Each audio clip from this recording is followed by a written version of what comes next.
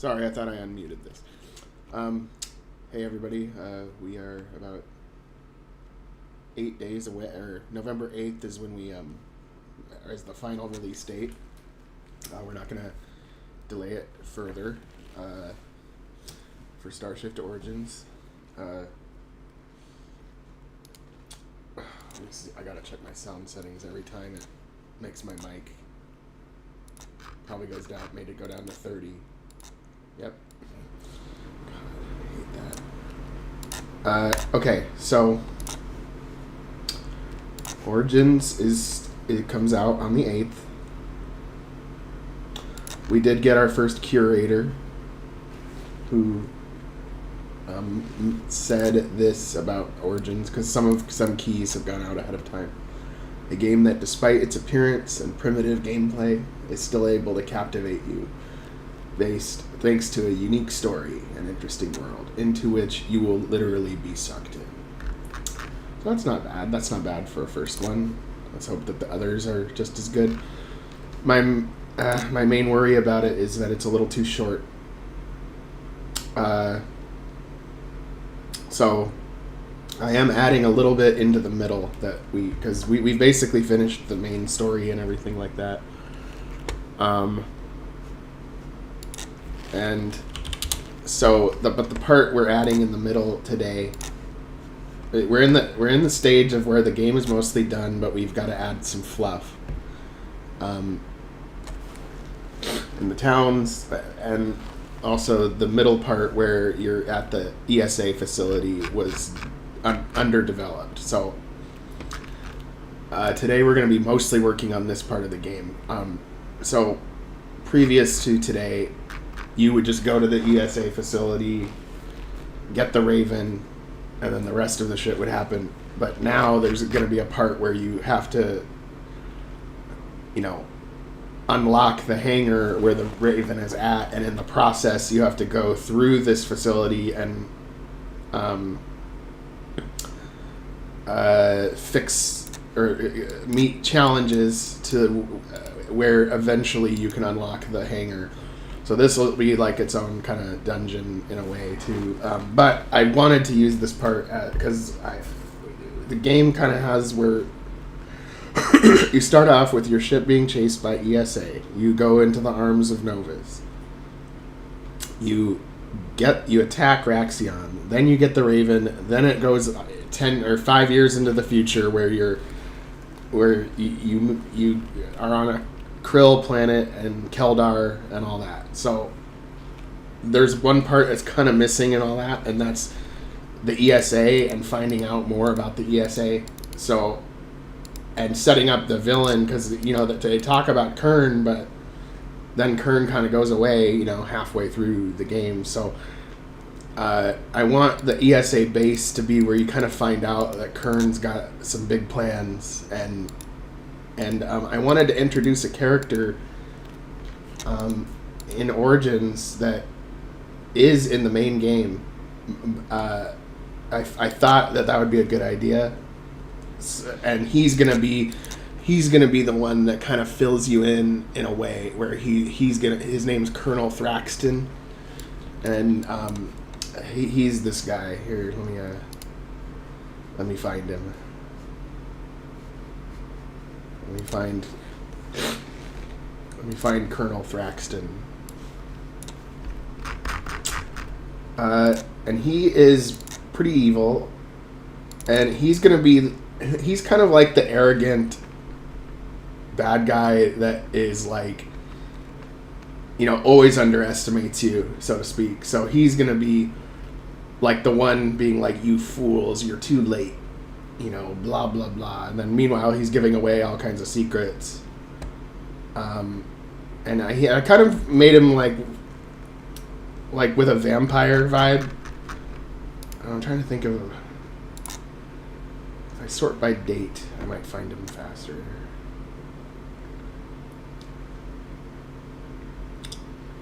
So I figured Thraxton, because Thraxton in the main game is like Kern is sending him to various places in time, and like, you need to do this, then do that. We have to set our plan in motion, you know, you failed the last mission, you know, that kind of thing. So I want to use him for this, because as we know, here he is.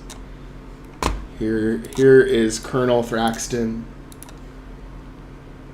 He literally is like a space vampire, and a loyal foot soldier to Kern. And then I have his sprite here, which I need to. Let's see. Let's find him.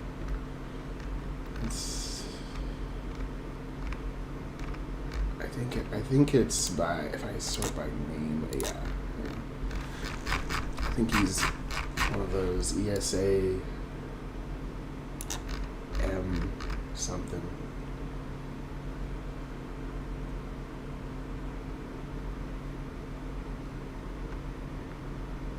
Oh, fuck. Okay, I'll see if I can find him in here. That's probably faster.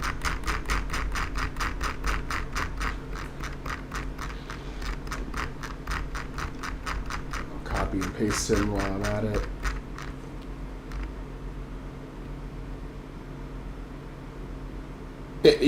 Kern knows more than Thraxton. Thraxton is working for Kern. Just like the director Ra is working for Kern. Ra is another version, like Thraxton's just another guy, and he's usually the guy that gets sent out to do the dirty work.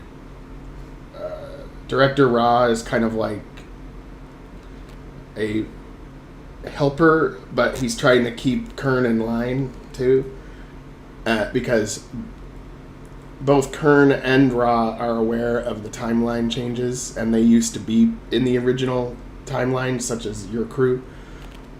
But they're rolling with it, the changes that they've made. And Thraxton, I don't know, he seems a little dumber than Ra, and he's sent to do the dirty work, basically.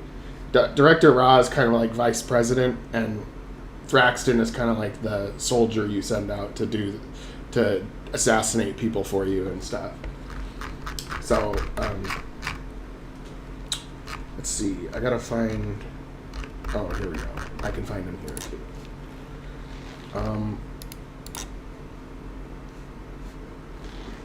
There he is. So what sprite is he? ESA M51. But yeah, see, this is him. He just looks kind of evil, and... Hey, Guru, what's up? So far... We can just play what we have so far, because I have to remind myself, you know, that part of the facility.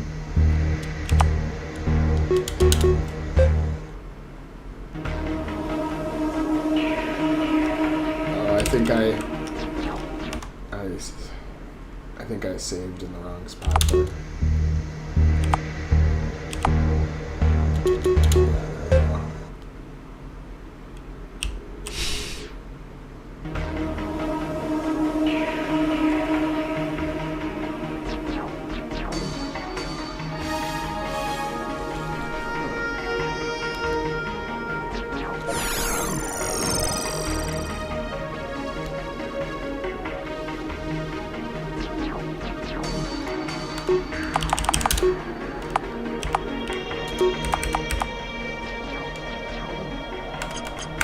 Okay, so then we got these tablets here.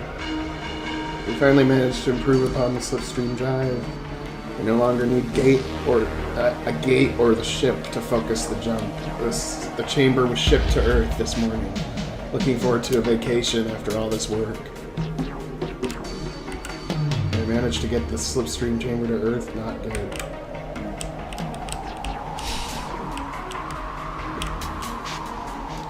Intelligence reports that Novus attack is on the way. Central Command has been quiet about how they plan to respond.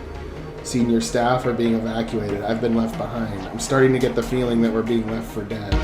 Is Central Command trying to hand Raxion to Novus on a silver platter? This officer seemed concerned about Raxion not being properly defended. What's going on here?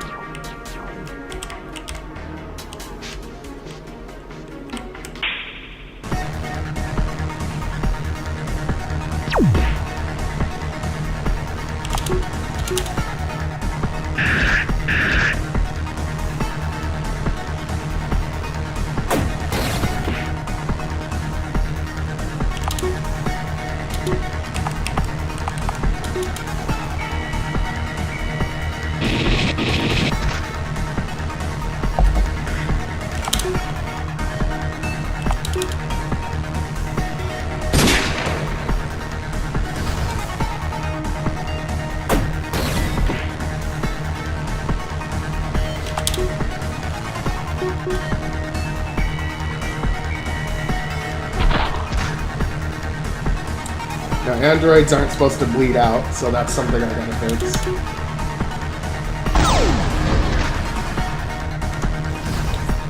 I've got to make it so that the android has no chance of bleeding out.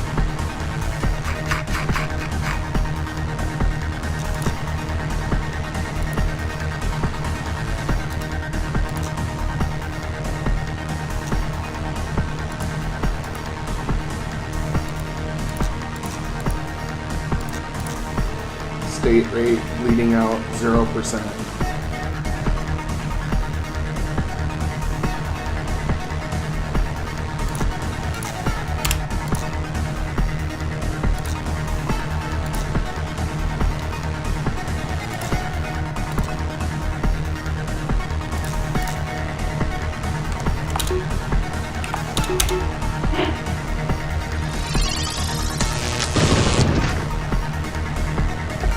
Androids are weak against electricity.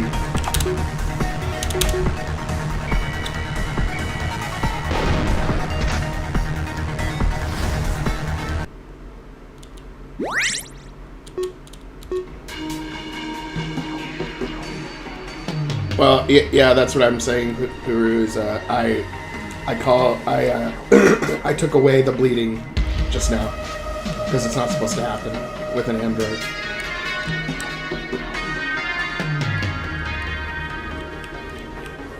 But I can do shock, yeah. I've been unable to locate Colonel Thraxton. He's the only officer with the clearance to enter the hangar.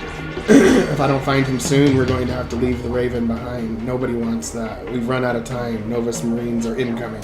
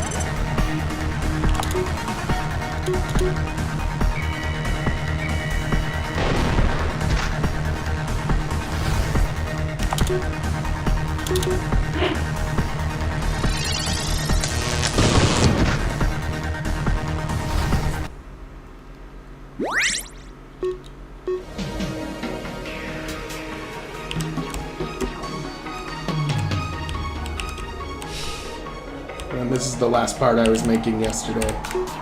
Yesterday I tried to work on this, but I got some done, but I wasn't the most productive.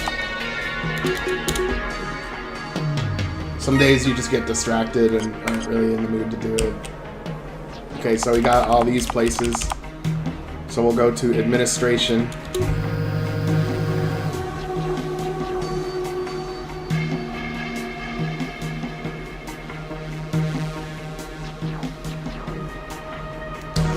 Don't shoot. I surrender. I recognize your uniforms. You're not Novus. You're the crew from that other ship. Tell us how to get to the Raven now. Only Colonel Thraxton has the key to the hangar. I haven't seen him since the attack began. There has to be another way to get to the hangar. Perhaps the computer core. What about the computer core? You might be able to trigger a manual override, but access to the core also requires a key, unless what? The only way to get to the computer core is to use the maintenance tunnels. The tunnels have automated defenses. Entrances to the tunnels are located throughout the facility. One of them is just up ahead. Go on. Get out of here. But Novus will kill me. That's your problem, not ours.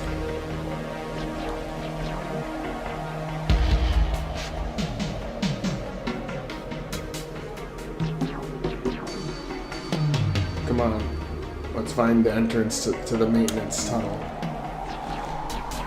Hey, what's up, Kiasi? Oh, looks like we got computer consoles that are not in the right spot. But look at this beautiful painting of Kern. Kern, he has a serious case of megalomania.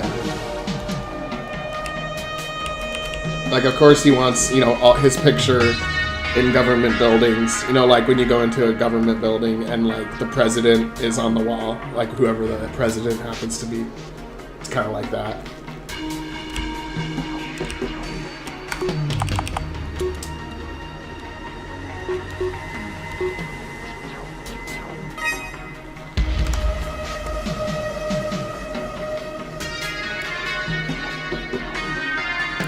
So now we gotta make these maintenance tunnels. So anyway, you're gonna go through the maintenance tunnels. You're gonna go to the computer core or something like that, and you're gonna find Thraxton there, and he's gonna be like, "It's too late. It's too late." Because the next part of the game is that bioweapon comes out of nowhere and just wipes everything out. So Thraxton is basically the one arranging that.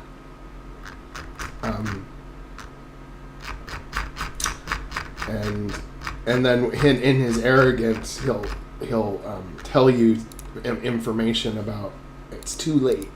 You know, we've already, like, it's too late. You know, you can't do anything now. We've already got the technology to Earth. You know, something like, I mean, I'm just shooting from the hip here, but something to that effect. So I was trying to make this. One thing I'm trying to do is, like, the ESA environments are, like, really cold and sterile. Like it's all about the flag and stuff. I need to make a little bit of ESA culture, right? So we gotta figure that out.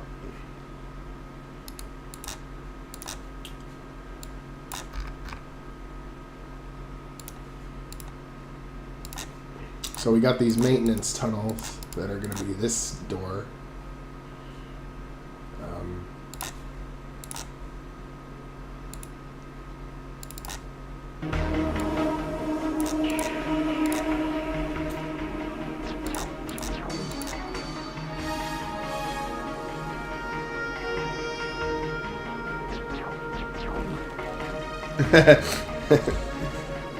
Puru, that would be a little dramatic, though. The guy just shoots himself. No, Novus will kill me. Just, I don't know. It would make, I don't know, that would make me laugh more than anything.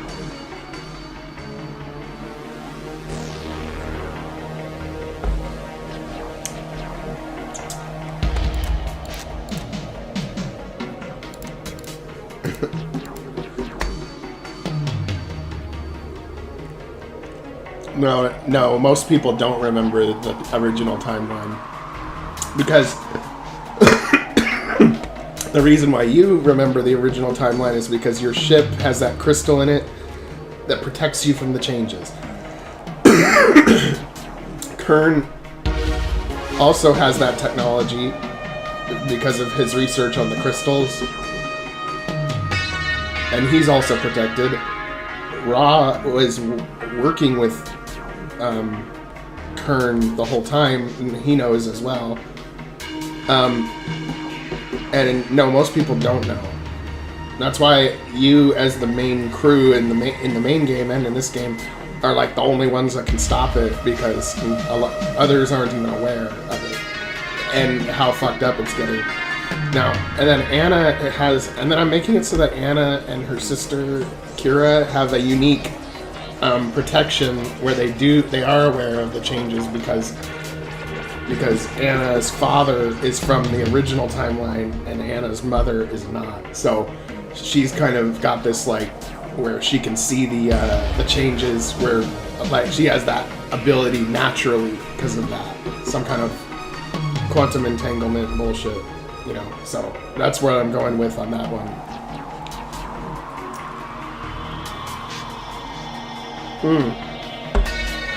And of course the Krill have they don't have the ability to do the time travel stuff, but they have the shielding technology to prevent changes from happening, and they are aware that changes are happening, and that's why they're getting involved when they normally wouldn't be getting involved. Their government and yeah.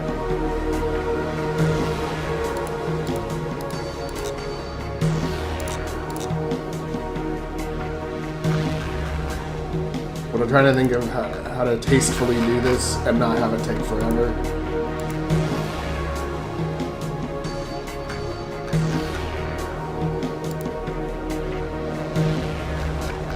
Oh, I see what I did wrong.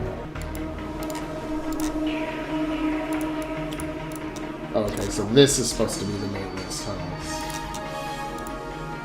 So for now, I'll make sure that I know that it's the maintenance tunnels by doing that.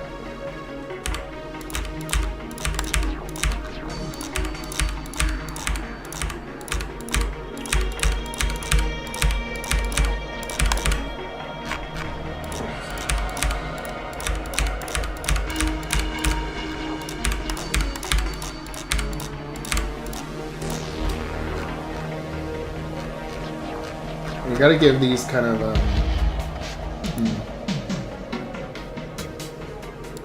let's see. We'll do for the maintenance tunnels. We'll do like a maze generator thing because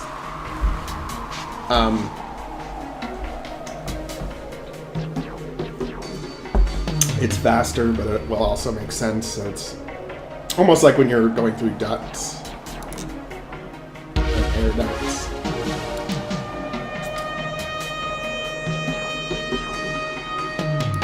I don't know what this means by add margins.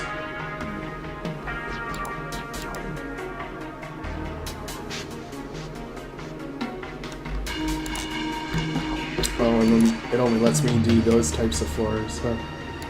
Okay. Oh, that's what the margins are. Got it.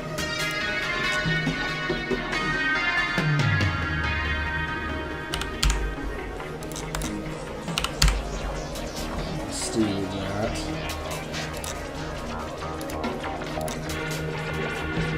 And no, we don't want margins.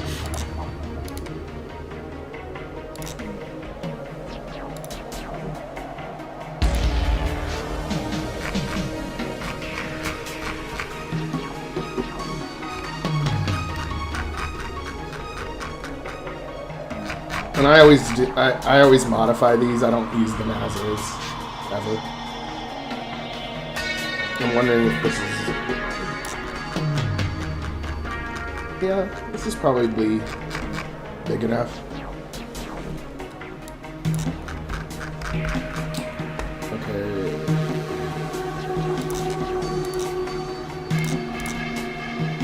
But I need to make the walls taller. I always make the walls too short in RPG Maker games.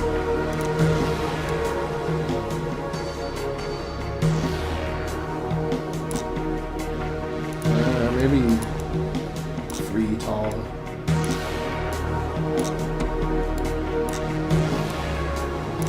Because they always like to make the characters really chibi for some reason. See, the default RPG Maker characters look really like they're like a little kid with like a huge head that's like twice as big as the body. I don't like that style at all. It's very popular though, a lot of people do like it.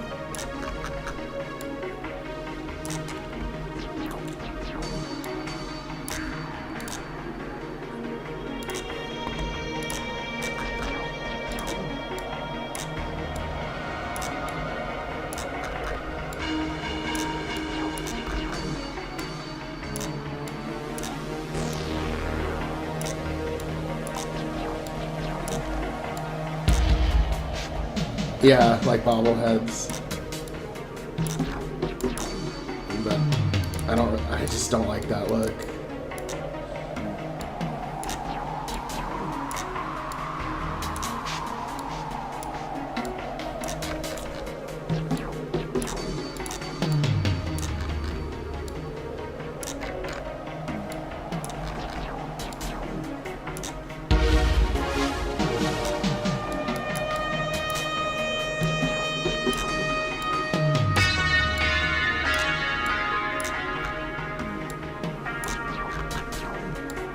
They could have done a lot more with that dungeon generator. They could have said like, how tall do you want the walls to be?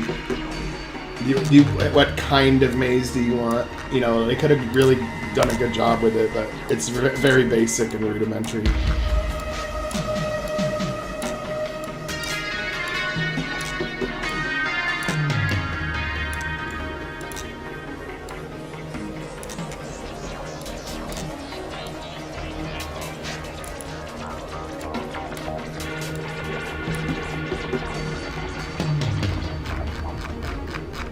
I think I got them all.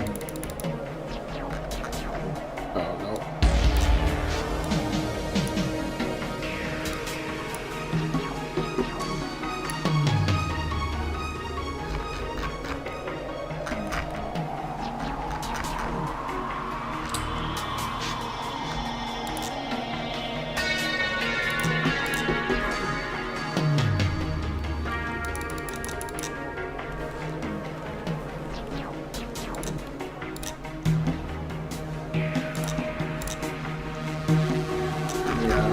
Probably the best.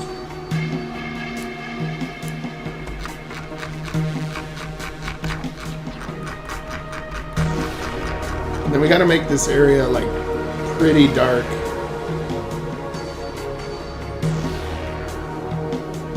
And we gotta make a new type of enemy that's in here.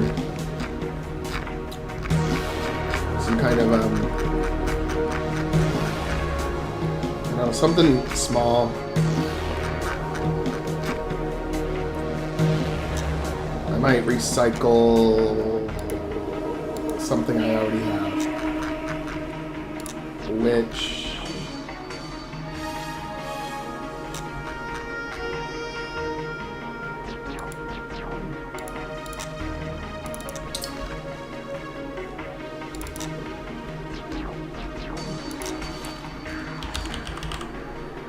yeah, we'll use the ESA attack sphere.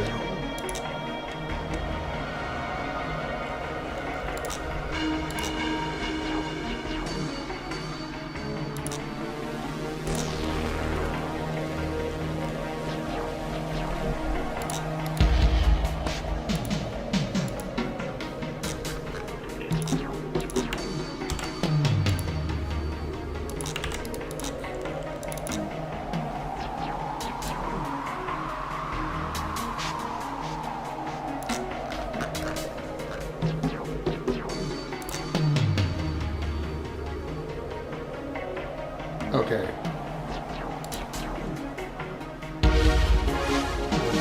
Okay, but that's a smaller version of it. I want the bigger version of it.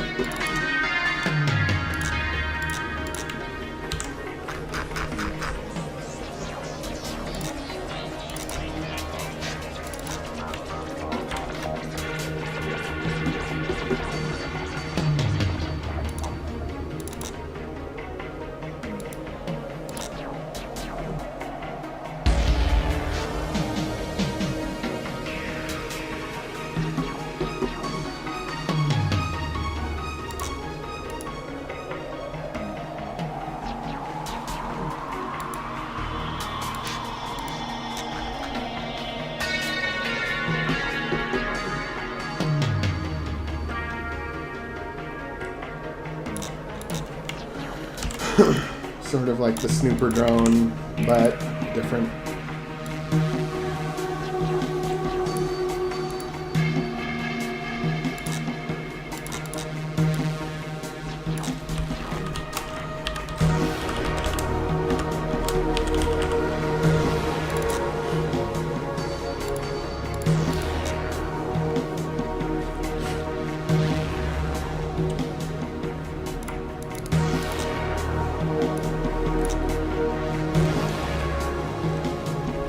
Make the attack.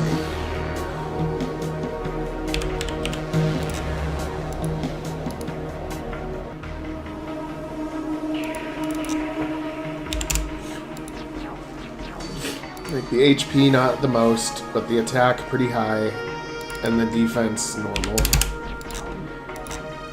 And agility normal, and not fast.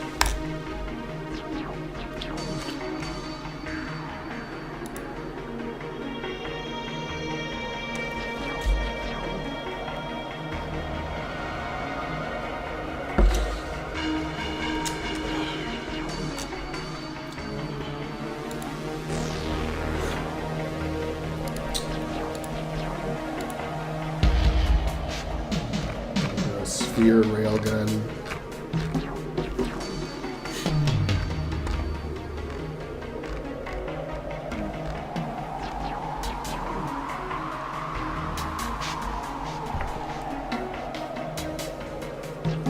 Oh, I almost forgot. I'm gonna turn off my phone.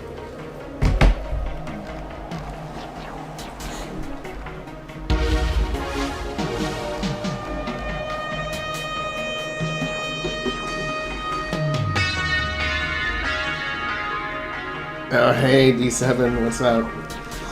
I'm getting this all polished up for you to play on Monday.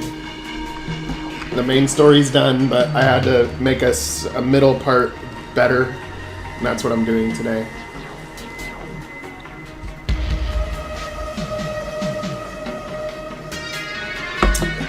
The game is a little too short, but the reviews so far are that the story is good, but I wish it was a little tiny bit longer.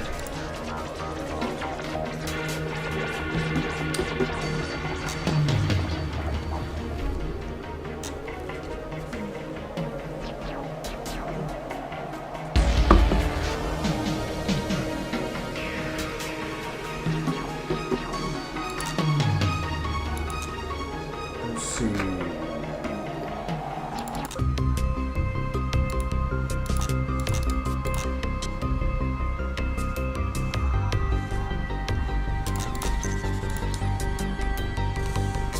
Oh, I think you're gonna enjoy it. It's I'm really actually happy with this story. This story is meant to be a prologue to the main game, and I think that, and you've already played the main game, so you give your opinion, but I think that this prologue game will make the main game make more sense and have more context to it.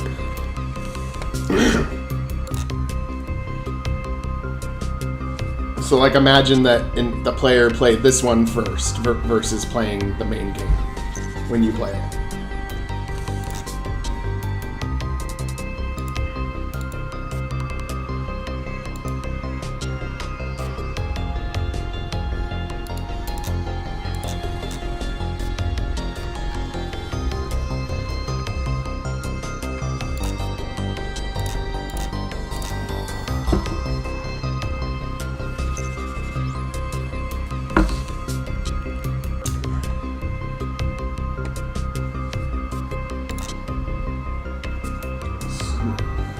It's not a snooper drone. I'll just call it attack sphere. Or I'll call it personal attack sphere. Because there are other attack spheres that are, in orbit, like spaceship level, so.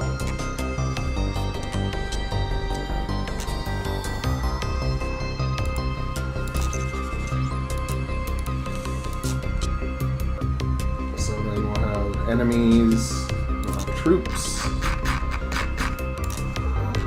the attack sphere,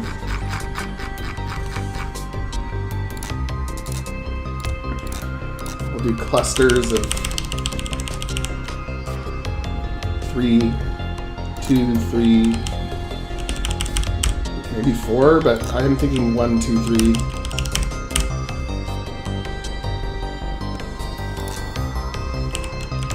Yeah, Saturday is my favorite day of the week. It's like my only day off every week, if I'm lucky. Every other day, there's just so many obligations and shit. Okay. Let's see.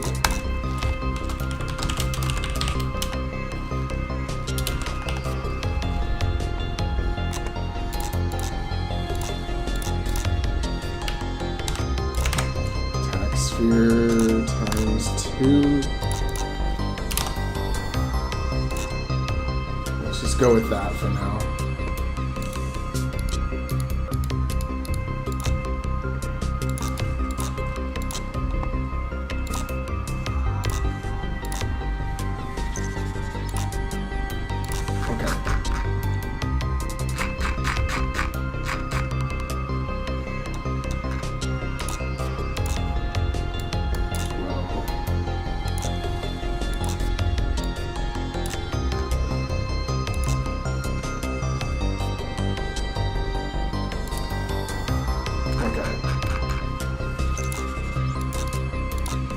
This will open up, and then it'll let you go into the maintenance tunnels.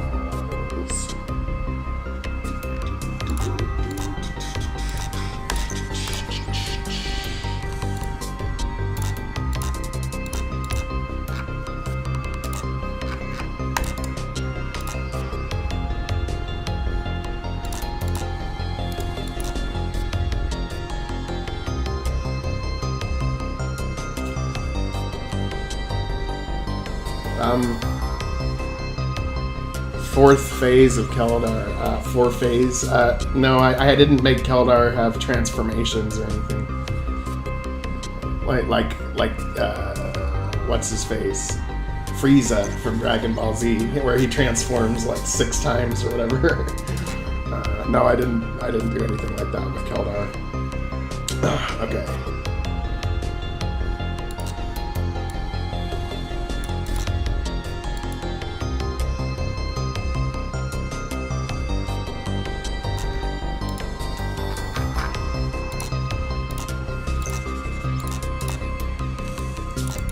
Okay, I'm gonna test these guys out to see if they're too strong or too weak.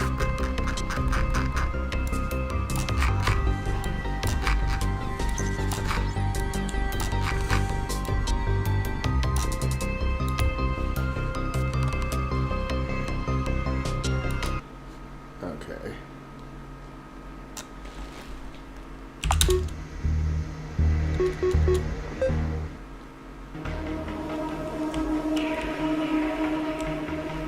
I gotta fix those computers really quick, otherwise I'll forget. There we go.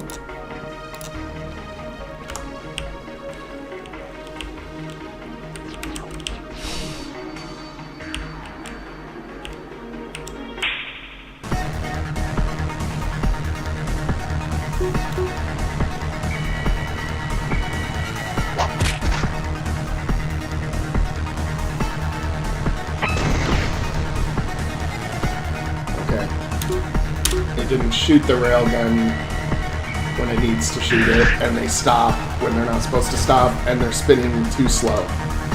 They need to spin a lot faster.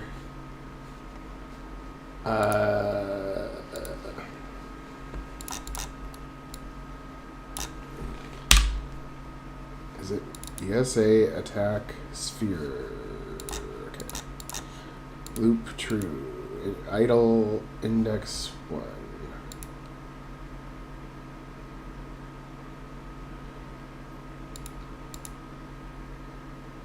Yeah, I don't know why they stop when they... Oh, it's the attack. I think it's the sphere railgun shot that does it. I need to change it to integrated railgun, I believe. I have an attack called integrated railgun, and I think that's what I need to pick instead. Yeah, Kiyasu, D7's going to be playing or Starshift Origins on Monday. So I'm looking forward to that one. That'll be good. Let's see here. Integrated railgun. God, I hate when there's so many attacks. It's like hard to like find anything. It'd be cool if they just had a nice little search, like when you like if you were picking skill here and there was just a little search bar above it and you just typed it in and then it would find it, you know, like that would be a lot nicer. It seems like that would be an easy thing for the company that makes RPG Maker to do, but you only make incremental improvements in the engine.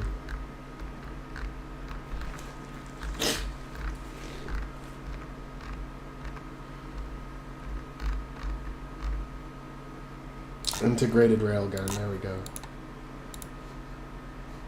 And what? Yeah, it's 133. Okay.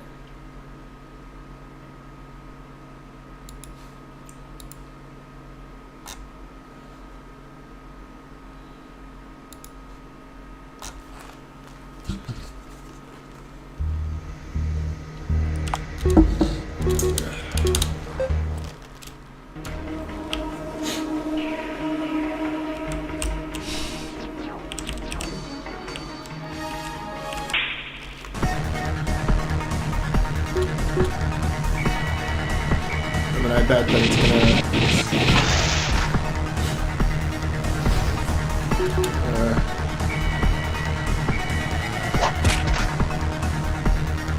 and then they just stop when they get attacked.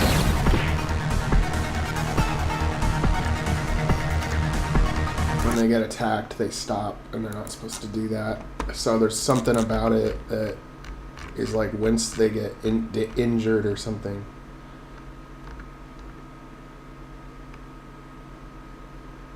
Yeah, okay.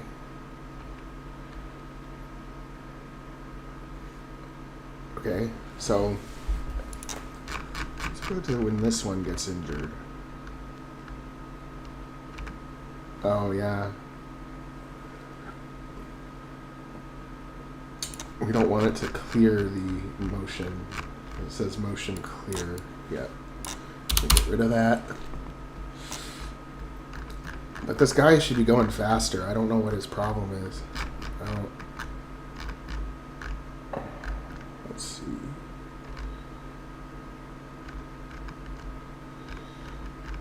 There's supposed to be some kind of a...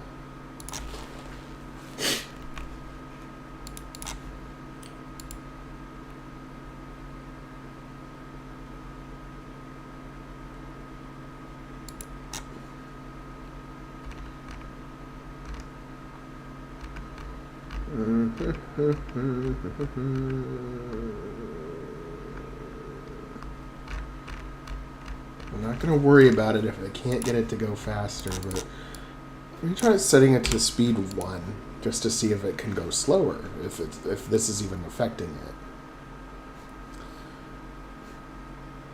it. But I do think it'll keep spinning after you hit it this time, or at least. These action sequences are sometimes kind of tricky.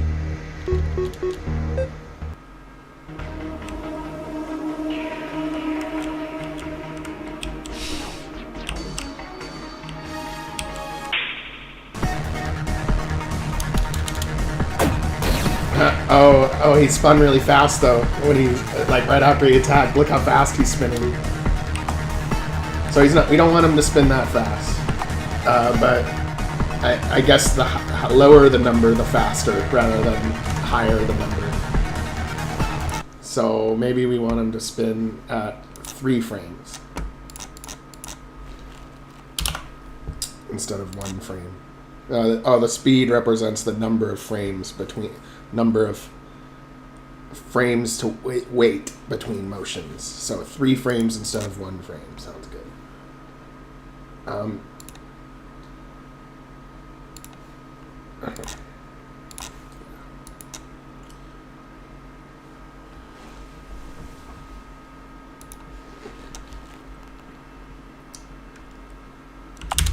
I'm almost I'm almost tempted to change the battle music in this area too to something else.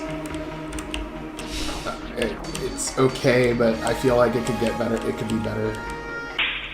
Or more appropriate. This isn't bad, but more appropriate. This music is kind of more like the power core is about to explode kind of thing.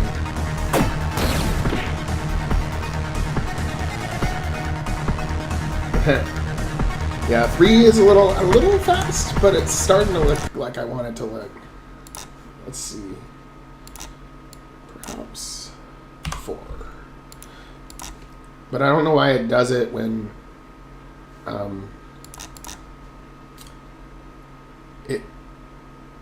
it only goes faster once it gets hit. So I want to make another pose for it where it stays that speed instead of only going that speed once they get hit.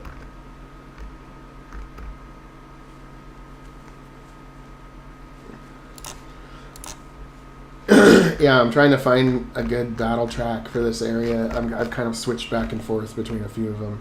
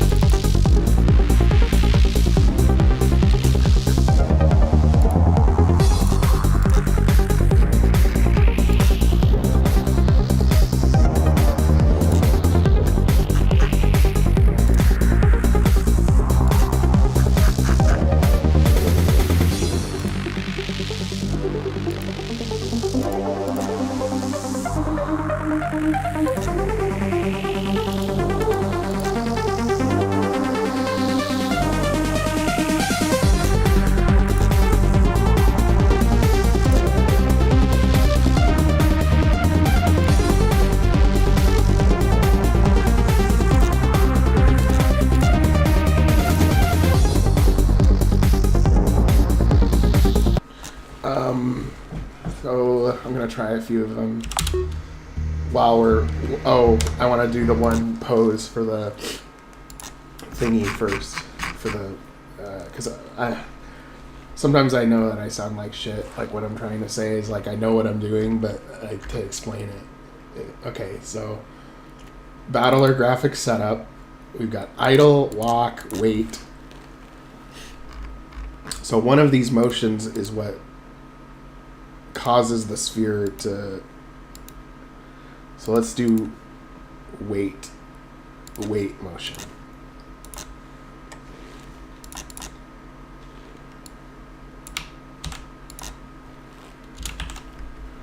Okay, you have to do wait and then whatever index that is. Wait is index 19. Okay, great.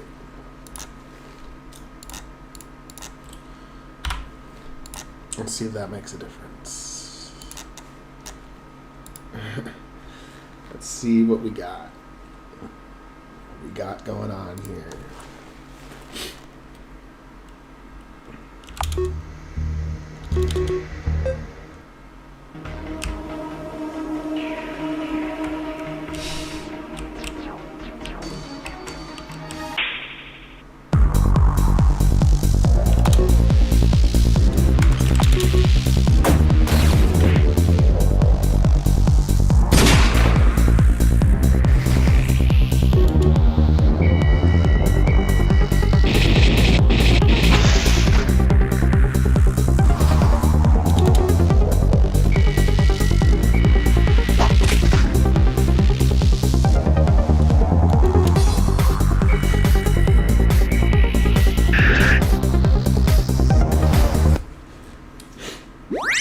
those guys might be a little bit too weak.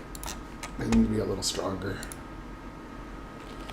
They need to have they just need to have more HP, honestly.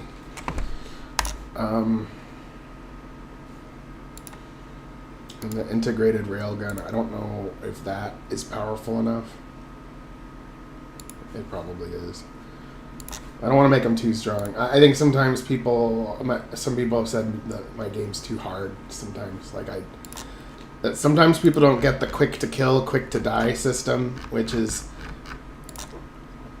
like sometimes you don't like. I like it to be a tense battle where you don't know whether it makes more sense to heal or to make that final attack, and sometimes making that final attack will win the battle for you, and then trying to constantly heal, you'll lose the battle. But it's meant to be strategic and to the point.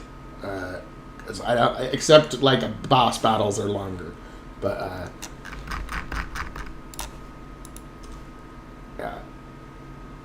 But some people kind of passively play games like where they are just kind of like mashing the button, but you can't just do that. You can't just hit attack and over and over again and have it work out for you.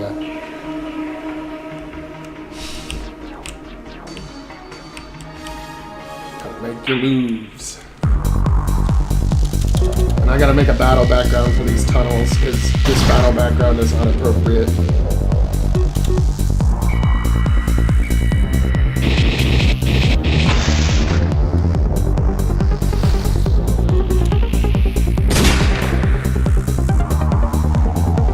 No, I really don't like to grind. Whenever I used to play RPGs as a kid, I would always just try to get to the next part of the story.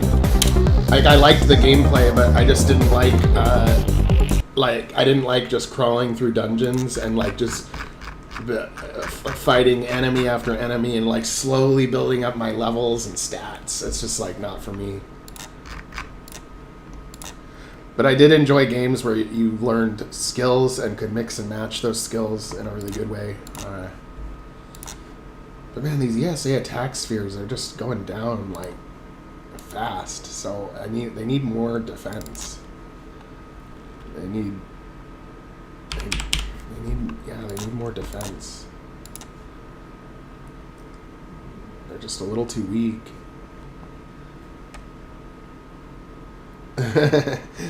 Yeah. Grind to level 99 in the first area. And then I feel like I'm throwing the player for a loop because my game just doesn't have levels. Like they're like, "Oh, did I get a level up?" And then you look in the menu and you look everywhere and there's just nothing there that talks about levels. Although you do get knowledge points. Because, like, I mean, this type of game's been around for a while, but, like, I try to at least do something a little different.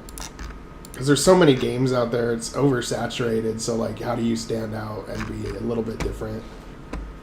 And just little things like that, and not always following the formula.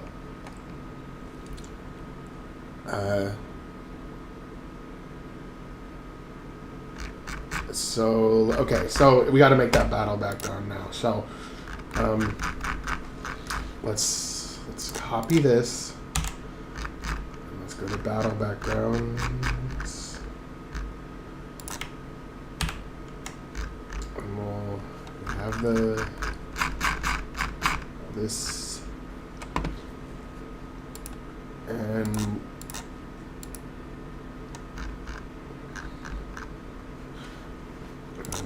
we'll get rid of him, and then we'll make the floor opened up.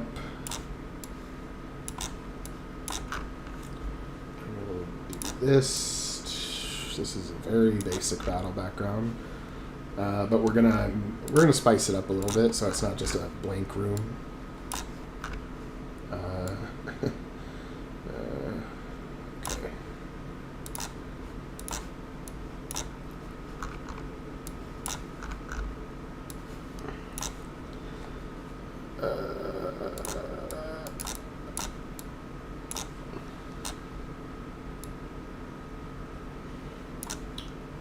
It's okay. Yeah, I'm feeling okay, but I'm also not at my best today either. I'm just kind of like doing this because it needs to be done, but if I wasn't on a deadline, I probably would have skipped streaming today. I just, it's like, hey, I got a week until it comes out. Gotta finish up now. Yeah. But it's okay. I'm still having fun. But probably the most fun I've had was the one stream we did where we came up with Keldar, and it was a 10.5 hour long stream. That was a good one.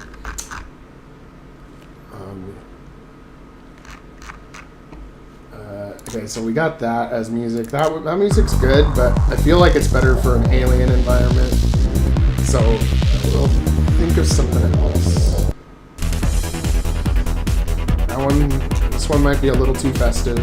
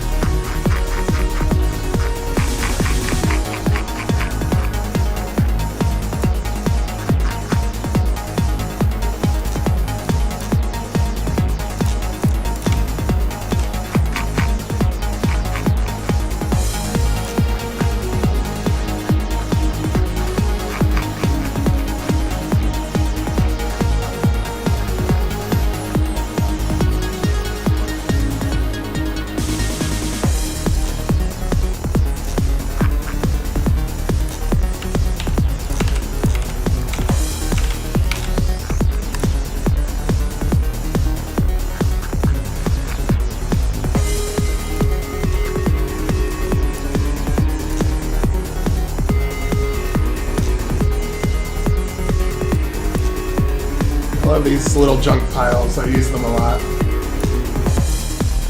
When you just want to make an area look like shit, it really helps with these little junk piles.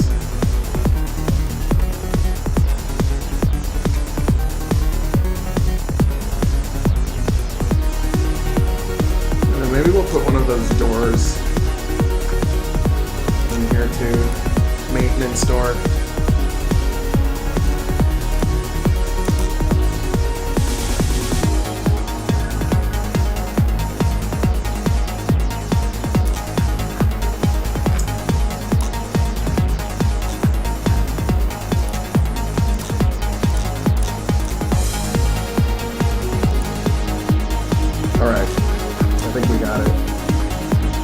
the maintenance tunnels aren't supposed to be the most interesting place in the world for anything. Okay. So it will temporarily modify this to take us to the battle background.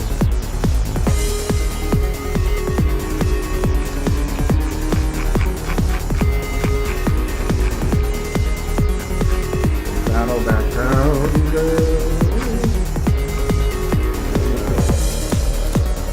Yes. And we'll have to make our characters invisible. Change player followers off. And change opacity. Alright.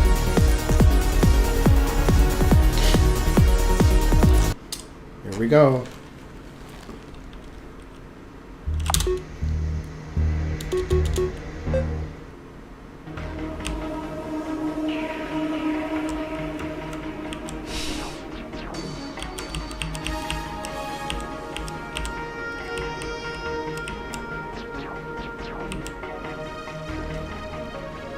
There we go. That's our battle background. Yeah, that. Let me take a screenshot of this 1280 by 720. Yeah. Save it to the desktop. And now we will take away this and set it to where it was supposed to go.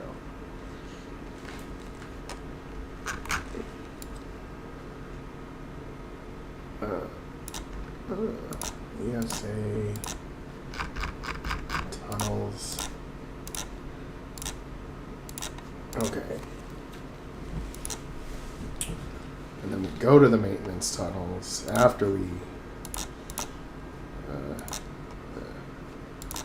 desktop, open, file, save as.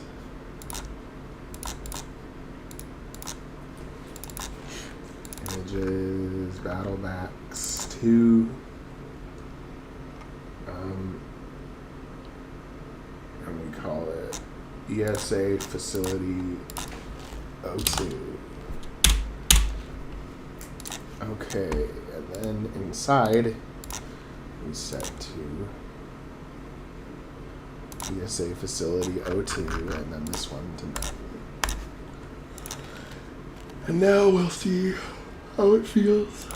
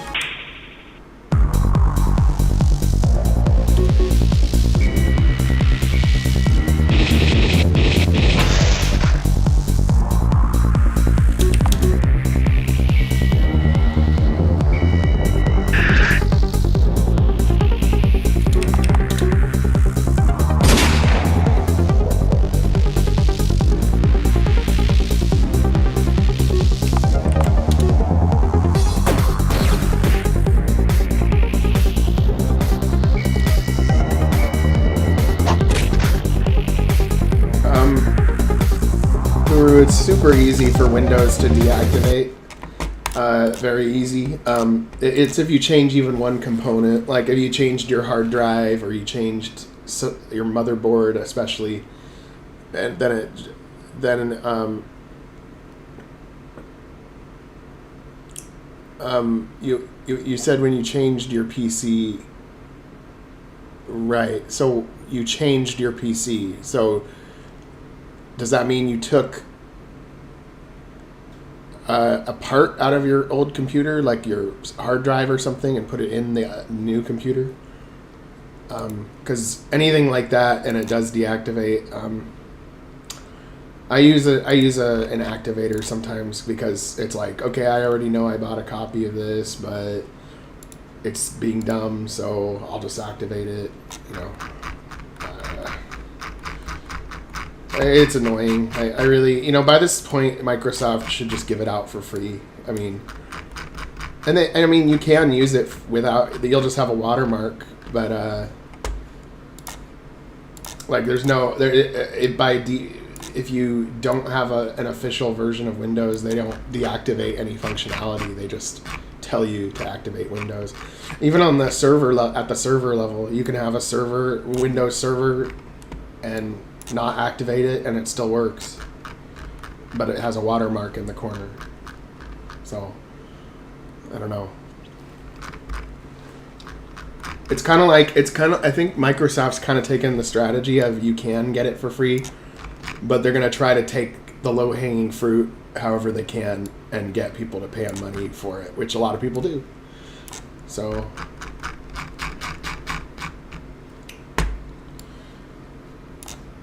okay. So let's see. I'm still looking for the right battle track for this thing, for these guys.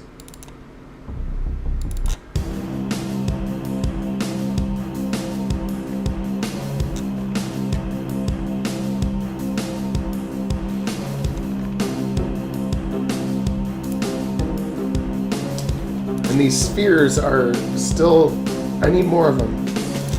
I thought 2 or 3 would be good enough, but I actually think I need more like 5.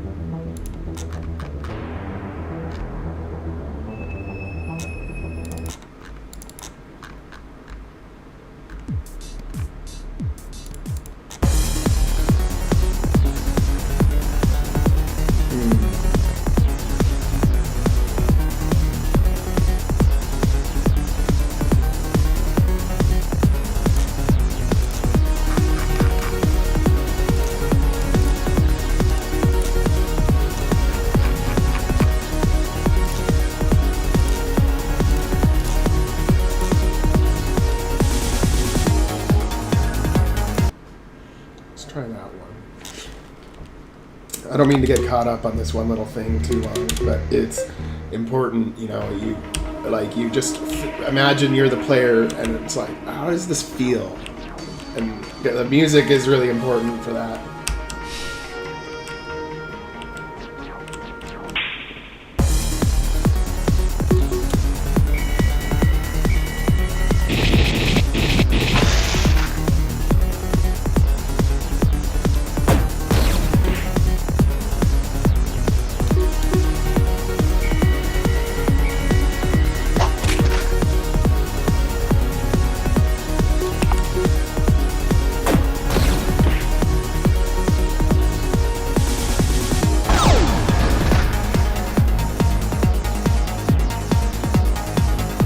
Oh yeah.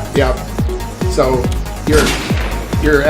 the fact that you put your SSD in another computer, it thinks that it's another computer entirely, and that's why I deactivated.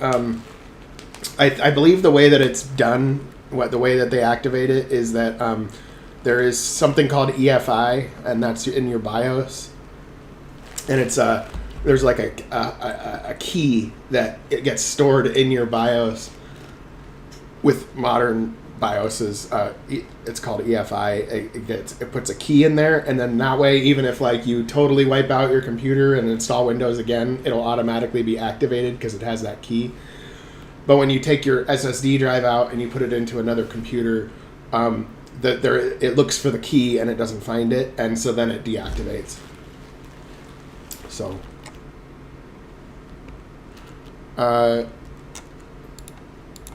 yeah, too bad, so sad. I do have an activator for you though, if you want it. Okay.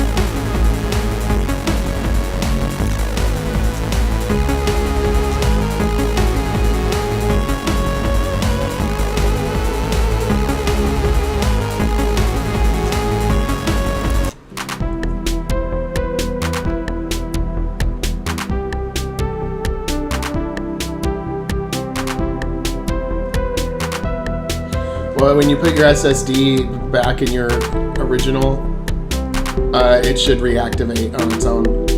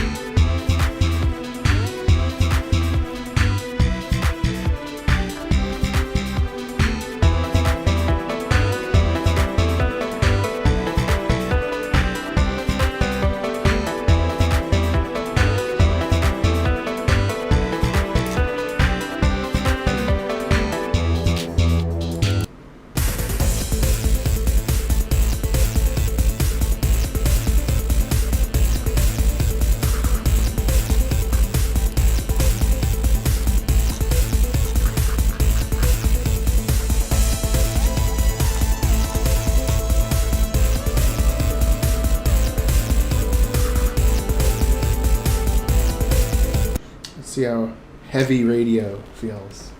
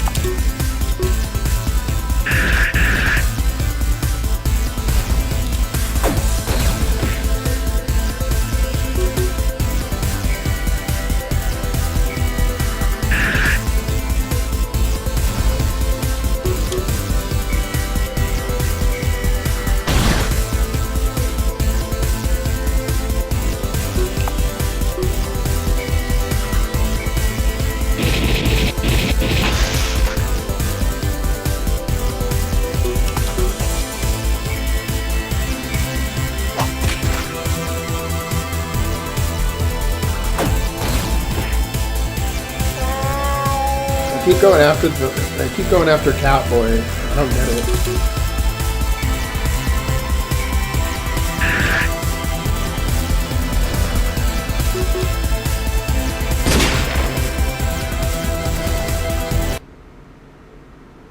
I don't know. I kind of like that one. Kinda like that one. Oh yeah. We don't want it to be a dead person. I didn't. You know, how can an attack sphere turn into a dead person? So we actually need to make a dead sphere. Because I kind of shifted to making it so that when the enemies die, you actually see their corpse rather than like where they just disappear. I feel like it kind of adds a different dynamic to it.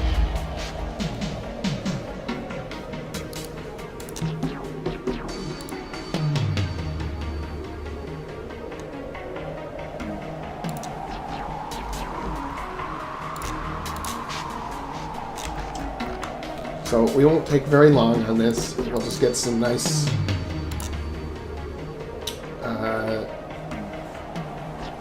burn marks and such.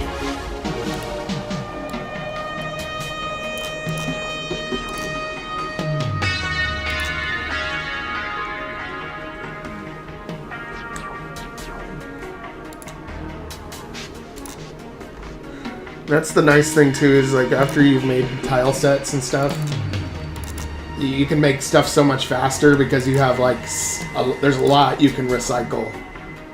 And I don't just mean like reuse it, the same thing. I mean like, so if I made a tile set with burn marks, I can just open that tile set and be like, oh, okay, I have burn marks. Like, oh, okay, yeah, okay, cool, I have burn marks, so copy that, paste it, and there you go. Dead attack sphere.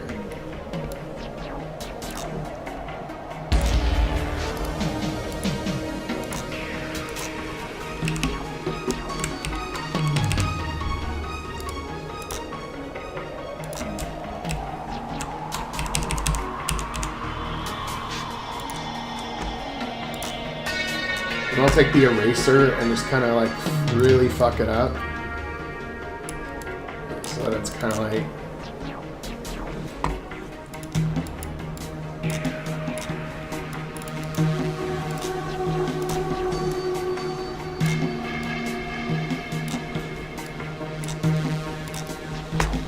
You know, we'll have to make sure that the thing isn't stepping, otherwise it'll be animated, which wouldn't be good.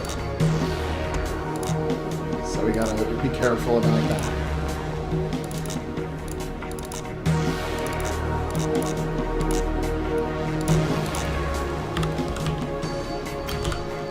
Dead. There we go. We got our tunnels.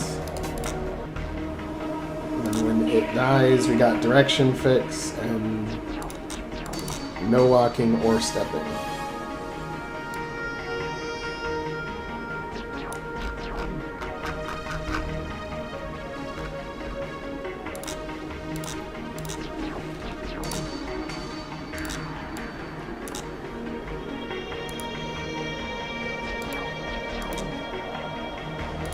And then we'll see if it does the right thing or not. Oh, and yeah, okay, good.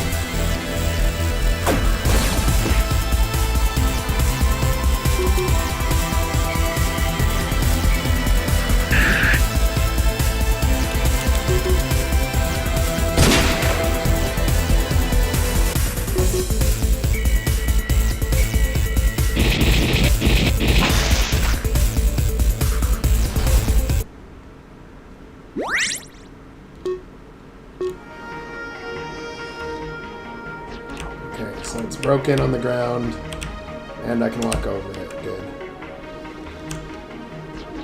Cool, now we gotta make these tunnels more interesting in some way.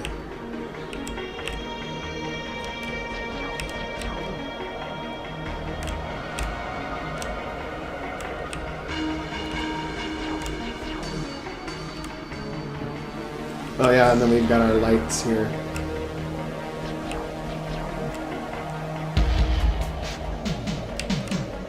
But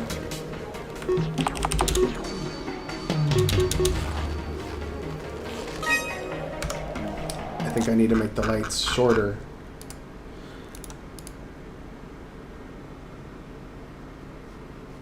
Or just make them where they're invisible, like where they're from above. Let's see here.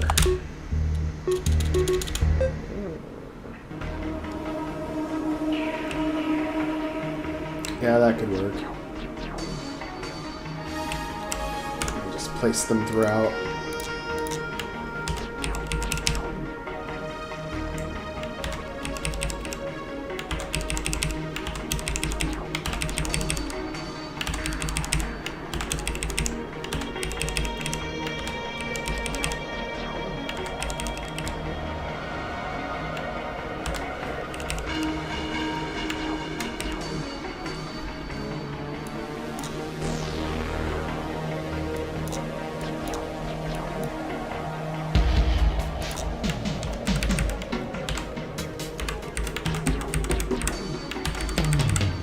But I need to make these tunnels darker. So if you go into the tunnel,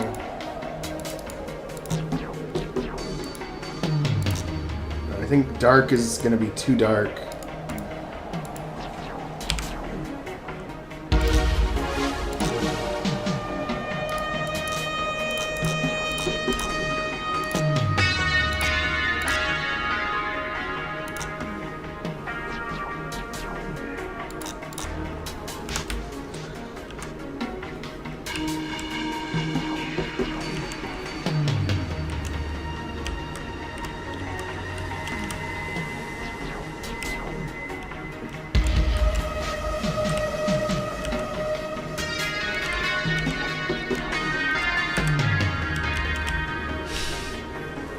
Yeah, dark is too dark.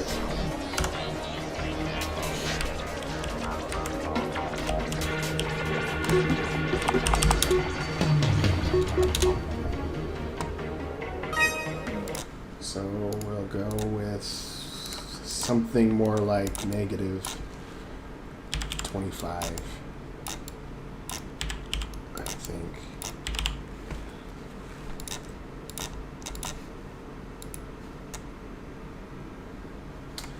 And then we will put some of these lights like right near the entrance so that we can see what that will look like in a dark place with some bright lights.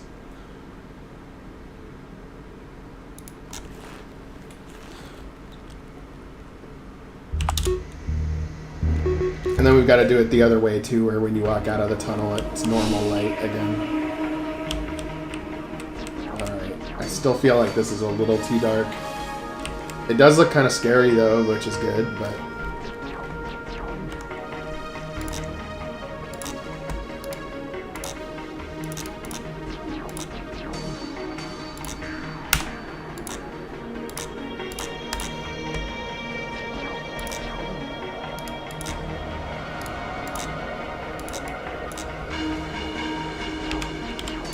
let's do -15. And then let's actually make it with a little bit of a bluish tint too. Just ever so slight.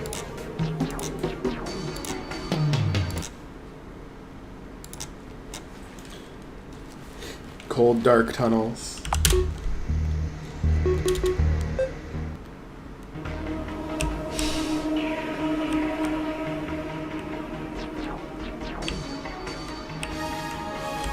That's pretty close to what I'm going for. You can still see it. It's dim. And then with the lights, it should add a proper atmosphere.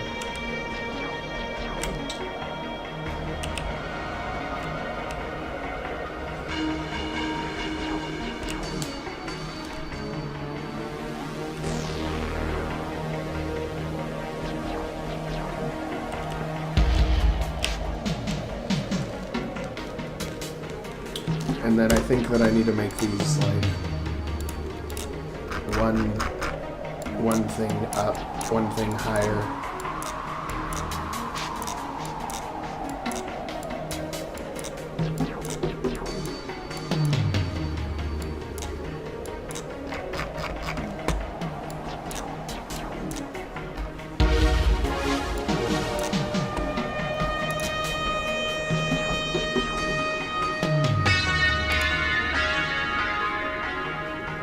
Although I can experiment with one of these too. I think 9 is the distance of the flashlight, so maybe if I make it like 5.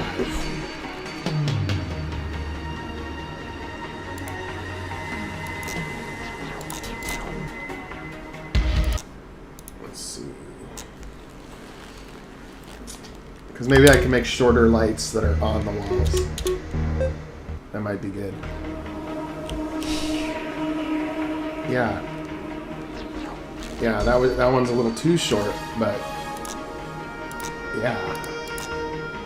Instead of 5, let's go with 7. Let's actually put it on the wall.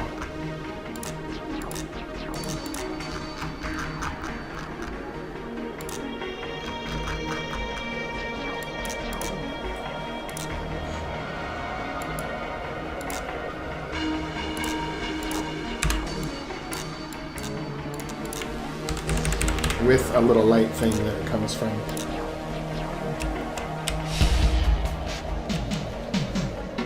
Okay. Let's see. Let us see what it does. Now I gotta come up with some kind of puzzle for the tunnels so that you unlock the computer core when you've done a certain thing in the tunnels.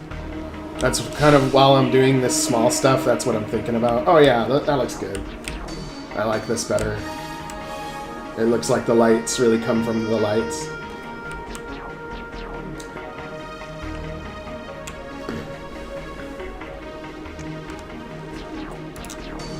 Okay, so we'll replicate that.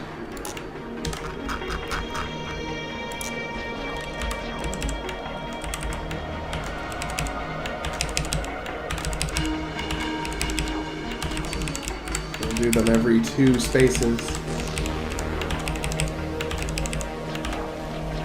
Get rid of all these.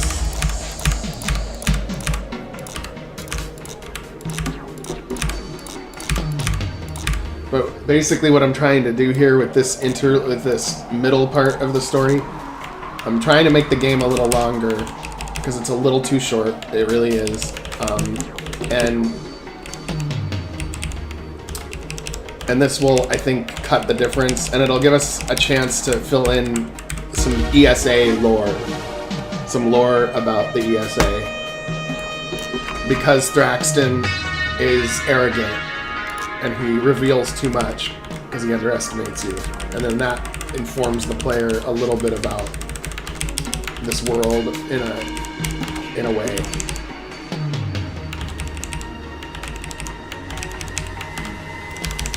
And that's kind of what I'm gonna go with the villains of Starshift. Is the reason why you win is because they underestimate you. So like if they took you more seriously, then they would have won because they were more powerful. It's not like you have special powers or anything. It's more like geopolitical shenanigans.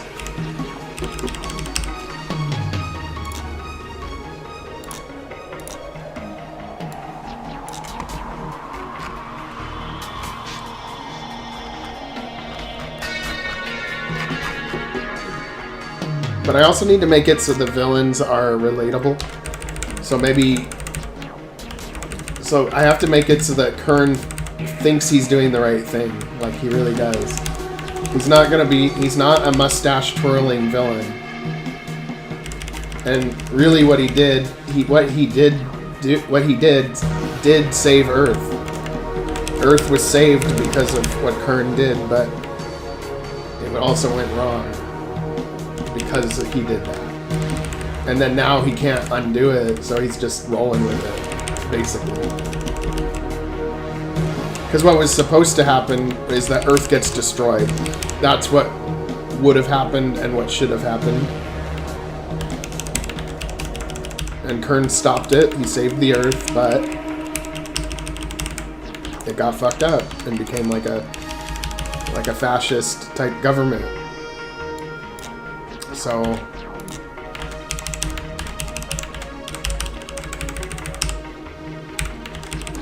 there's that.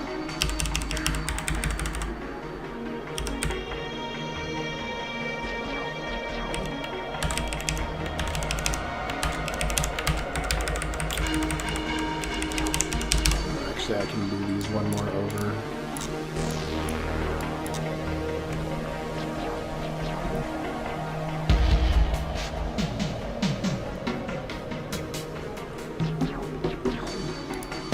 Well, right. So I agree with you, Mark Haresica, but here's what I mean about the ESA. So you're the Terran crew, right? So you are wondering about the ESA. Now what's going to happen is you'll find a piece of information about the ESA and you'll go, oh, that's different than in our history. So you'll find out about both. Like, you'll find out like what went different. How did this even happen versus our world that we know and understand.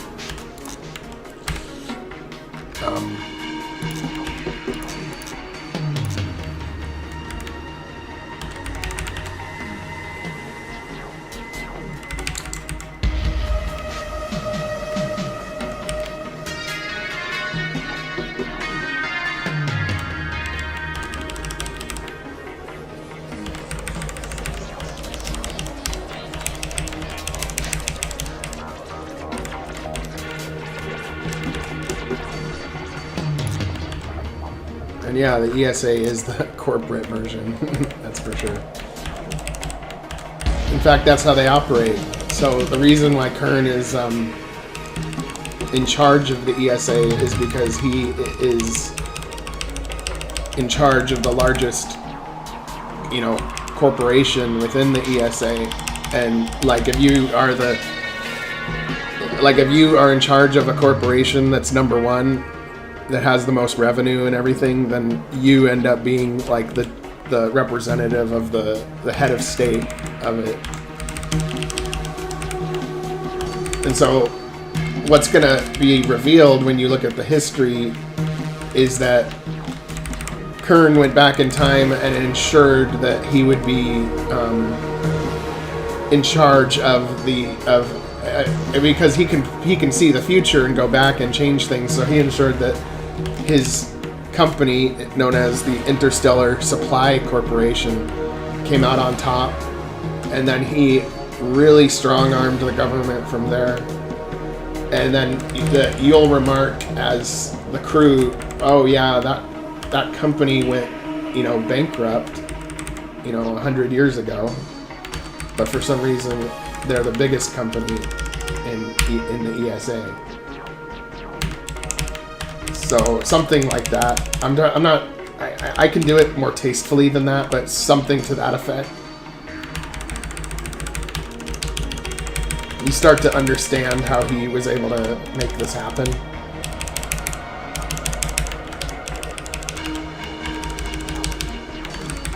All in the goal of actually saving Earth. So Kern does save the Earth.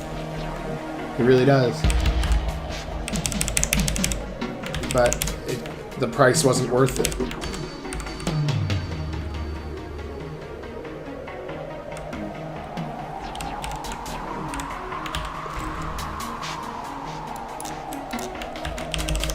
God, there's so many lights in this map now. Okay.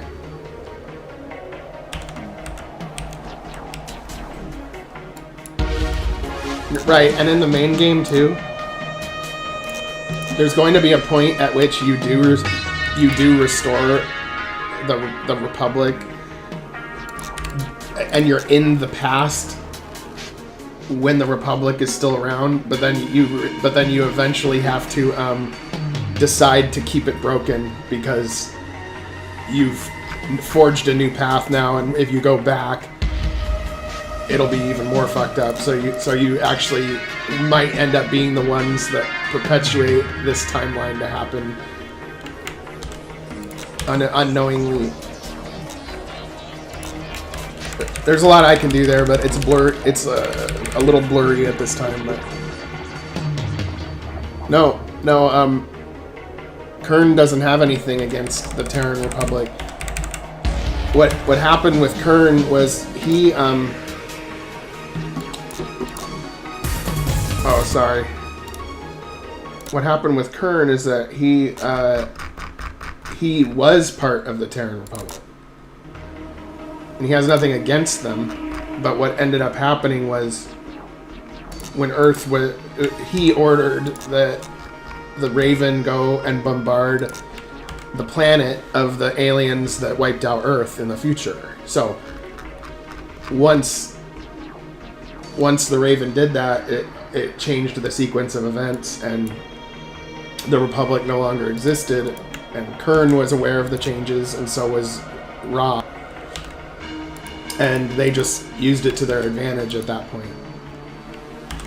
It was unintentional, but they didn't mean for the Republic to end, but that was the unintended consequences of when they bombarded that alien planet. And then they're trying to fix it, but they just keep making it worse.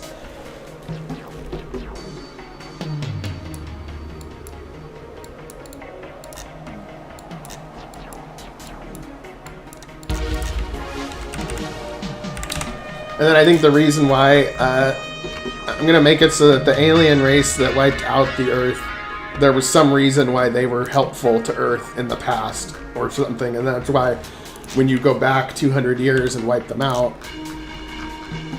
something bad happened to Earth because there was some historical event that had been changed unbeknownst to the villain. It sounds convoluted, but it can be done. It can be tastefully done, but again, you know how it is. We have to freestyle everything.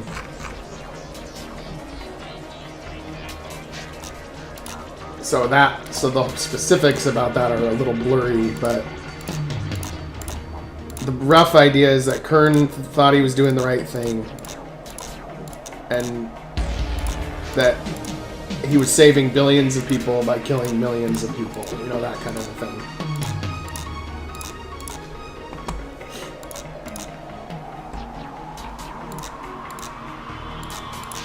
And the thing is with Kern, it's not just about the ESA. It's that he has an AI, an ancient AI from the first ones in his android brain that has merged with his human self. So basically what I think I'm going to go with is that Kern is under the influence of this AI, and it doesn't completely take him over though. It's like he's merged with this AI. And this AI is from the first ones, who were the first species to manipulate time, and they got wiped out by their own creation. So he is trying to restore... So he's trying to use his resources and his knowledge that he has as Kern to restore the first ones. So he's actually trying to bring them back. You know, they wiped themselves out, but since one of their relics survived, Kern's trying to bring them back. And he knows he has their knowledge and he has his own knowledge. So he really is a merger.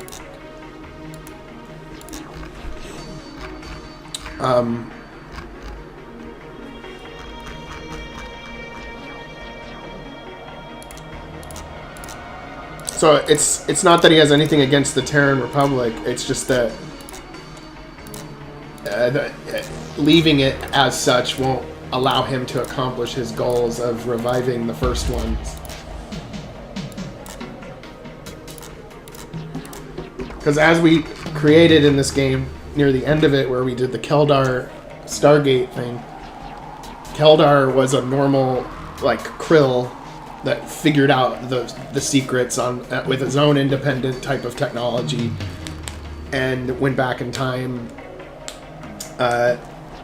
But Kern instead didn't actually invent the technology or anything like that. They just reverse engineered it from a very old relic of the first ones. So, something like that. Yeah, exactly. Keldar wants to start the 6th era with, with things as they are. And Kern wants to restore what was lost from the first ones. Yep. And then also, too, you've got the Terran crew, which is Captain Everson and what's-his-face, Archer. And they want to restore their world that they came from. And so, so that's the faction in the main game that I'm going to call the Order of Restoration. That they're a faction that you'll either be enemies with them or you'll work with them in the main game, based on your choices as the player. And they're trying to restore everything back to the way it was. And then you, as the Coalition, as the main character of the main game, you might be trying to forge a new path. And like, look, there's no way you can make it go back the way it was. We have to go in a new direction. And based on your skills, you'll either convince the Order of Restoration to join you, or they will oppose you. No, I haven't found a victory aftermath for the tactical battles, but luckily I don't really need it in my game. I'll keep looking though, but I actually have no need for it in my game. And I think I'm gonna actually have to,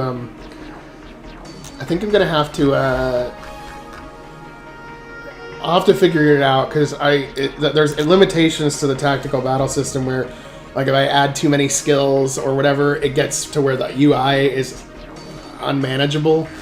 So I might have to, like, streamline that or, like, cut it down a little bit so that it's a more controlled experience for the tactical battles.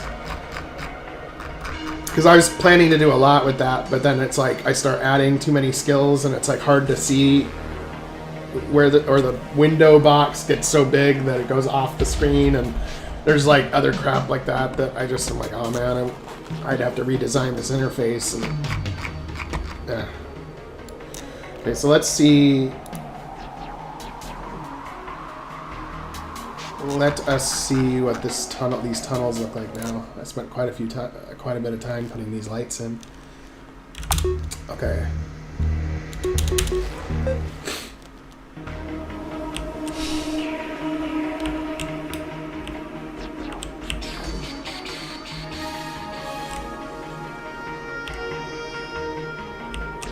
And there's a few that I forgot the little light piece.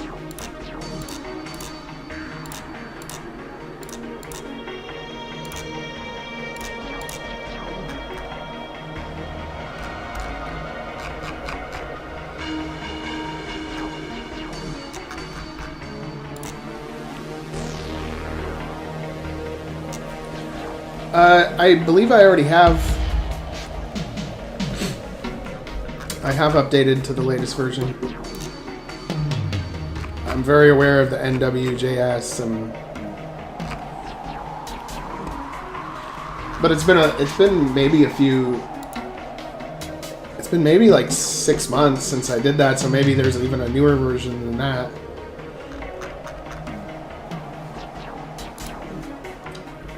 Let's just update it and see.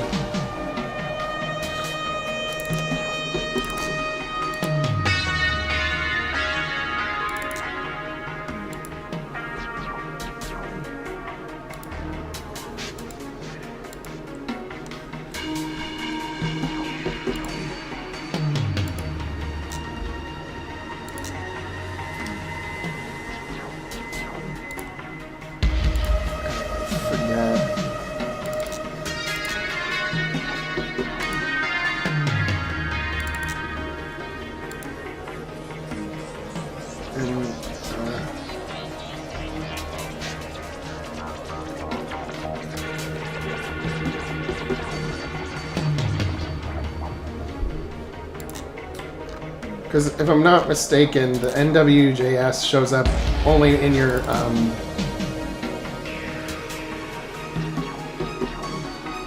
only when you've built the project, right? I know that when I open it in MZ, it does use the newer version automatically, but I'm wondering. I did it before, but maybe I forgot. So if I want to update that, right, I would. It's not in here, right? It's not in this part. It's when you build the package, and it's and I've been able to do it by throwing it in the RPG Maker directory as well, but it's NWJS.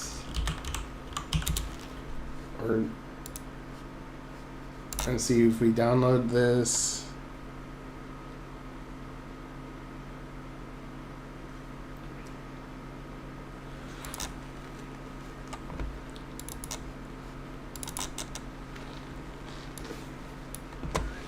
Yeah. Right. So I see this, but I only see these files when you build a package. Like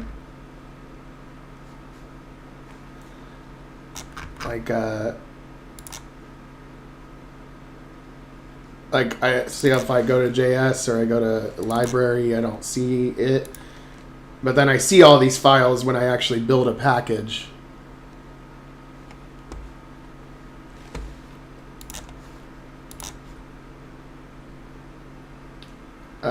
Process versions. So, oh, what's that? Oh yeah, I don't.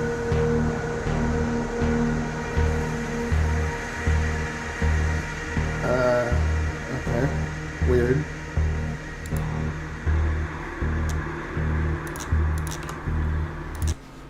But see if I do, okay, like, so if I do like a game preview, right? Like this thing, and I open up the task manager and I go to where this is running, NWJS, and I open file location. You know, I can take the files from that zip file and then put them in here, and it does actually update it.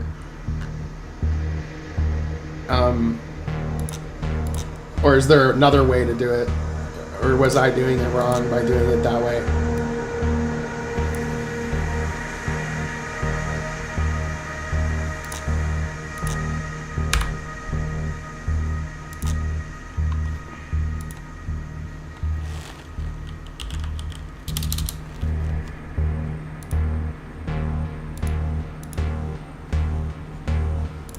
Process.versions. I don't know where to type that in.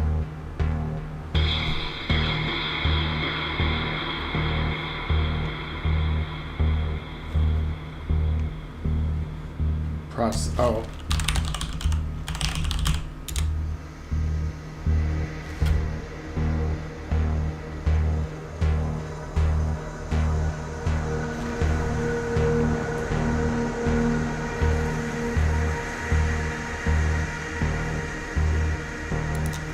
Yeah. So, just like I thought. Okay. So I just do it like I've always done it, which is where I put it in here.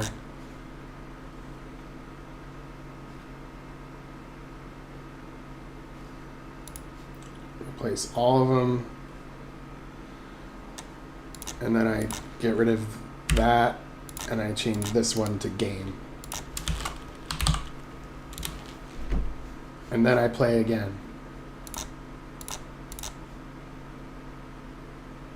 And see, it is the more modern version, because the more modern version makes it a dark bar at the top instead of a light bar.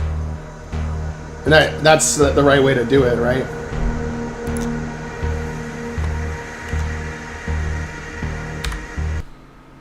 Oh, but when I do that, the console doesn't work. I remember that. It does work, but the console doesn't work when I do that. Do it that way.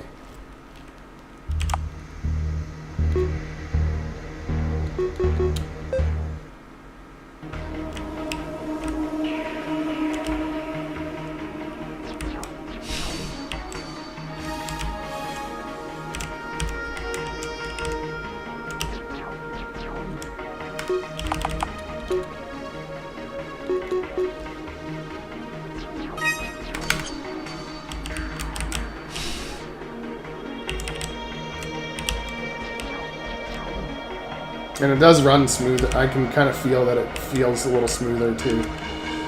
The newer version of NWJS. See, if I try to open the console, it just crashes the game. So I don't know.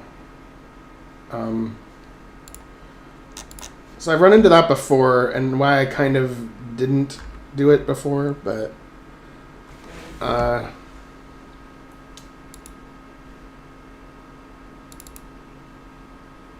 maybe it's because I did it in the test folder, so maybe that's the problem. Maybe I need to just do it in this folder instead.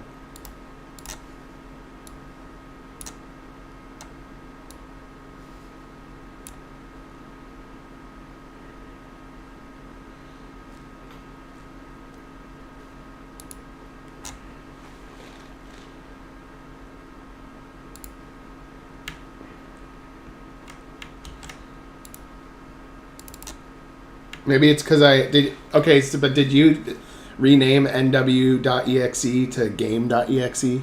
Is that what you do too, or did I do that part wrong where I shouldn't have done that?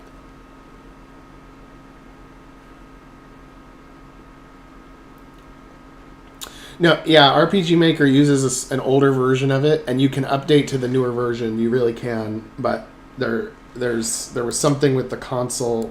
Maybe because I edited it here in test. Oh, yeah, I need to do both folders. Got it. Okay. But I am supposed to rename nw.exe to game.exe, correct?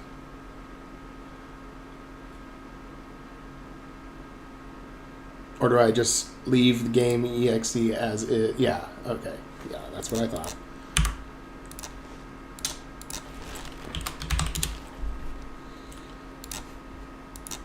Okay, so now we do that. And let's do the console. Ah, man, it breaks it.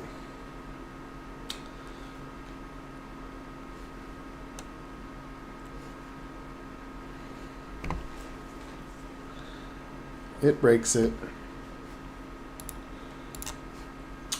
Well,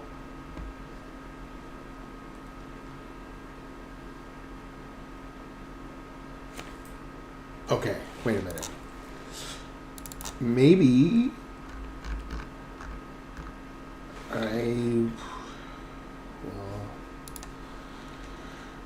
okay, now here's what I'll do. Or here's what I could do. I will have to now go to... I should have backed it up before, but I'm going to do it this way. I'll restore it, and because I want to figure this out, because I do want the newer version of it, because it does perform better, but I always kind of stopped because it would crash. I couldn't use the console.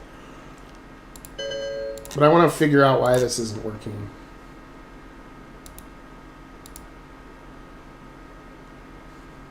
Yeah, RPG Maker isn't running anymore, guys. I don't know what the problem is. Oh, these. And then when it crashes, those processes keep running as well. Yeah, sure. Send me your version. And I just throw them in the folders like I did, right? You know, that's what I thought.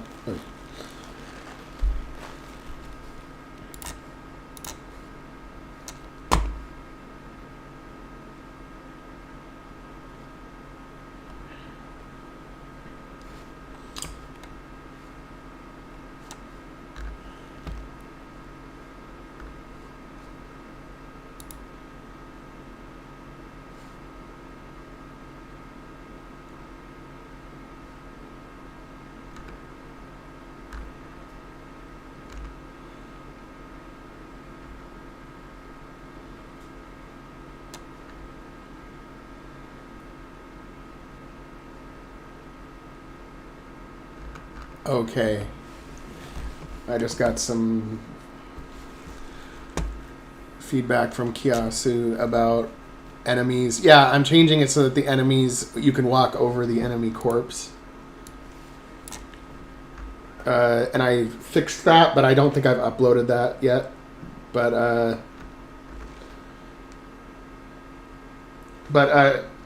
Kiyasu, are you are enjoying the storyline? It's doing it for you.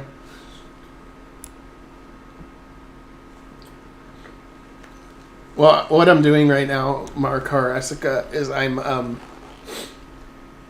restoring the original files as they were, and then I'm going to experiment again with it, but I am going to make backup copies of it so it doesn't take as long to undo it if I fuck it up again.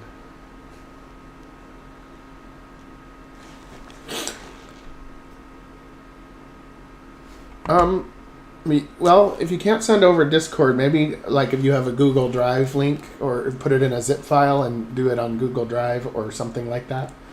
One sec, I'll be right back.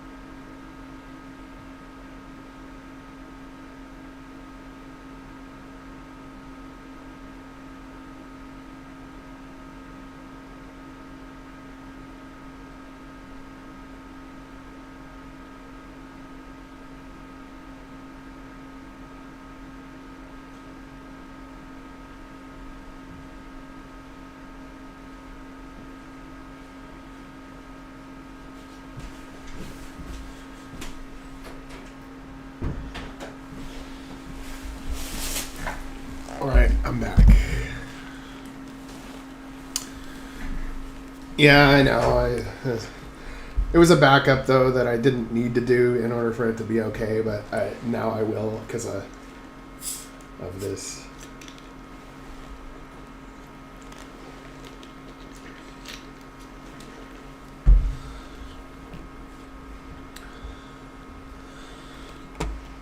The one I downloaded was 058, but it happened either way. Like when I did this like 6 months ago or 5 months ago, same thing happened.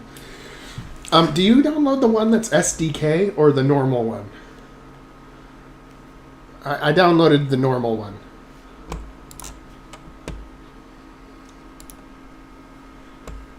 Yeah, Dropbox. Okay, cool.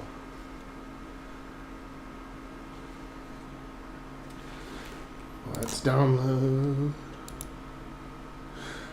This time it's Crush Sparkling Fruit Punch as the drink.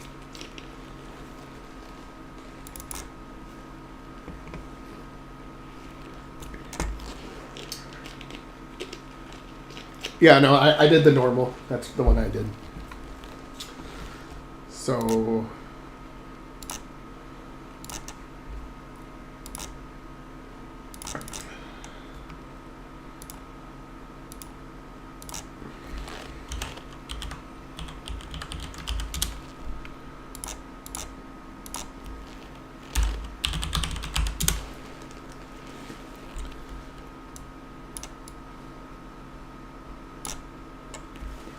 All right, let's give it a whirl.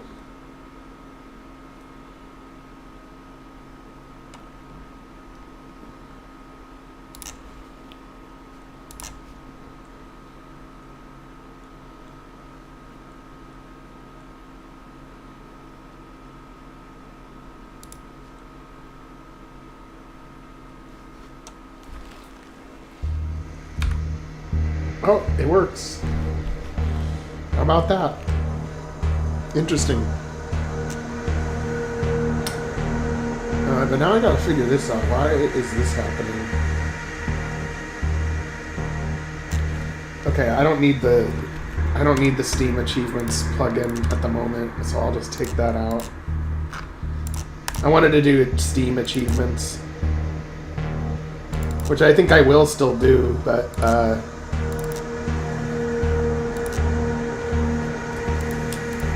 just take these out for now. And I like how it makes the window black. It makes it look like space more now.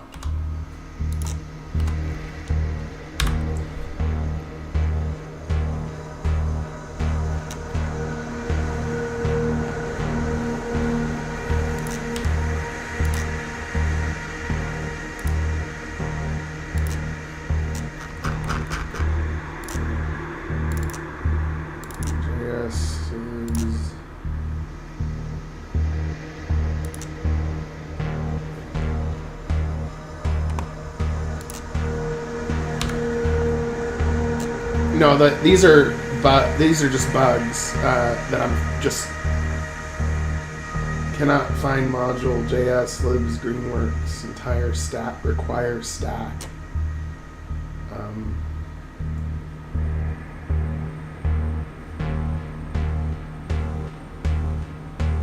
Oh.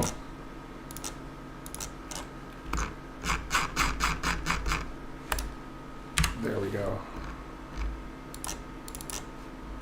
And then hidden states works just fine, but for some reason it has that error. I don't know what that's about.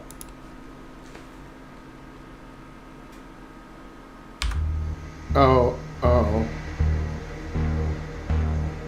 Window in battle state list is not defined. Window in battle state list.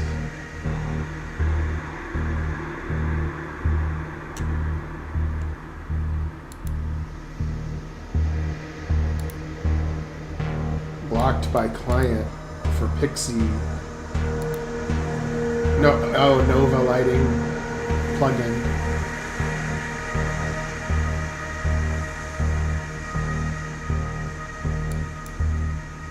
Interesting. But see, this plugin does work. It works fine. But I don't know what the hell this error is. Window in battle state list.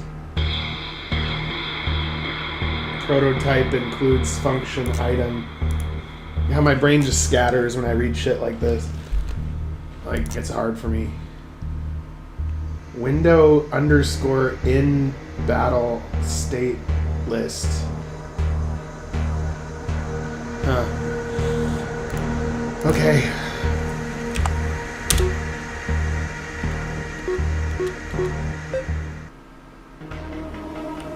Well, at least I got the newer version and the console works now.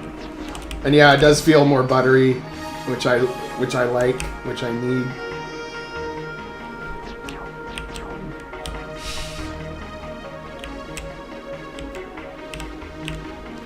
Because normally NWJS or the default version of it in RPG Maker, I get like what I would call micro jitter is what it feels like, where everything's just kind of like jerky and jittery.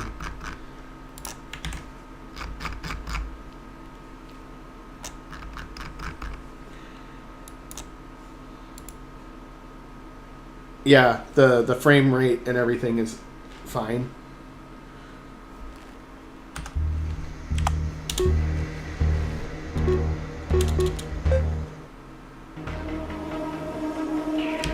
And I have a 144 hertz monitor, so it actually looks the smoothest on my monitor versus any others. And no, I don't have the problem of the syncing FPS. It goes the same, like the game speed doesn't double in speed like what I've seen on other games. But it feels smoother on my screen than it does on a 60 hertz. with RPG Maker.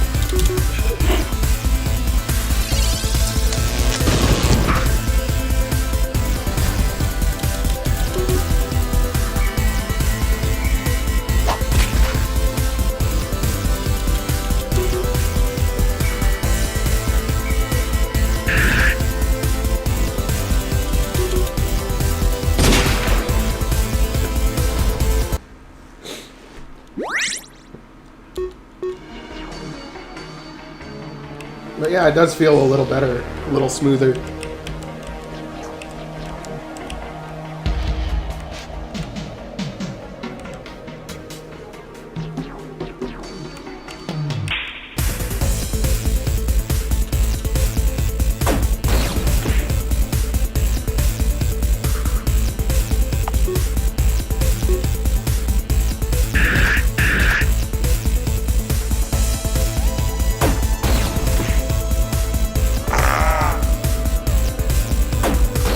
You guys think this battle music works for this? I kind of do.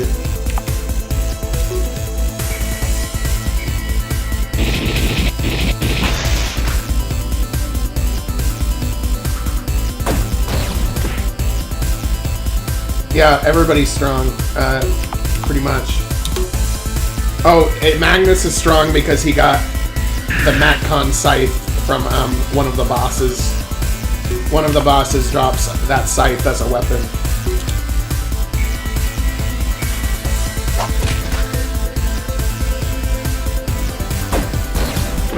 But the scythe might be a little too strong.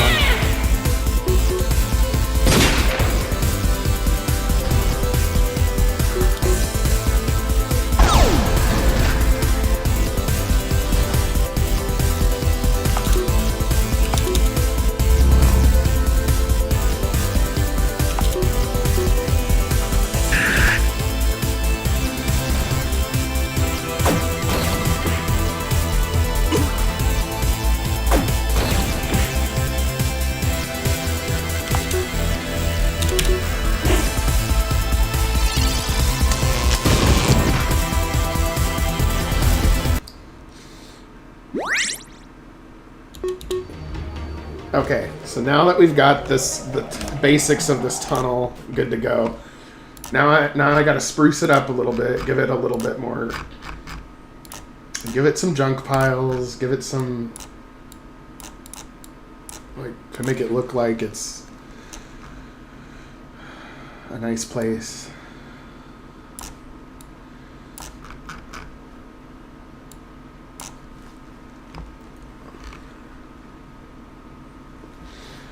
Yeah, and you can, I mean, with the skill tree system, you can also really beef them out as well. I'm going to have to come up with additional skills, though.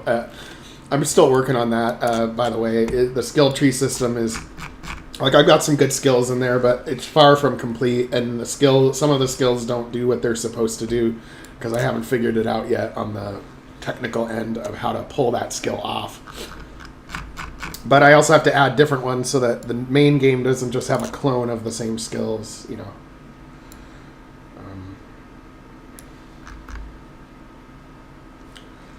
But it'll happen. There's like so much to do that you just gotta like just start at the top of the pile and just one thing at a time until whoa. Sorry, yeah. A bunch of forks that I have on my other table just fell over for no reason. Yeah, some of the skill tree, or some of the skills for some of the species I haven't done yet. So, for example, for the cat race, I have some skills. I haven't done any for Hydrata yet, and I haven't done any for Avian yet. But I have to make unique skills for each species. There's a few that I've done, a few that I haven't. So if I go to the cat race, we got cat-like reflexes and feline acrobatics. For Hydrata, we've got nothing yet. For the krill, we have one skill, which I need to make better, Sonic Wave. Because the krill can use their voice as a weapon, like such high frequency that it'll fuck you up. And then Terran, we have meditation, and that makes a critical hit 500% more likely. And then Irrational Hope, which makes your luck go up by 10%.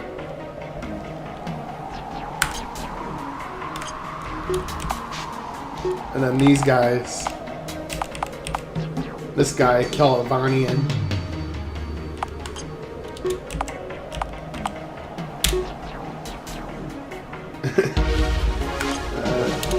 This guy's face makes me laugh.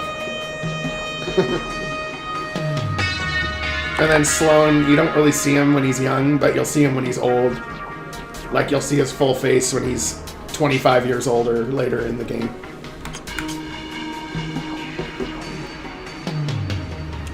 But I need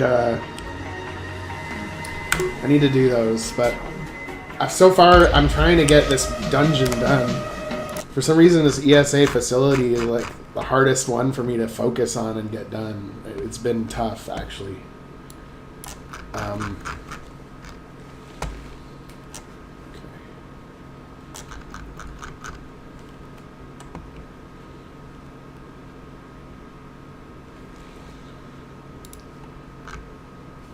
Yeah, and luck is more important than people think, because I wanted to make luck matter, right? But I also didn't know how to make it matter, so I just made it like an X factor on everything. You know, A dot attack plus A dot magic attack plus A dot luck minus B attack, B magic defense, and B luck. So luck is an X factor in every attack and every defense.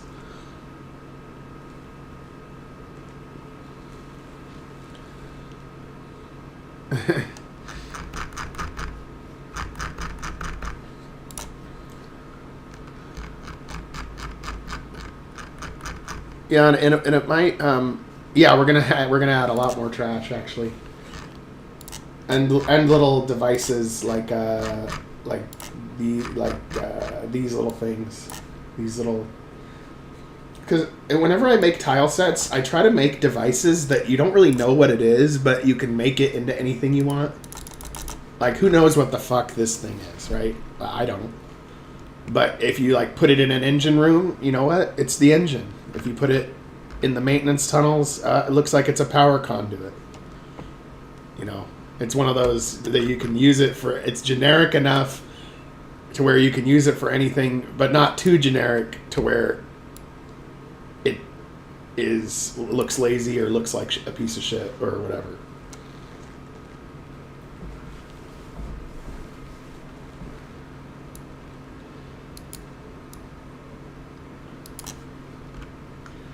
But Kiyasu, you've been playing it, so do you think the story is good and coherent and makes sense and everything? Because I don't have a plan. I just, like, I didn't know that when I started making this game 3 months ago, I had no idea what would happen or what would happen in the story or whatever. We made it up. Like, you guys were here. We just made it all up as we went along. And we wanted, like, a general goal of what we wanted the story to tell, and then we stepped one step in that direction, but a lot of stuff happened unplanned, and yeah, I think we did a good job on this game. You know, it wasn't just me. I know that I'm the chief developer, but you know, having ideas to bounce off of and everything like that helped make it better.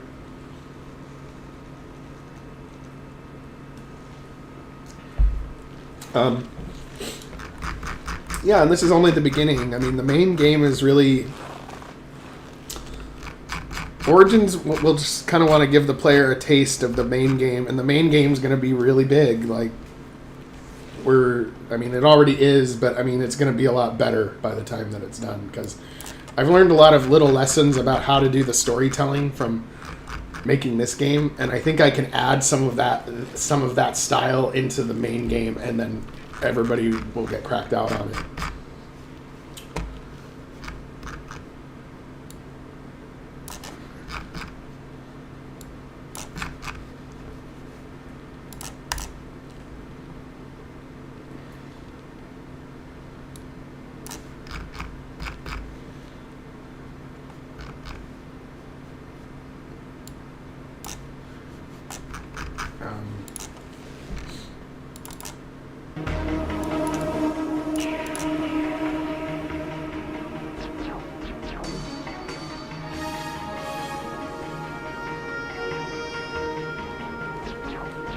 I believe there's an autosave between those two battles. Let me double check.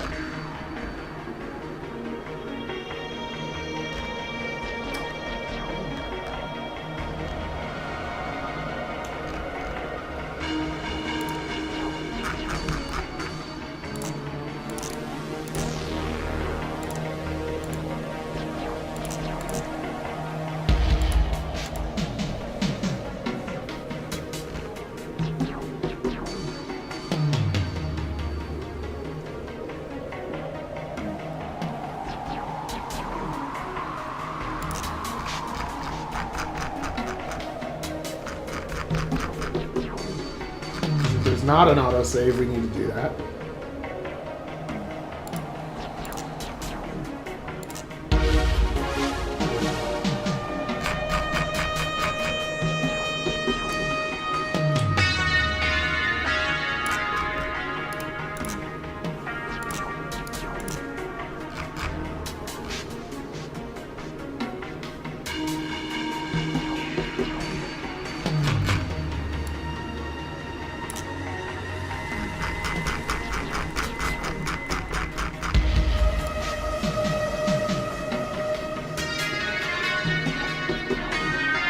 It appears there is not an autosave, so I will add that in. Thanks. So many little mundane details.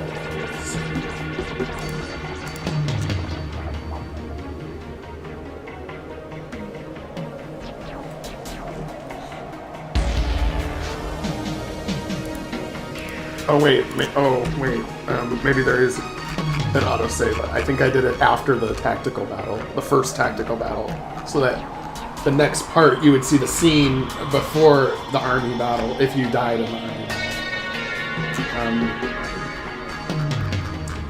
To remember where you were. It's Raxion 2, Battle of Raxion.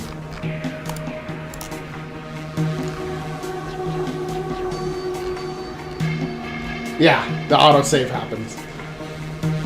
There is an autosave after the battle's over. The first one's over. So we're okay.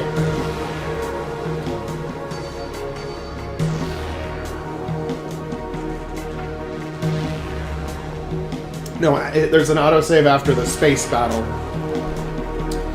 And then if you were to die in the army battle, you would reload the game, and the first thing you'd see is the scene where the captain is talking about the landing troops, and then you'd see the troops land again, and then the battle would start.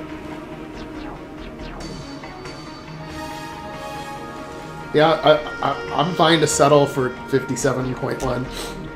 It's better than the default that it was, and it's only one version from the most recent, so I'm okay with it.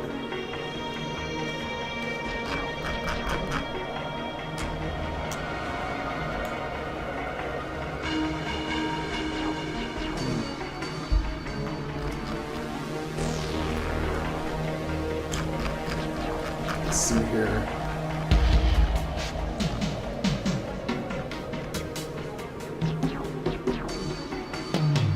No, it does not state that it auto-saved, but if you died and tried to reload, the first file that shows up that you'd reload is the autosave. Slot 30.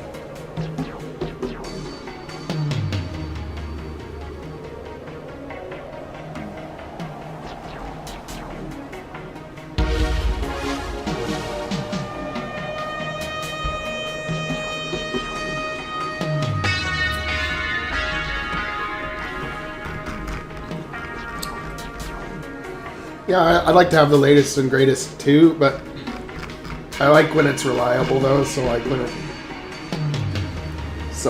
it operates like a trusty old truck that will just do what you need it to do. But so the newest version of something that does that is what I'm saying. Okay. I need more of these junk piles.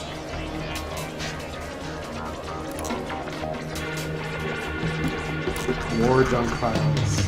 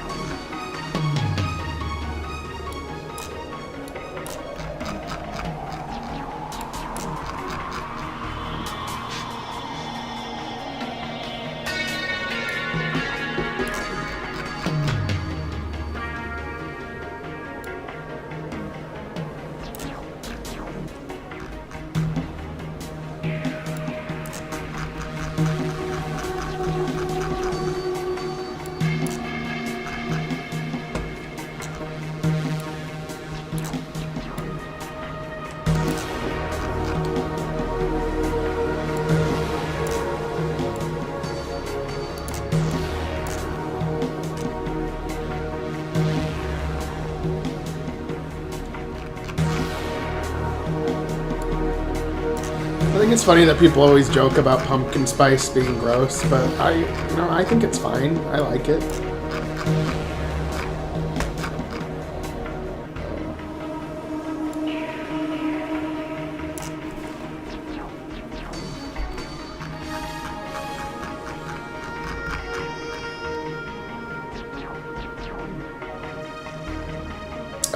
Okay, I know Chromium 95 broke some things. So, for example, the medical software that I support, Chrome updated to 95 and then it just broke the entire medical software because it used a plugin that Chrome disabled. They just said, well, we don't let you use this anymore. And then the company that makes the medical software, of course, takes like months to fix anything. Medical software is some of the crappiest software in the world, like, for real. Has lots of issues.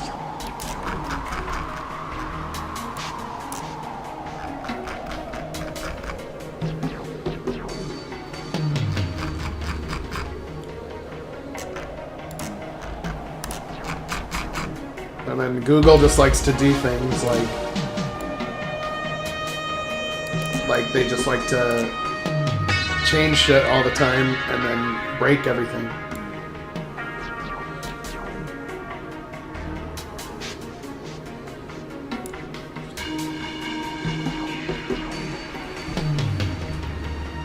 Now I'm gonna add these little like caution tape entrances so that the player knows what an entrance is and what isn't. Because sometimes you can... I've seen other RPG Maker games where you're in tunnels like this, and then there's like an exit out of there, but it's not obvious where the exit is.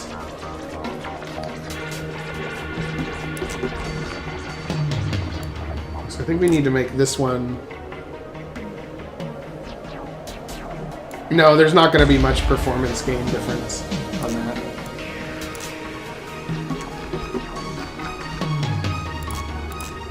Now we need to make like a...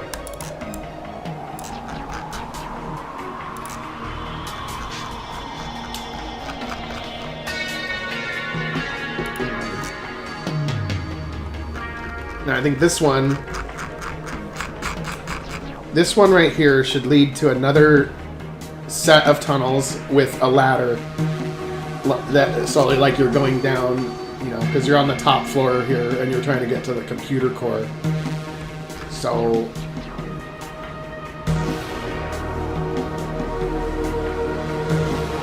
no, it's not like that. It's that the plugin itself uses a flag, the Chrome flags. It uses a flag that you're not allowed to use anymore. Like Google got rid of it because of security. And then it just doesn't let you open the plugin as a result. And so they actually have to, on their end, make their plugin not use the Chrome flag that they were trying to use, which is, it says use fake interface for media streams. That's what it said as far as the flag it was trying to use for that plugin.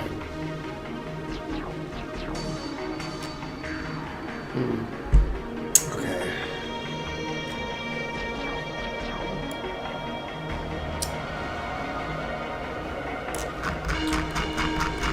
Yeah, VXAce uses Ruby. I personally like JavaScript. I think it's. I mean, I look at it and I can't write it really, but I can look at it and understand it pretty well. Ruby wasn't bad either, but the one language that I have had a really hard time with and always like tough for me to understand it, or just seems really like overly complicated though, is C#. I know that a lot of professional game engines use that language, but I've messed with it in mobile development, but it was hell for me. That specific language, I don't know what it is about it, but it's just hard for me to understand.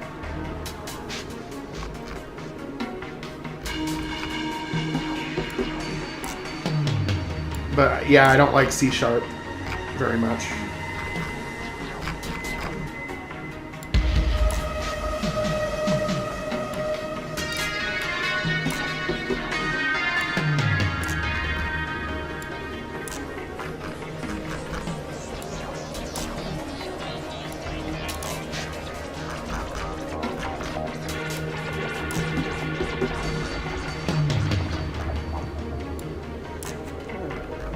I always like to make the shadows on the walls too, rather than just the floor.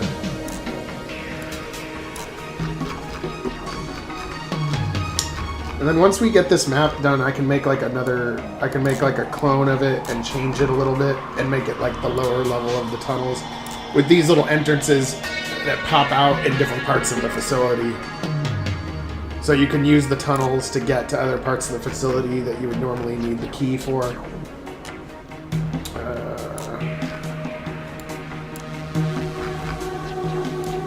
But I figured bringing Thraxton back for this would be good. He's gonna be mean. He's like the kind of guy that likes to kill for fun.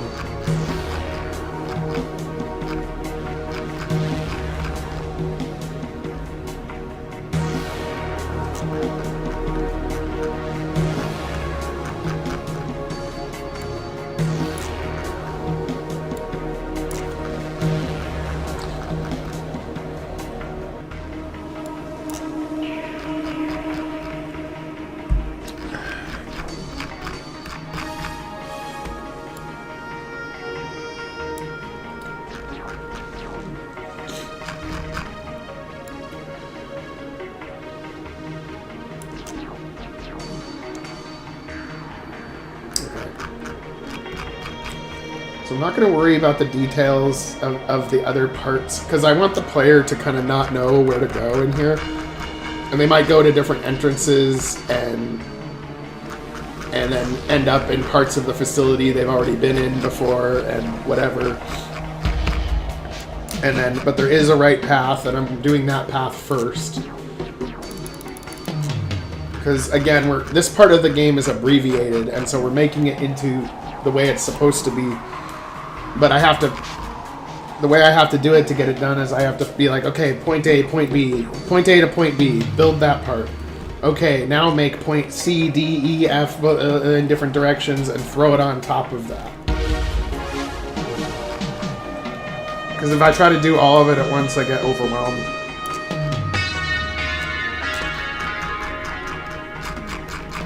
And so we'll do a copy of this map and then paste it again. And then we'll have to change some things to make it not be like exactly the same.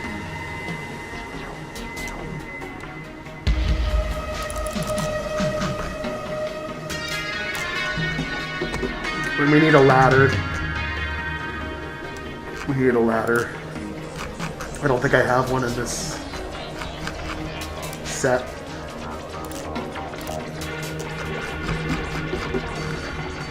Well, it seems like I might have room to add it into this layer.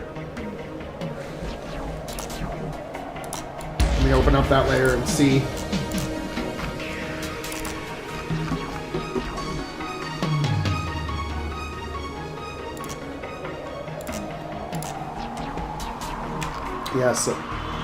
Yes, I think I can.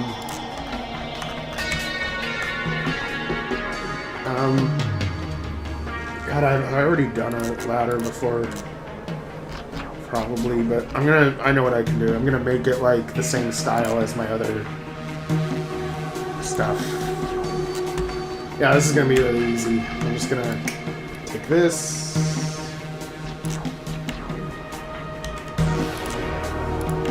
Do this.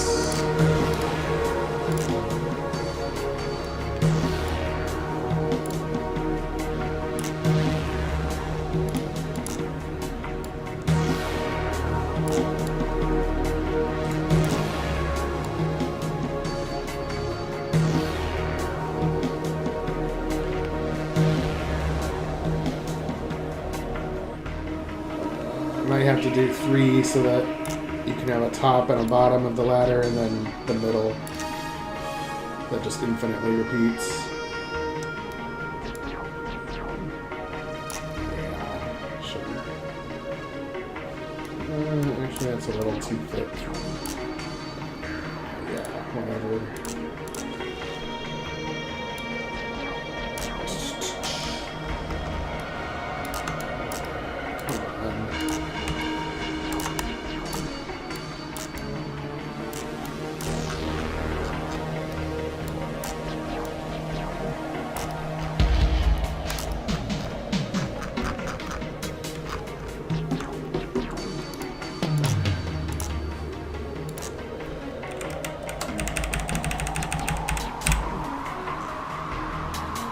We'll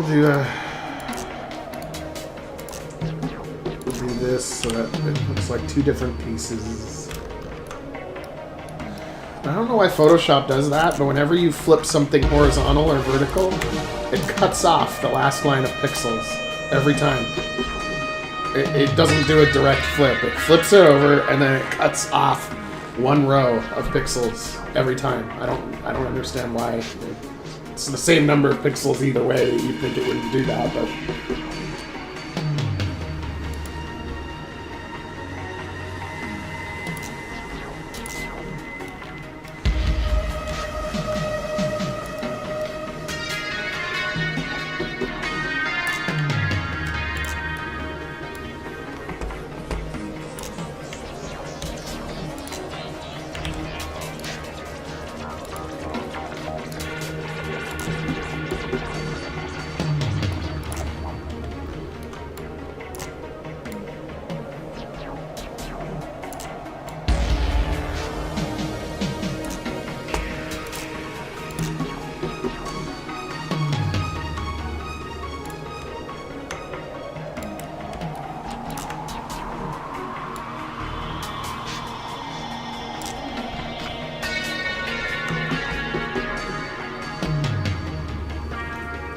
Well, sometimes you can't catch, sometimes you won't catch it, but try it. Maybe it doesn't do it in your Photoshop 7.0. Because I told you, you said you used Photoshop 7, right? Which is pretty old. Maybe the newer versions do it. And mine's not even that new. I have CS6. That's a few years old. How many? 1, 2, 3, 4, 5, 6, 7, 8. 1, 2, 3, 4, 5, 6, 7, 8. Okay, good.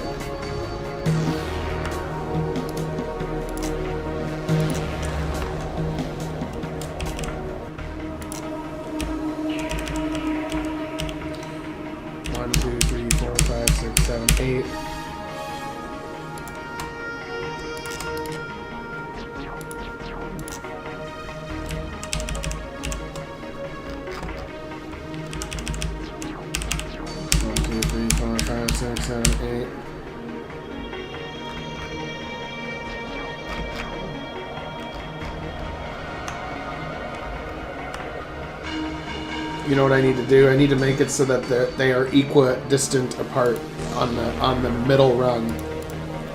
Because if I don't do that, then the ladder is going to have uneven whatevers when you use the middle piece. Repeat the middle piece if the ladder is long.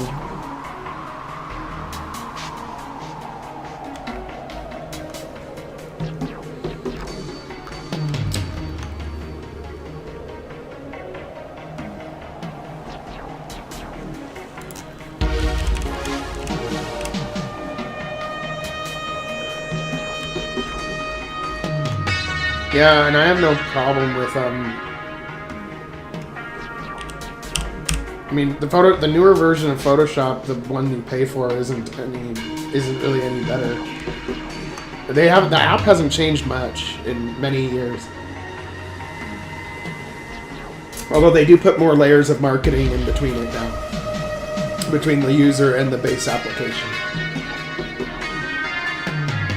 which I don't enjoy. I don't like when you pay for an application and then it tries to sell you shit in the application. I really hate that.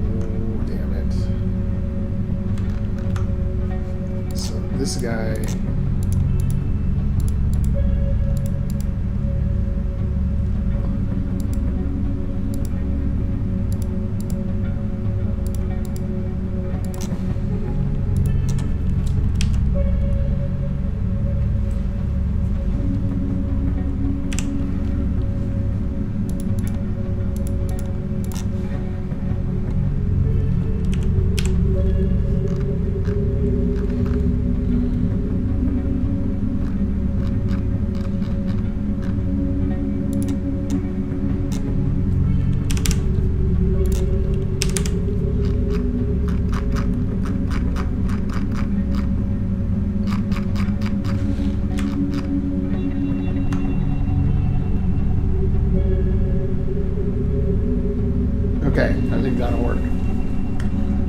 That will work as a ladder. But the problem is that I have a feeling that I've accidentally used these blank spaces before when making a lot of other maps. But I haven't used these ones before. This one before. So I'm going to move the ladder over to this side, so that I don't have accidental ladder pieces in previous maps that I've made before.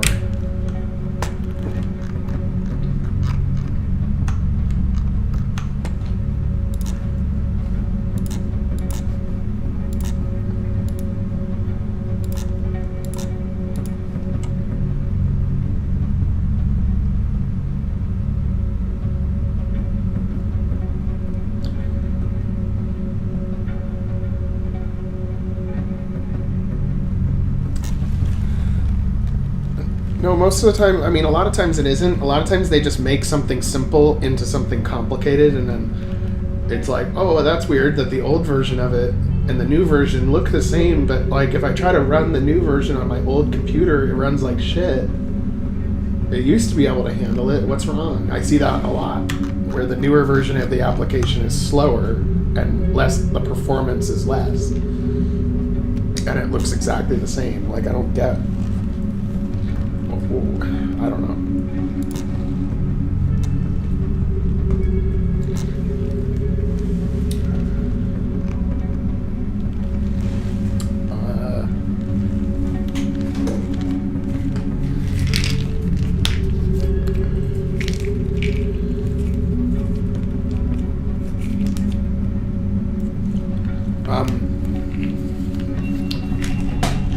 Also, what they do a lot with a lot of applications is they give it a hot new look every couple months and totally change the interface on you when it was working just fine. And then all the problems that it has that are still problems under the hood and not fixed at all.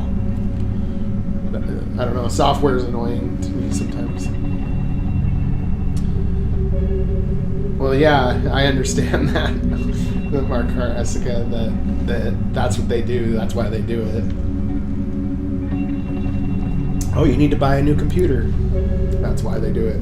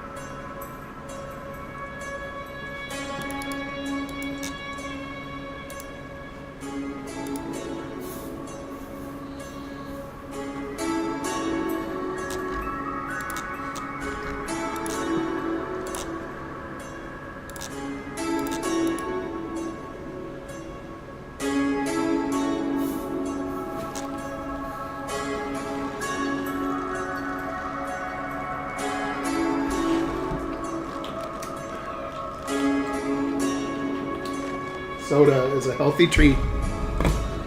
No, it's not. It's actually really bad for you.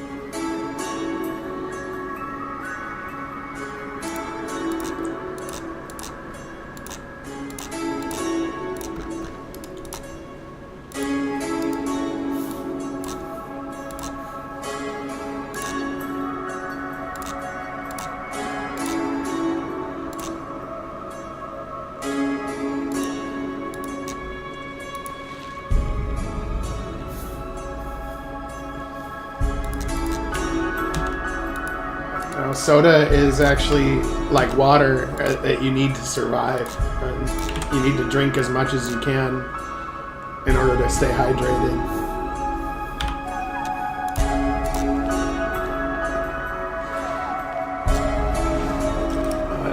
Oh, speaking of which, I was missing something.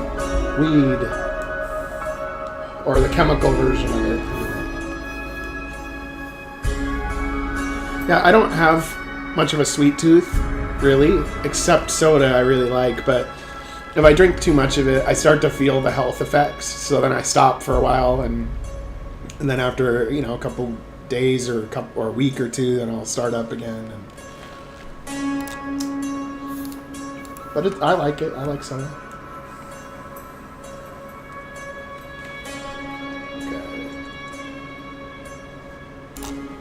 So we got our direction fix off.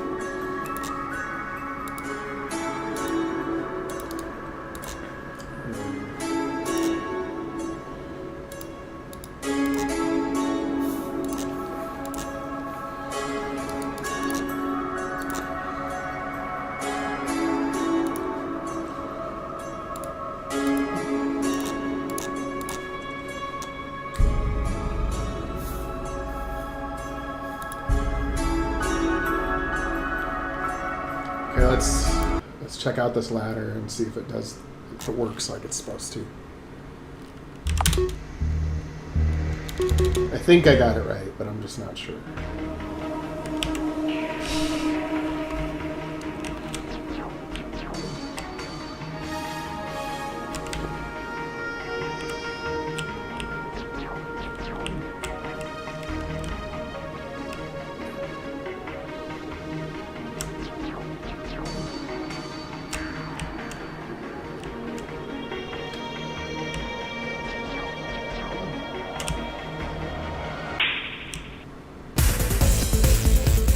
Stupid attack spheres.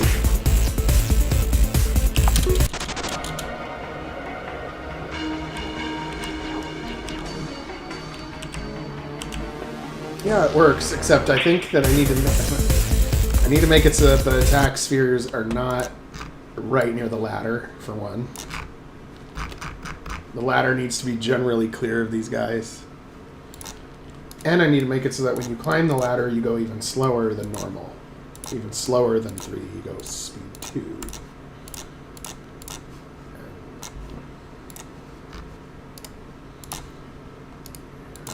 Speed 2.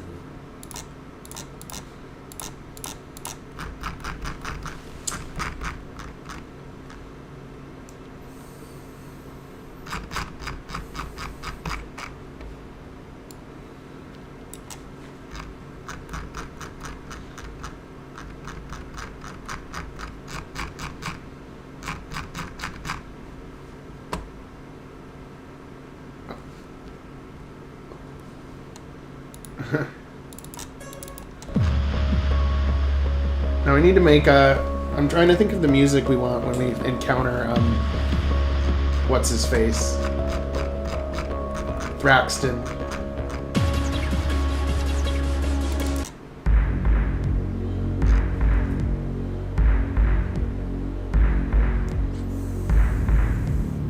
In the main game, this is the music that Thraxton has as his theme. But it's when he's like literally shooting somebody in the head, so might not be his theme, but it's a scene in which he does that.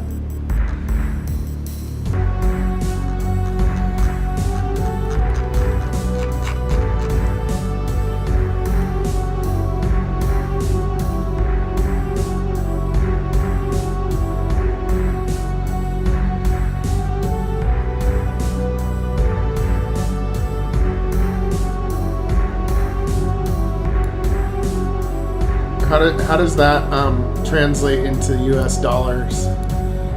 Let me do a translation here, or $100 for the month. Wow, that's not a lot. I think I spend a lot more on food per month. But it is more expensive here, I think, probably.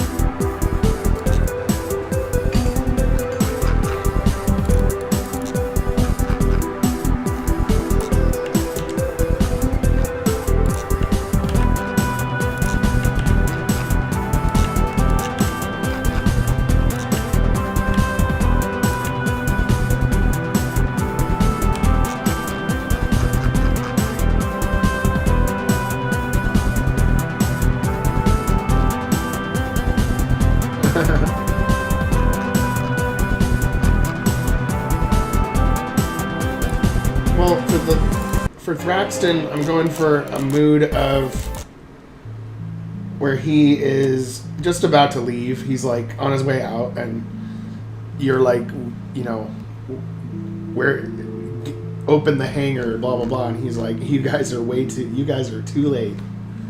I'm out of here. And then perhaps he even throws the key on the ground before he leaves. Like he is just like, fine, I don't even care. I don't know. Like he sees you as nothing. Like you're not a threat to him. He doesn't even need the Raven anymore. He's just like, whatever. Here's the key, and then he takes off. He goes through a portal or something.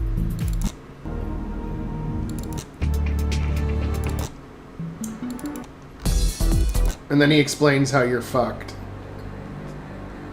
I think this music could work, actually. Hypoxia. He's in front of the computer console, like, beep, beep, beep, beep, like getting stuff ready.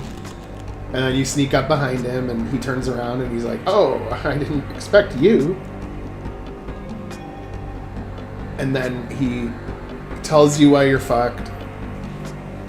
Says that you're gonna die. And then he takes off, and you're like, wow, that was weird. You know, it's going to be something like that.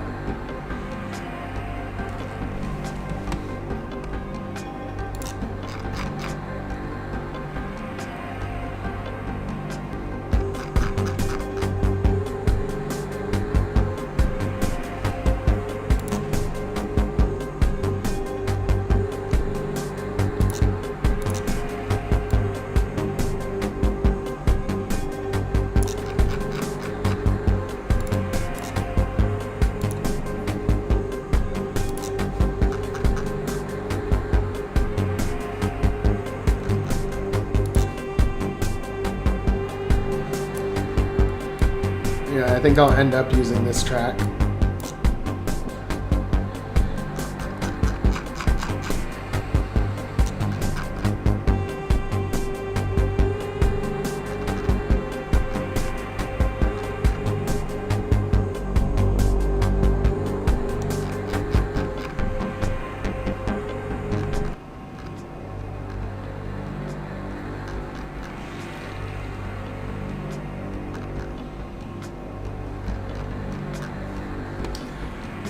We gotta have some nice treasure boxes in here too, because if you're fighting all these attack spheres, you're gonna get hurt eventually, and you're gonna need to heal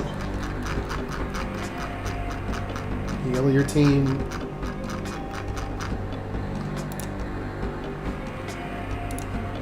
Got a treasure box here.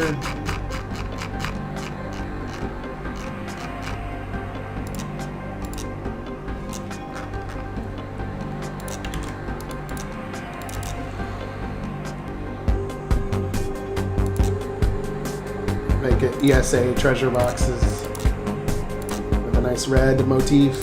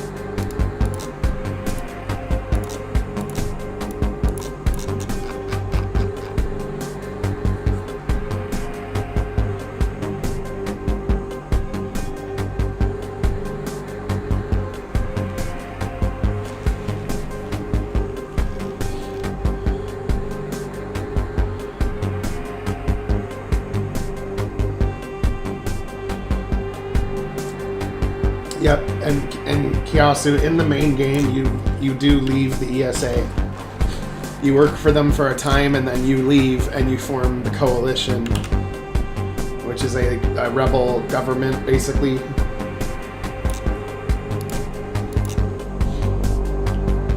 And then that's where you can build your base, and then you can actually form your government and stuff, like what type of government you want, and then that affects when you do the side quest planets and stuff. It affects like how you treat them and stuff. If you chose to form like an authoritarian government versus like a more democratic one or whatever.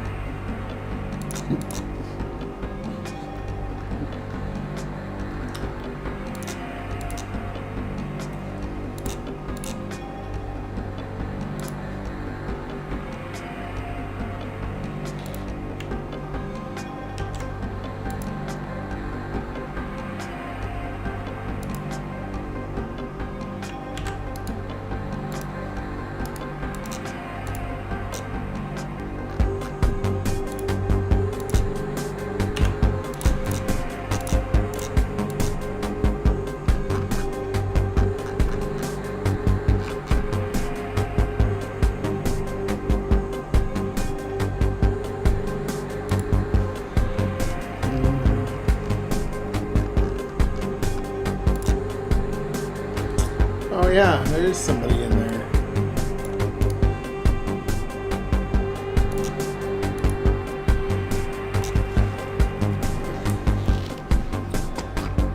I wonder how they got through the Great Firewall. Probably a VPN.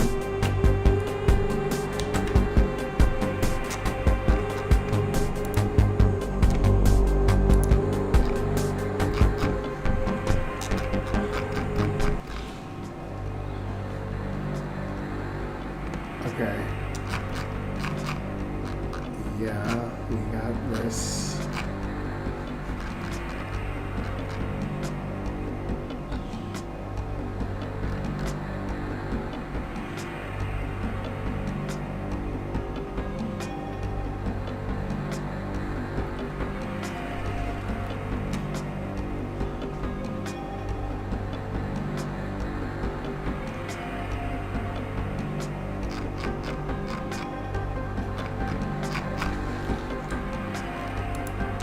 And then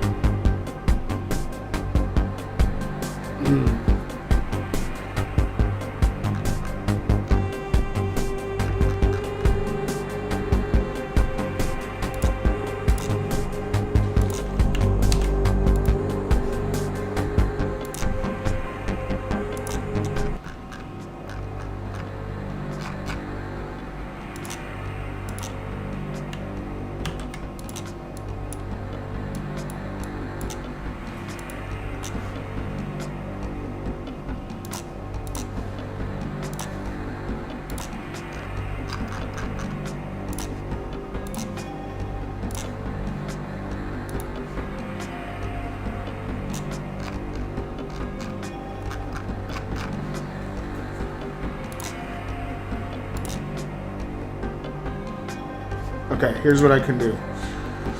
I want to have these maintenance tunnels going throughout all of the facility, but I only want you to be able to go through them once you've talked to the guy in the upper offices.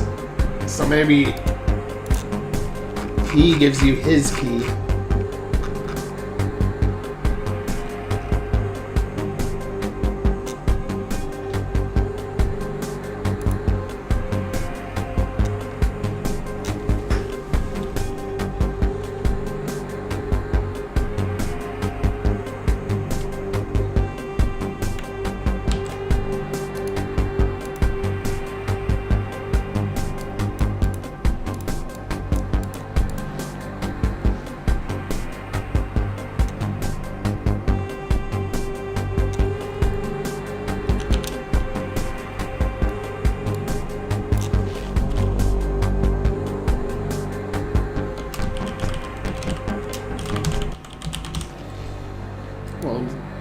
had him as an administrator, but instead he's a maintenance technician.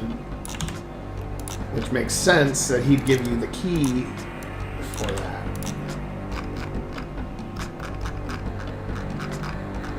Maintenance technician. Don't you? I surrender. I'm just a technician. I'm just a maintenance technician.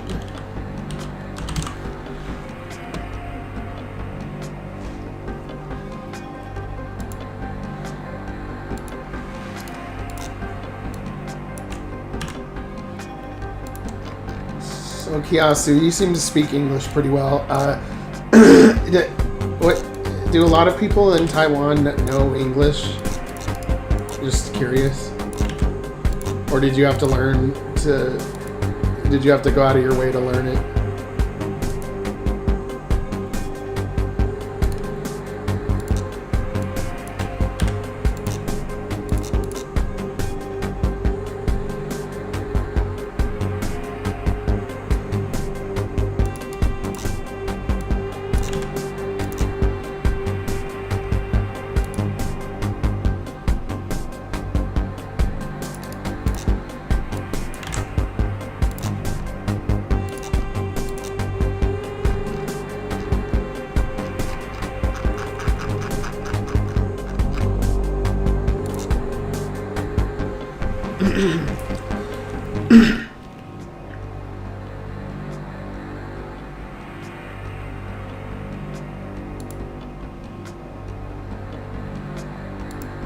Because in some countries, you know, some people, like in most of Europe, for example, like English is known by a lot of people, even though they speak their own language, you know, in normal life, they still know English. So I was just curious if Taiwan is in that boat, or most people can't speak English there. Because I know that Taiwan has a lot of international influence, or other international countries have influence in Taiwan, such as the United States. So I don't know what the percentage of people there learn English.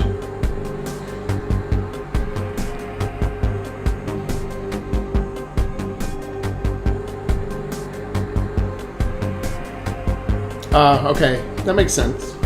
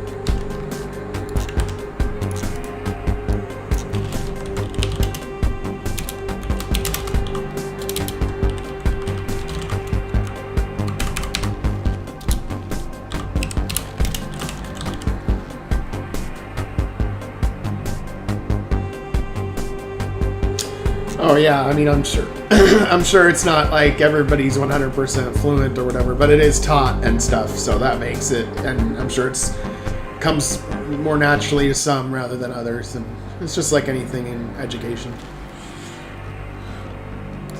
I can say here though, not very many people can speak Chinese. That's for sure. Unless you come from your family's Chinese or whatever.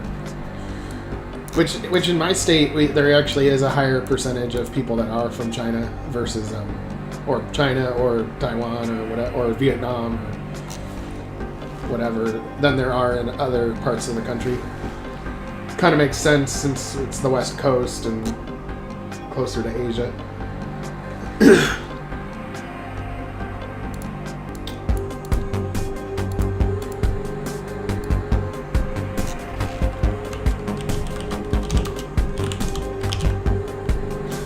I'd say most people here don't know a second language. It's like just English, pretty much. Maybe Spanish.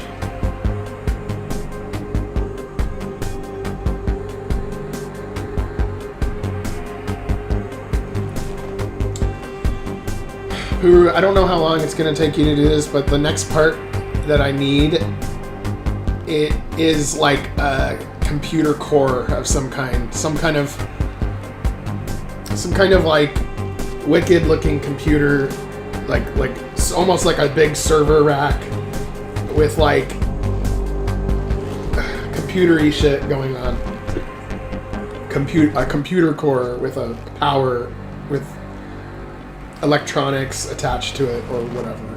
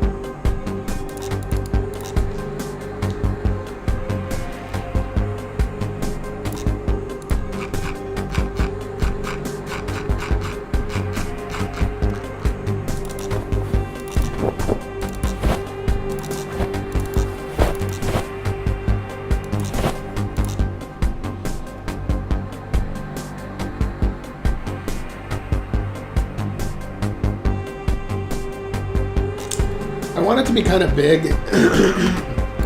I want it to be kind of like I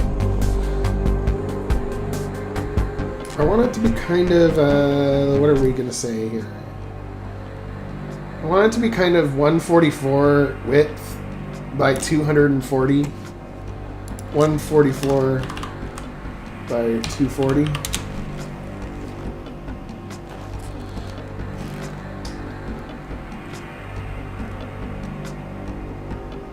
Yeah, lots of wires.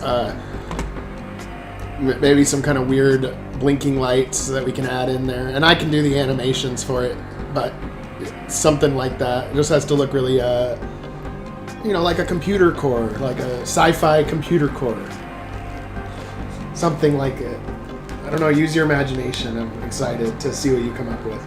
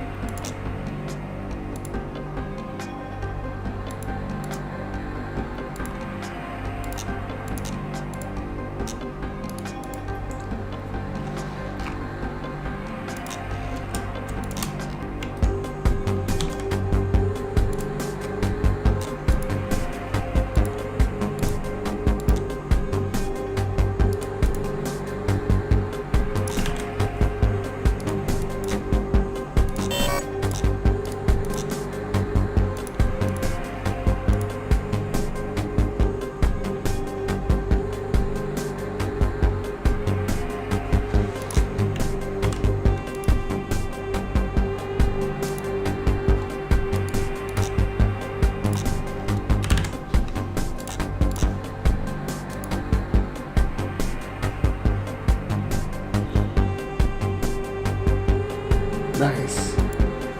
I'm glad that you have imagined it.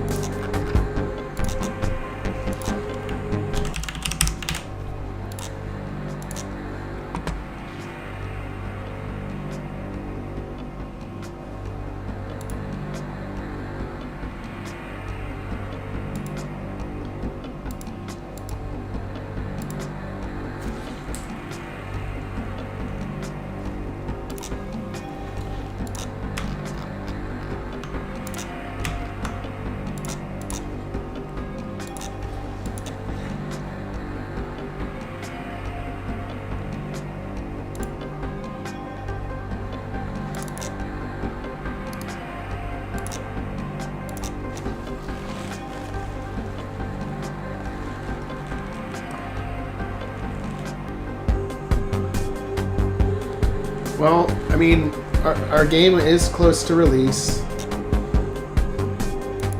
And if you go to our listing for our game,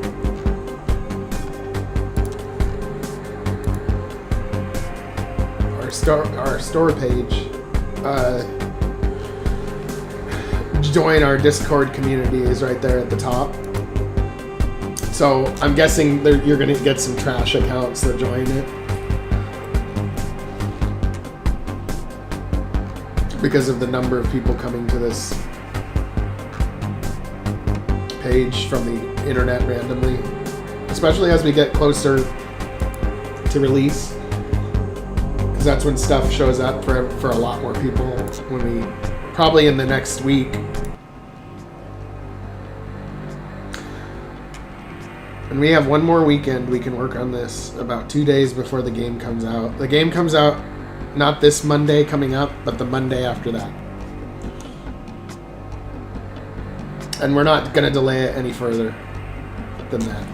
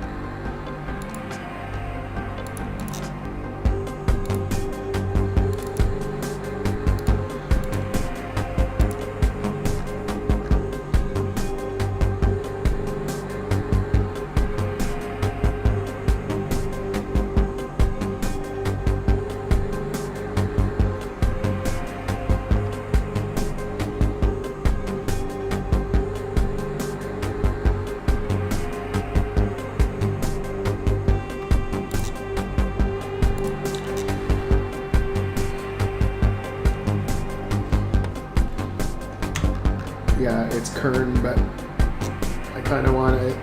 I'm making, like, paintings of him, so I want to make a painting of him when he's an android as well.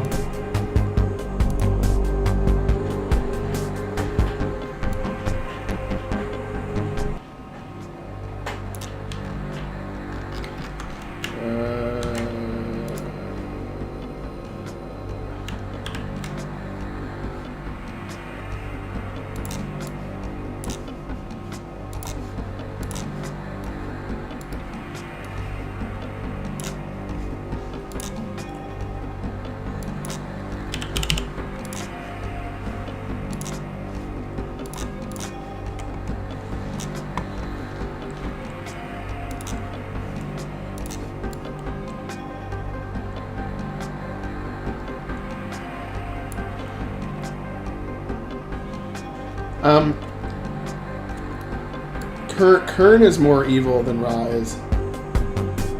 Okay, because here's what Ra's angle is going to be, okay? Ra thinks that he can control Kern, meaning like holding him back. Like, look, if I wasn't the one advising Kern, he would be way worse. So, you know, I've actually kept him off your back and blah, blah, blah. So Ra kind of knows that Kern is not a good guy, but if he opposes Kern, he'll get taken out. So he kind of is like the guy that is working with Kern, but will kind of help you a little bit sometimes if he can get away with it. And he thinks that he's the only one that can restrain Kern. You know, he's kind of playing that role.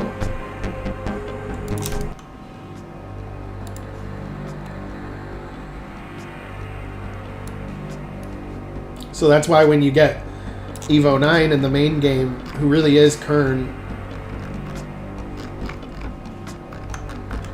Director Ra is like, here's a piece of technology, erase his memory.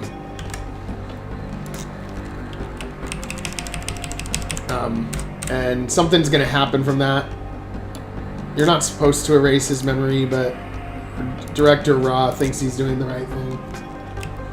He's a rational guy, but he's not straight evil, but he's not a good guy either.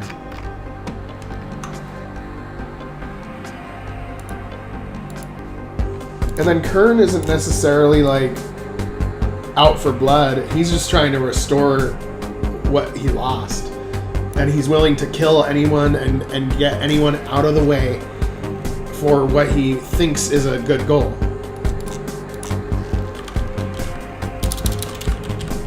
Like, I'm gonna do whatever it takes. You know, the ends justify the means kind of guy. And again, he's merged with an alien AI, so he's a little bit off base, off kilter.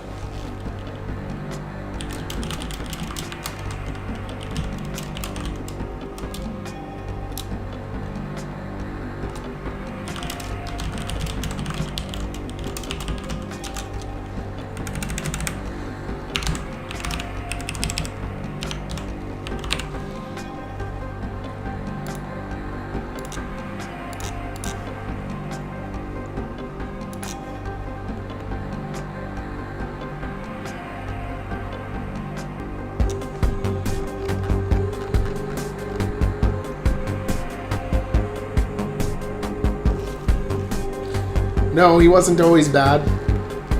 No, what happened was that he was experimenting with the technology, figured out how to use it, went forward in time, or sent an operative to go forward in time, found out that the Earth was destroyed, 5 years from now or something, and so then he was trying to save the Earth. So it ended up being, go back in time, find out who did it, get rid of him, so that Earth will be saved. And then when that happened, the ESA happened, and he was aware of the changes. He couldn't go back now, and he just kept, and it was like, we saved Earth, but something went wrong, and then he's trying to, now that he's in that point, and then somebody tried to assassinate him. And what happened when that happened was he got his brain downloaded into an android body, of which, when you do that, a part of the original mind is lost always. And then when he's an android who used to be a human, then the alien AI went inside him and merged with him and had all his memories. No, Puru, it's ESA technology, so it's not like the krill. It's green and purple is the krill. ESA is like red and black with like glowing red and or even blue. You could use like the core, the blinking and glowing part being blue, but the color scheme for the ESA is red and black. and white.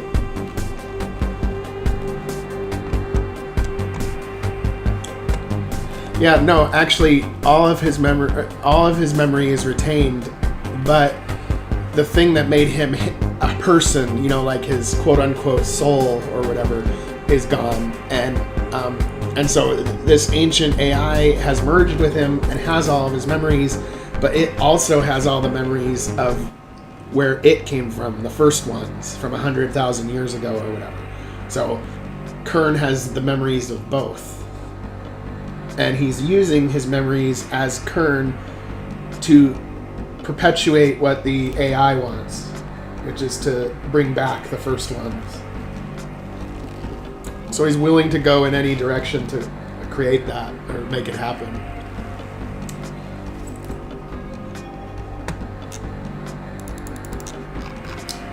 But I got to figure out motivations for his followers, like his henchmen. Like, why are they doing it too? Why are they going along with it? Why does Ra want to do it?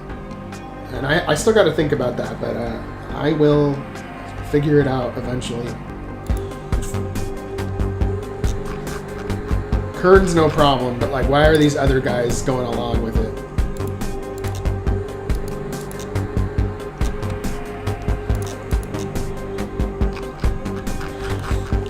And the foot soldiers, just the troops and stuff, they go along with it because they have memory implants and they're not even aware that the change has occurred. To them, that's their world. That's the normal world.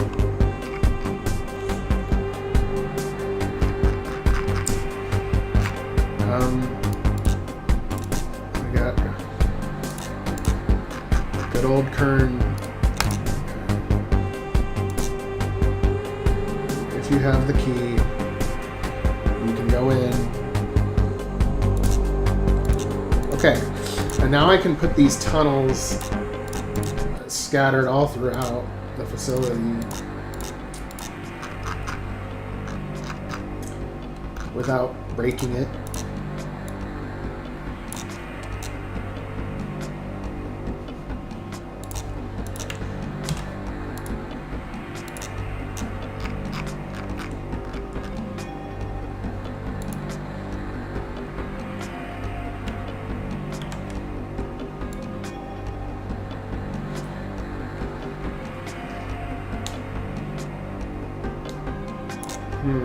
Okay, I gotta take these boxes out of here though.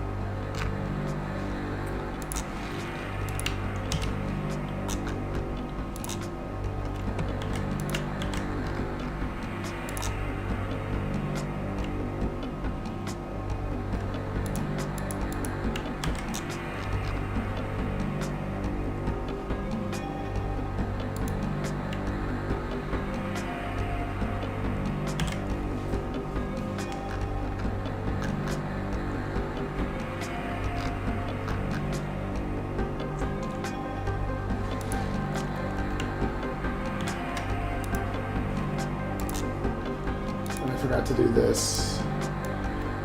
Putting region 1 like this prevents the enemies from being able to see through the walls. So if you're on the other side, they won't try to run toward you.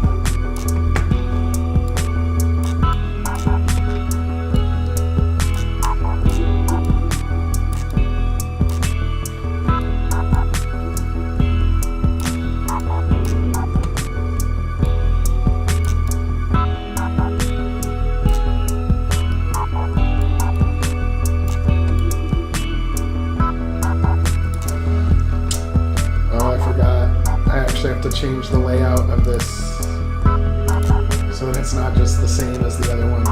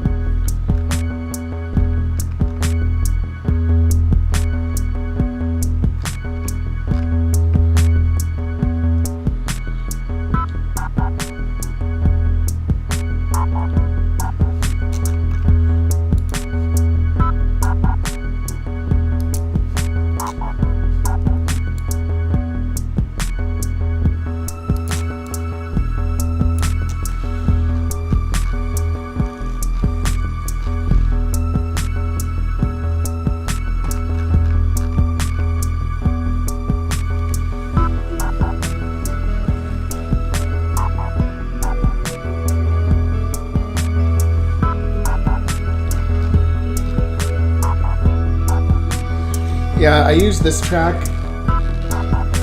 when you're doing your government planning in this game, or in my main game, and you're like deciding whether to trade with this world or set up a spy network or whatever, or you're choosing whether you want this type of government or that type of government.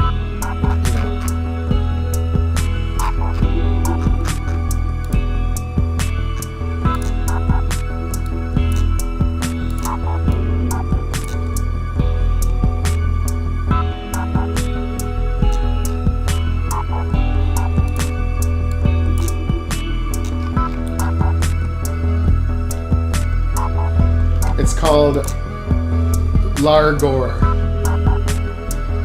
by deceased superior technician Largor.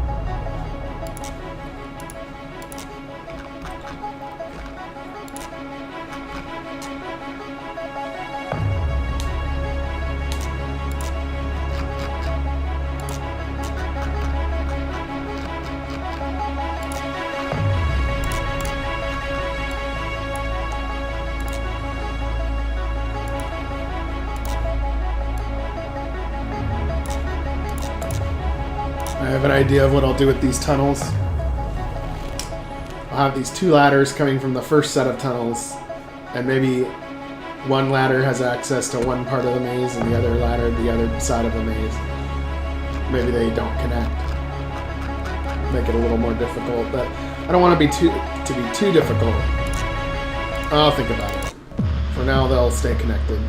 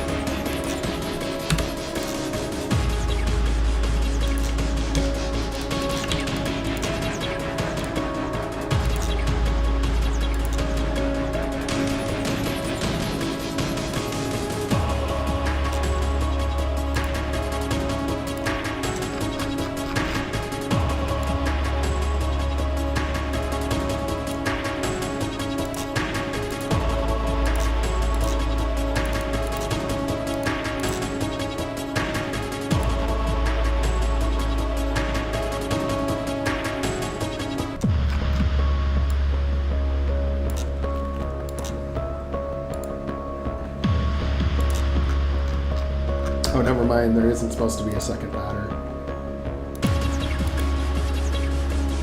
I was mistaken there.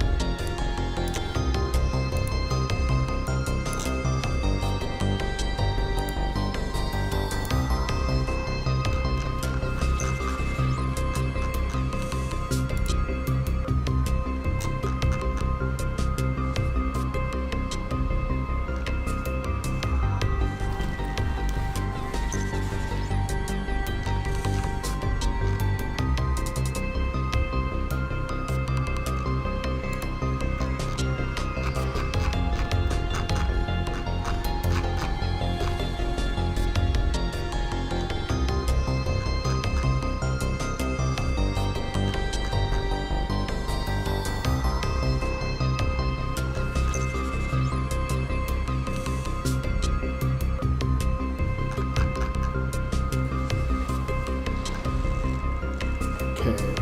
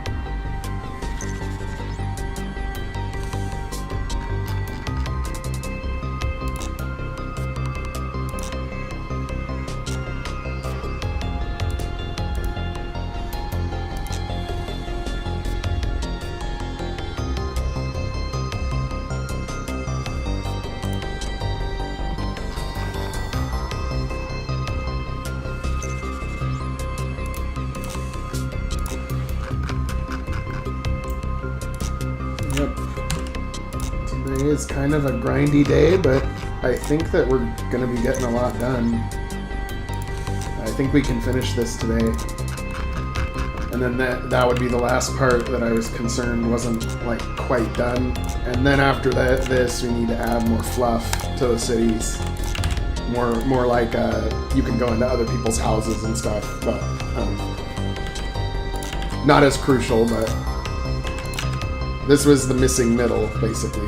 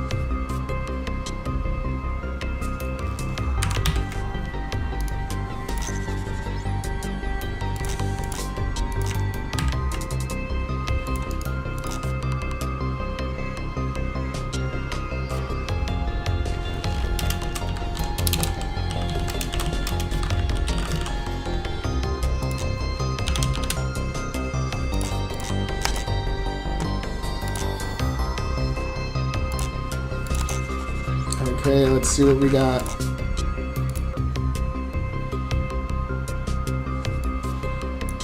Let's see what we got. Oh, that looks cool. I kind of like that.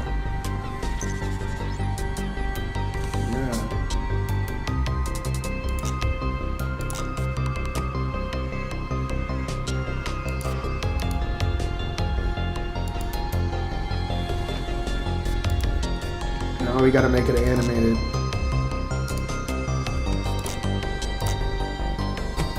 Thank you for doing that.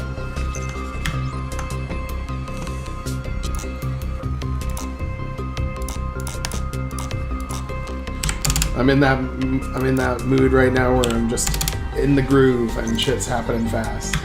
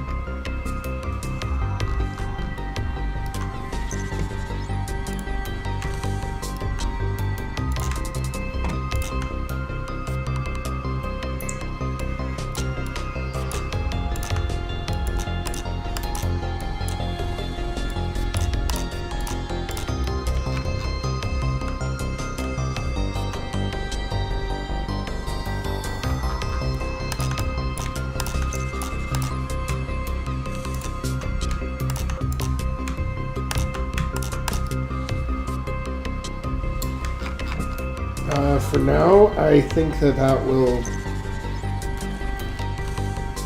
do.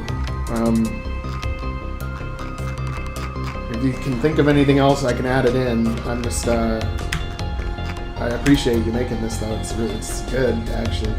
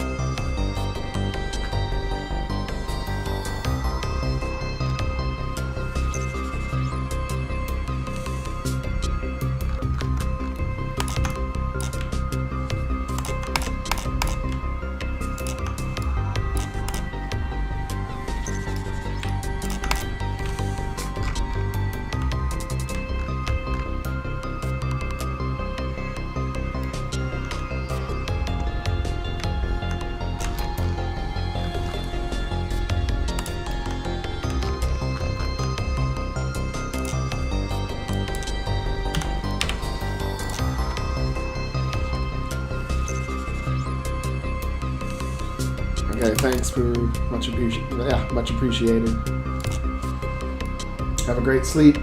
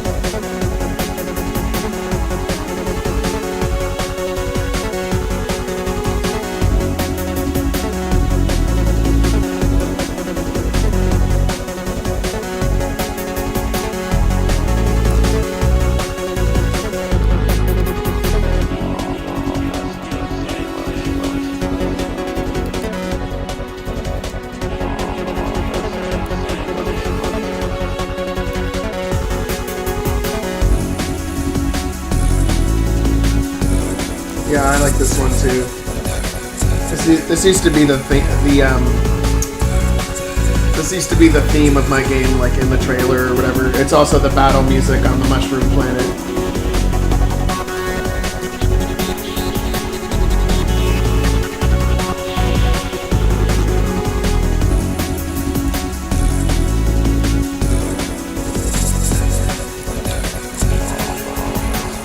This one's called Dark Seed.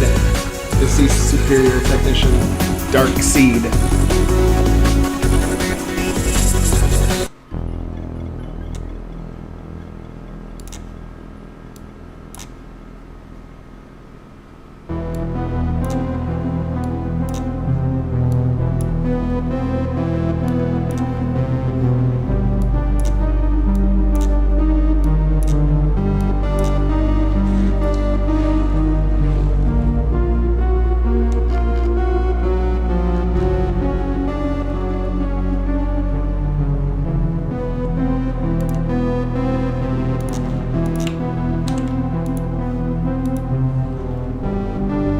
Deceased Superior Technician.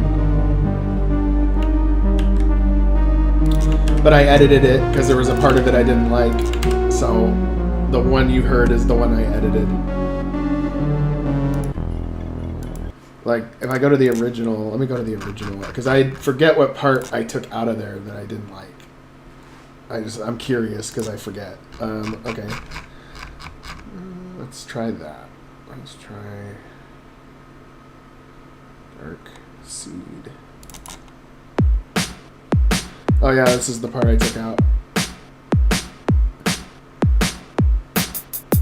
Like, it wasn't bad, but it was like not what I needed in the track.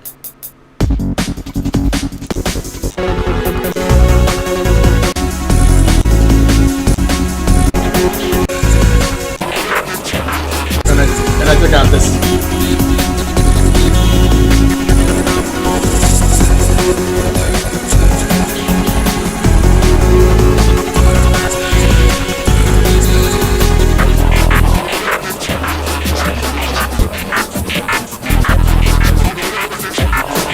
Took out this part too. There's like something that in the middle, it does some weird.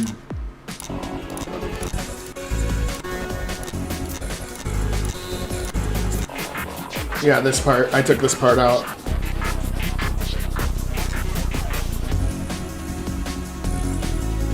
Because it just didn't mesh with the rest of it.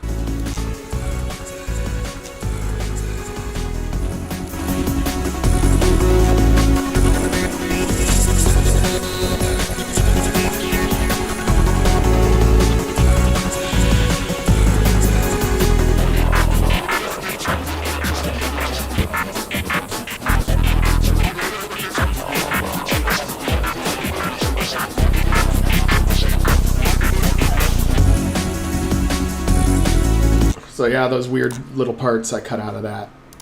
There's a lot of Deceased Superior Technician tracks that are like that, where a part of the track is like exactly what you need, but then there'll be like an interlude in part of the track that's like, whoa, that's odd. And then if I just cut those pieces out, it sounds really good. But I don't know. Just my opinion.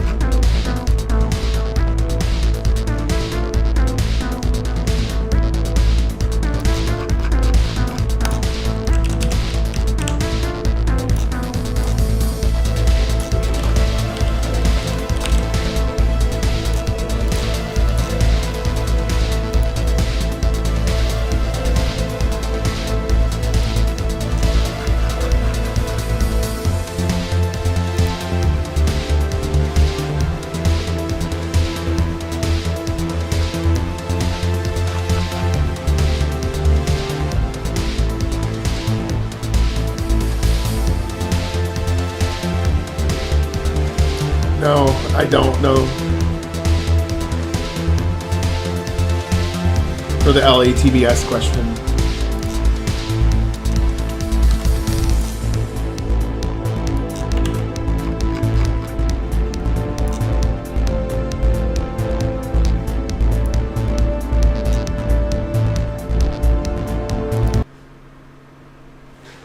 Okay, I'm gonna see if I can get to this computer core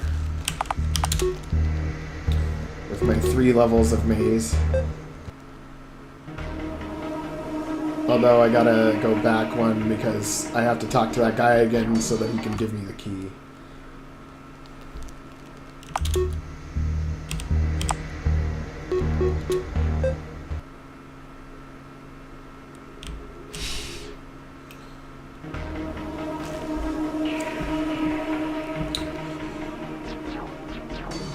I was working on the computer core,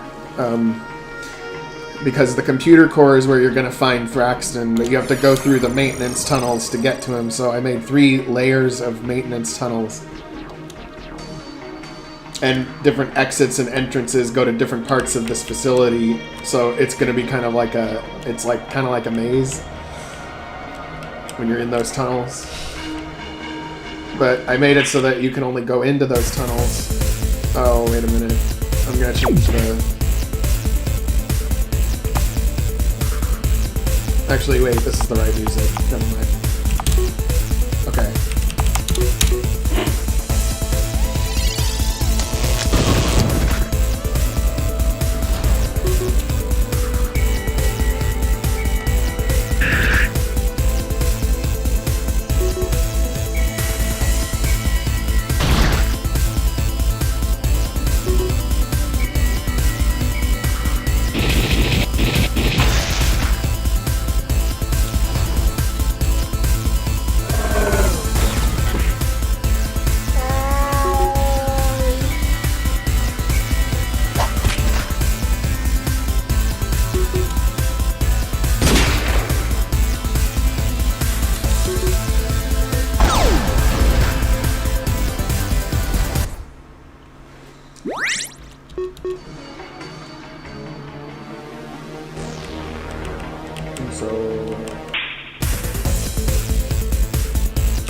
Try to go into the tunnels. Access denied. And then if I get the key from the dude, then I should be able to get in there.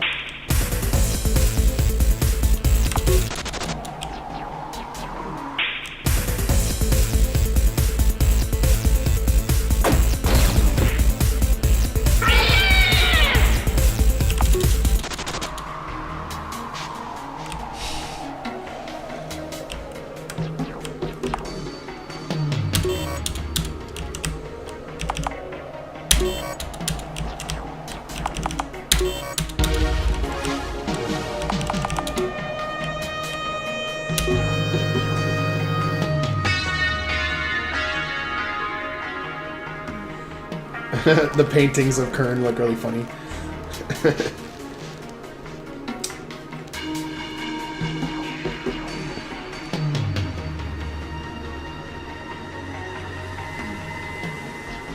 I recognize your uniforms. You're not nervous. You're the crew from that other ship. Tell us how to get to the Raven now. Only Colonel Thraxton has the key. I haven't seen him since the attack began. There has to be another way. Perhaps the computer core. What about the computer core? You might be able to trigger a manual override, but access also requires a key unless what? The only other way is the maintenance tunnels. The tunnels have automated defenses. Here's my key. Just don't hurt me. Entrances to the tunnels are located throughout the facility. One of them is just ahead.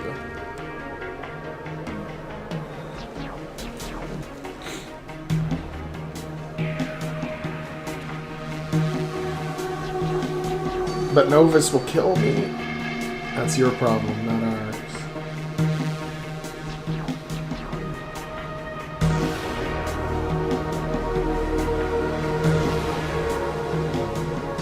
Come on, let's find the entrance.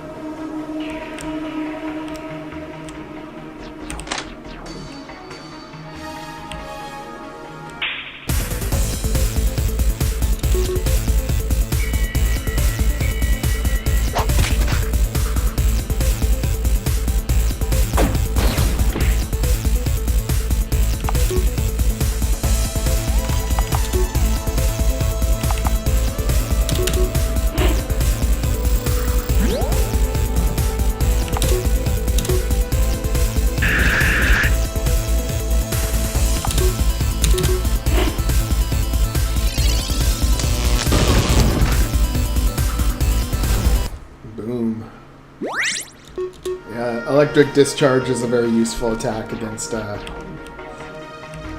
electronic enemies.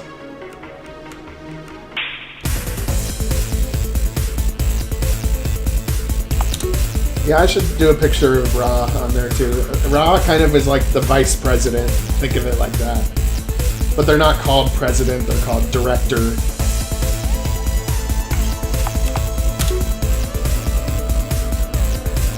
And Kern, I think, is called Prime Director Kern.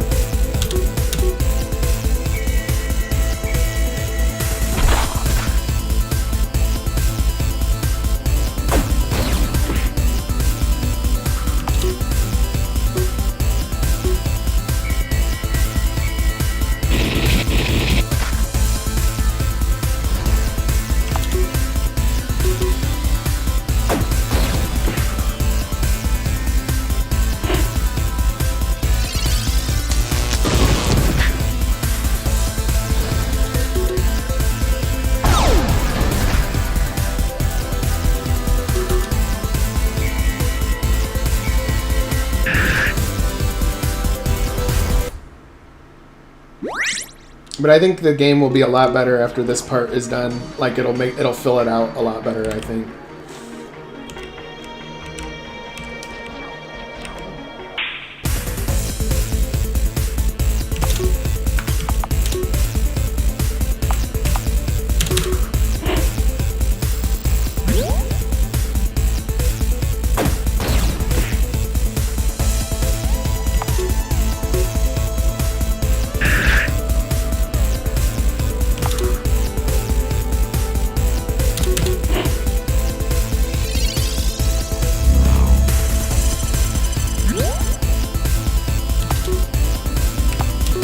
I'm gonna make sure that Vampire Pulse doesn't work on these guys.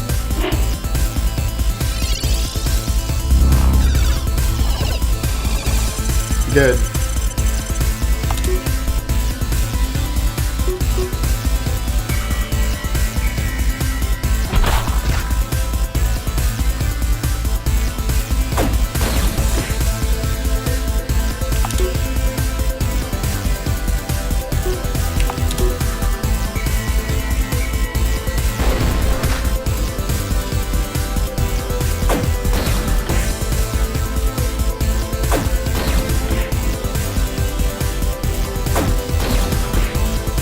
And maybe I could give the spheres a different type of attack too.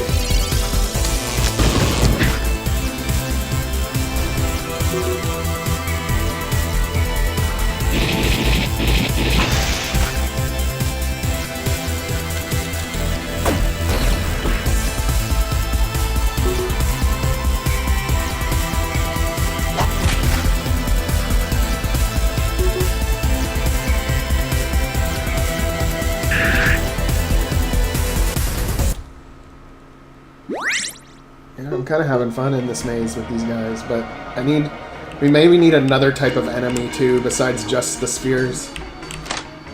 But I can do that later.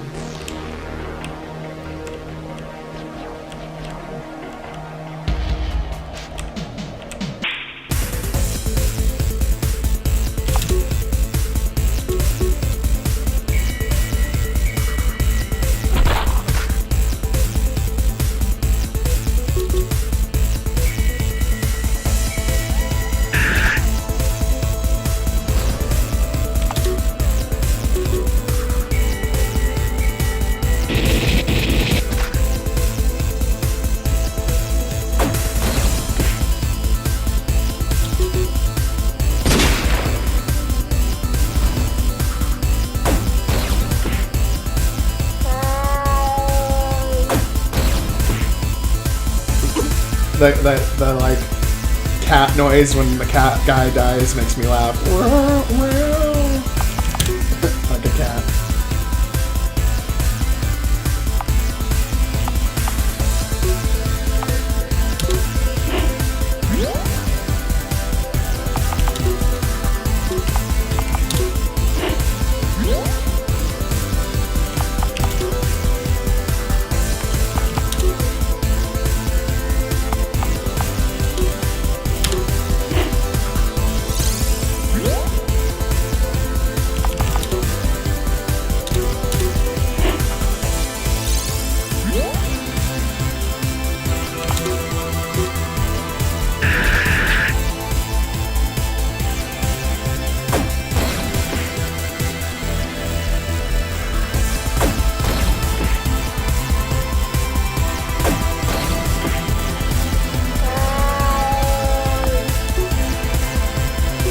For some reason, they always go after the cat.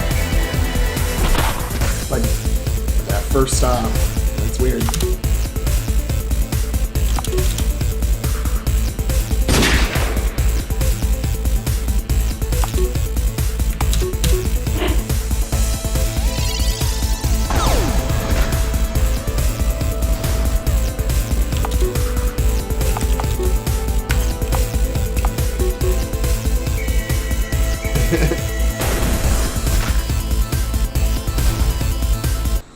Yep, the kitty. Poor kitty.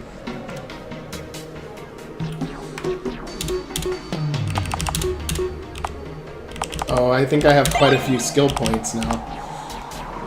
Maybe ready to learn some new skills.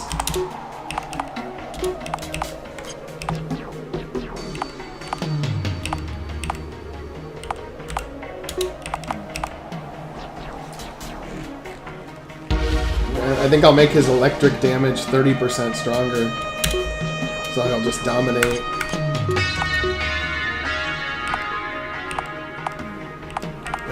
This cat guy is pretty weak. I need to make him with like higher defense.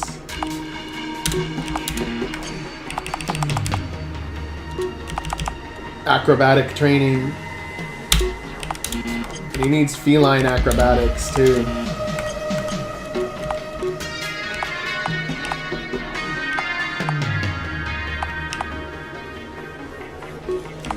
Sasser Zentrati.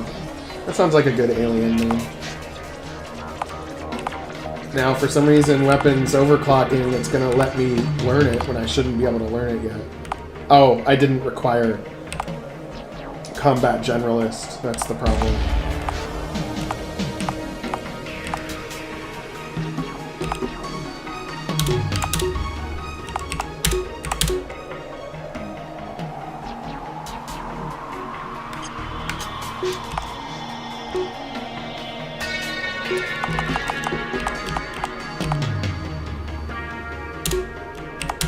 We'll go with gamma ray pulse for Vens. Sloan. We'll give him an extended defense field. That sounds fun.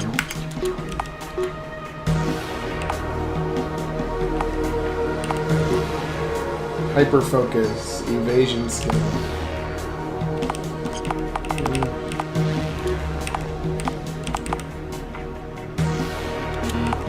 Oh yeah, tactical offensive.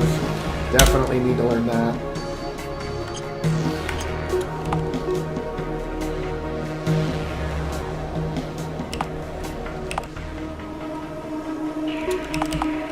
Thane can get more HP.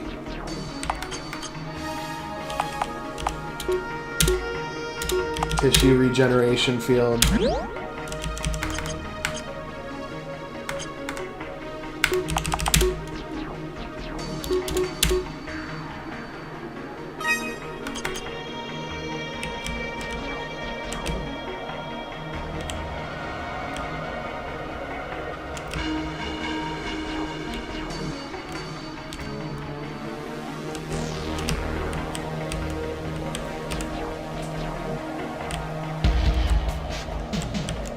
Supposed to go a different way, or... Well, good. At least I'm getting lost in the maze. That's a good thing. It'll take up some time.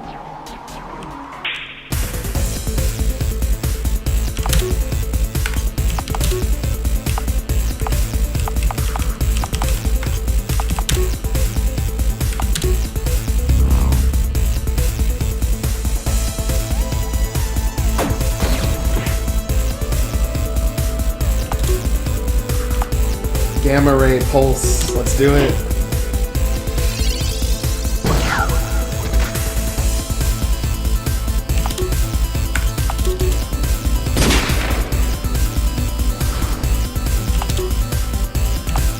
Tactical offensive.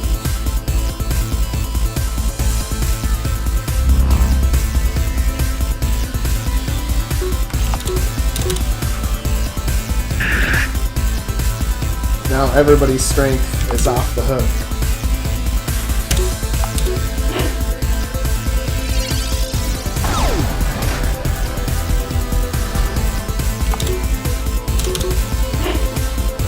This is gonna do a shit ton of damage. Yeah. Yep.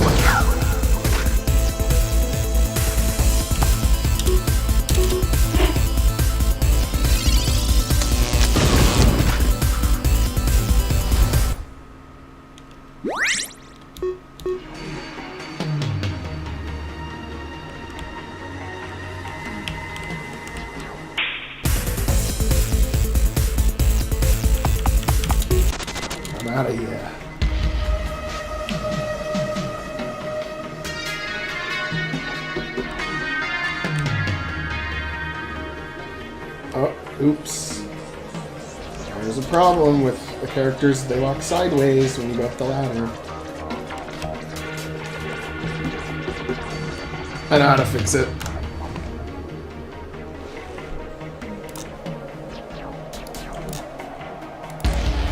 The first thing I needed to do was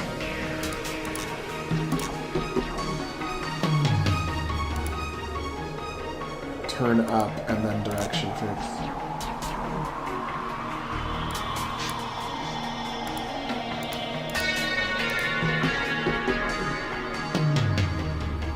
Or actually, I need to do it more like this. Common event, all characters face up.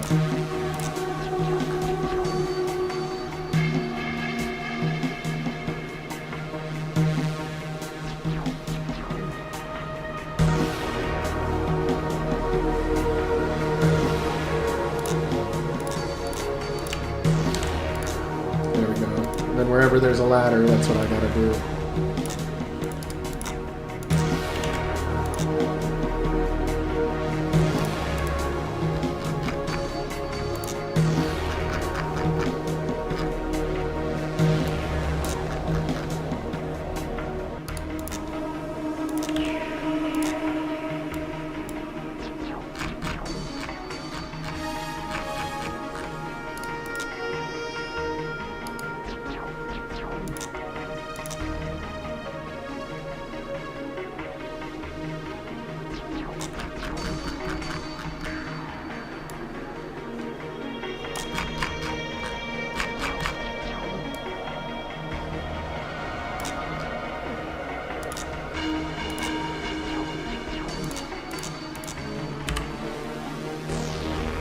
Get rid of that one, because we weren't using that one. We might use it, but not now.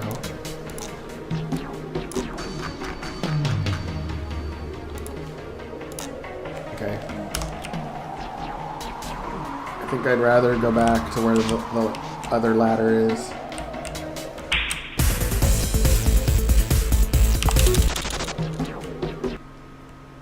Oh man, the lighting plugin does that sometimes. I don't know why. It will just, it very rarely, but it crashes sometimes when you run.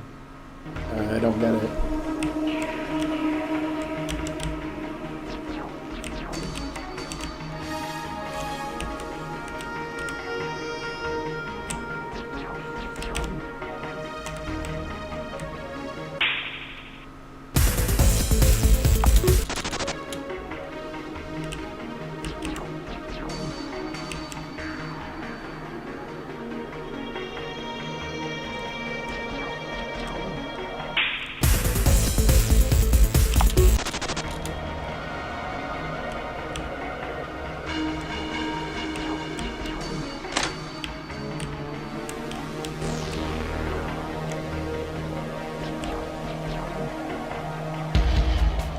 Now, let me make sure that when I go back up, I go back to where I'm supposed to. Yes, good.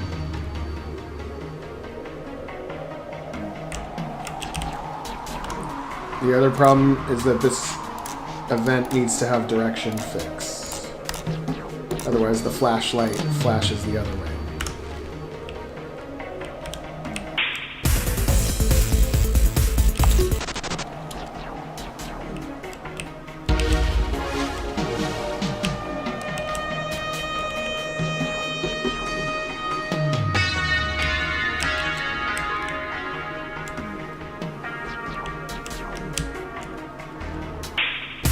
Okay, so there's something wrong with this ladder.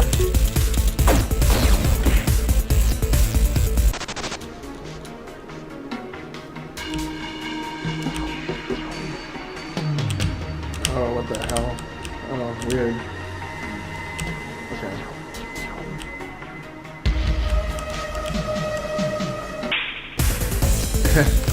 Yeah, I gotta get rid of that spear being right by the ladder.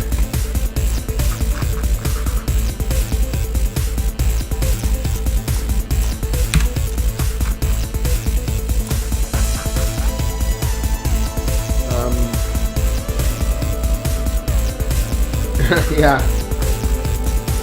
would be cool.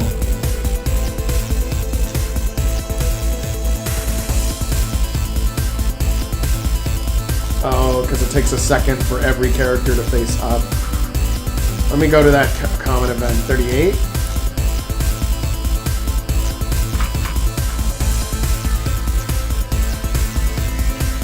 Ah, there we go. I just gotta take that out.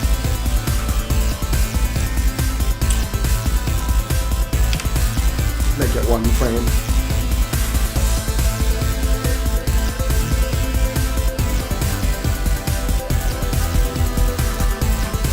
And then, okay.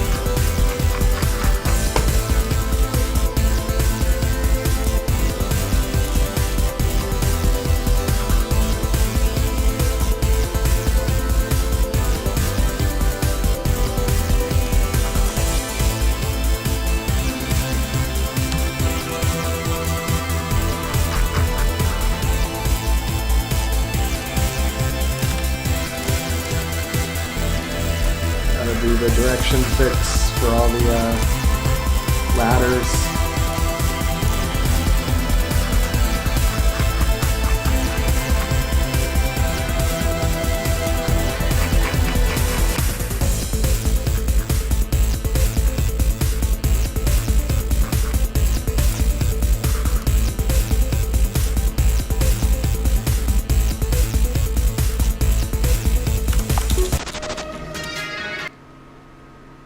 I don't know.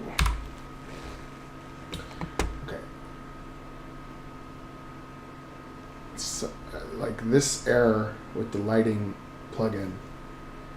Cannot read properties of null reading light data.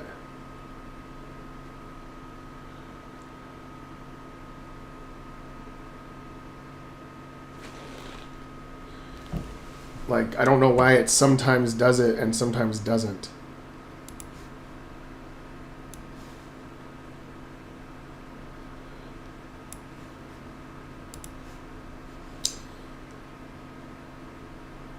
I'm gonna get this to what's his face, Killer Jin, because he's the one who did this lighting plugin. And it's very it doesn't have any lag, by the way. It's really nice, but I don't know what this problem is about. And I have a feeling it's going to make some people really mad. Oh,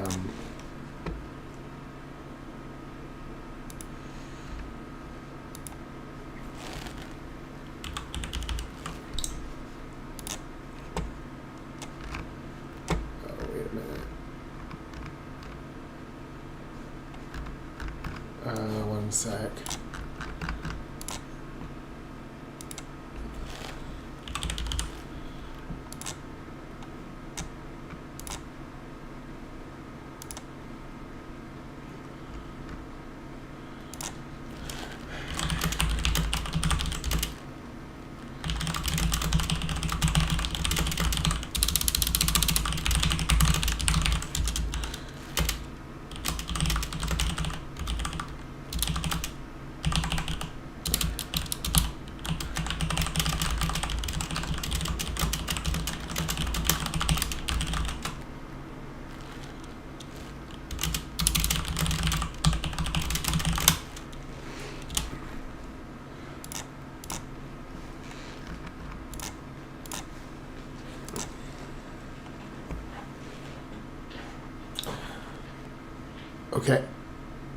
Okay, I'll be right back. My cat is ripping up the wall, which means that they're hungry. And you can't let the cat go without their meal. I'll be right back.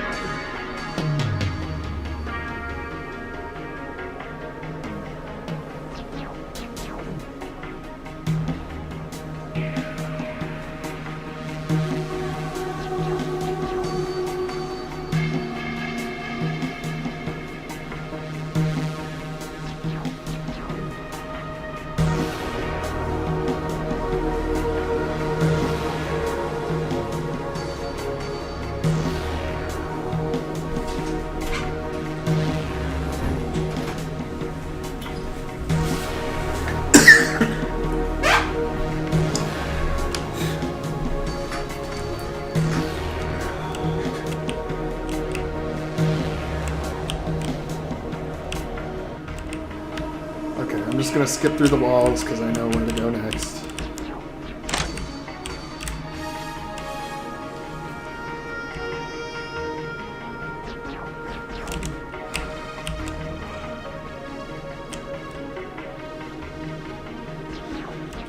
Still kind of messes with them. But I think maybe this ladder I didn't do the all characters face up thing.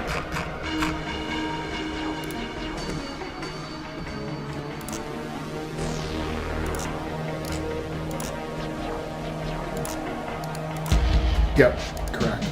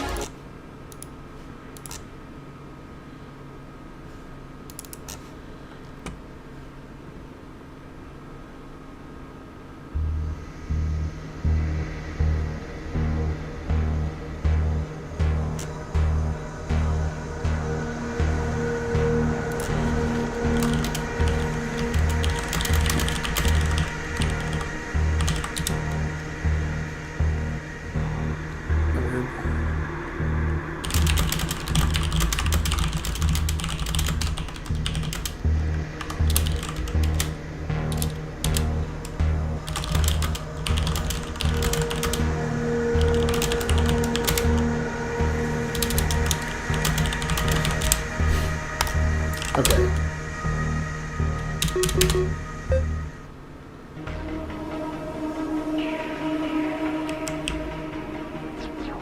Yeah, okay, there we go.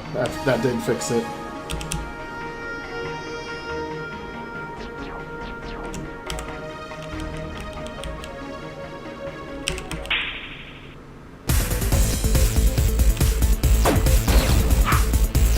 I'm gonna keep testing running away and seeing.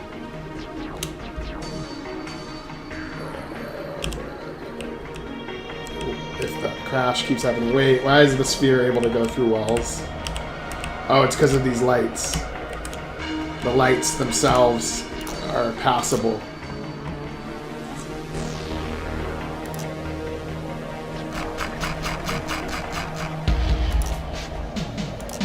Which they should not be.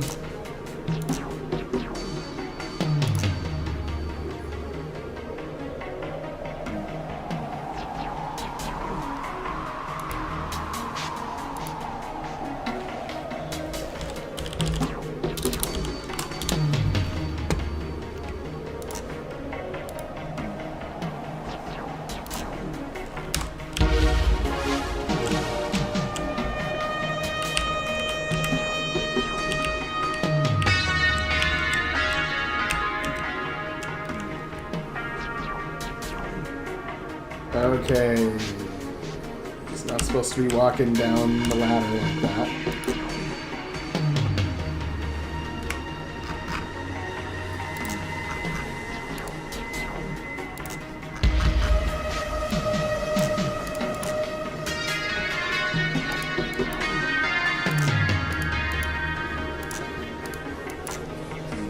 Oh, direction retained instead. I want direction up. Okay.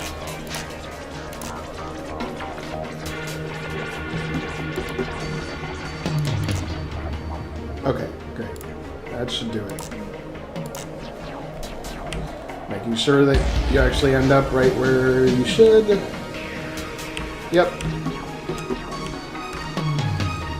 And now we're on the final level of the maze here.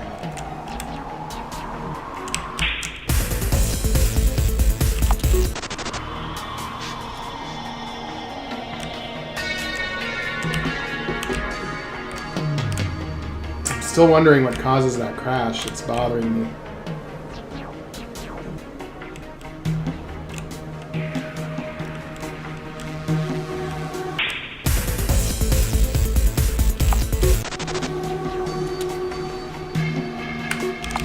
I'm gonna try something to maybe get the crash to happen. I have a hunch, but I'm not sure.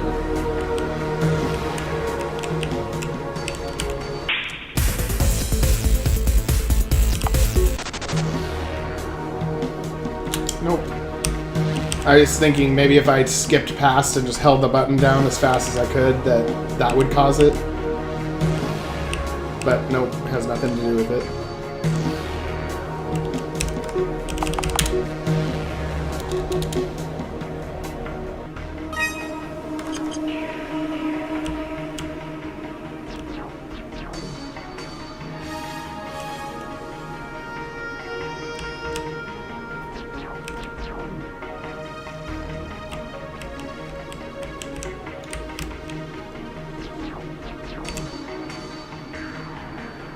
Interesting. Oh, I know what the problem is. Why that core activated looks fucked up like that.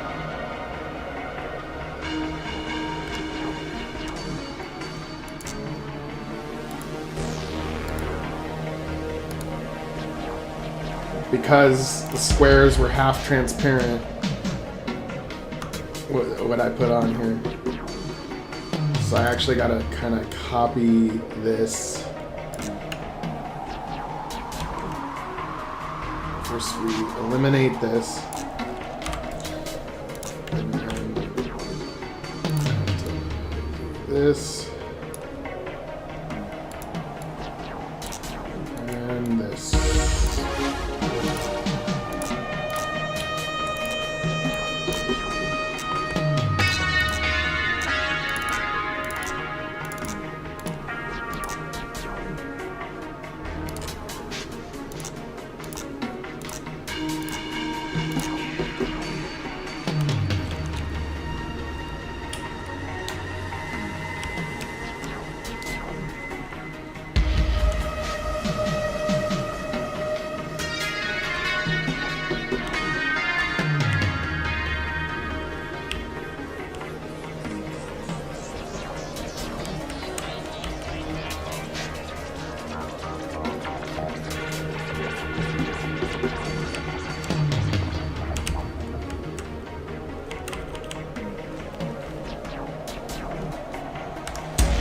I think the danger signs are a little bit too seizure-inducing.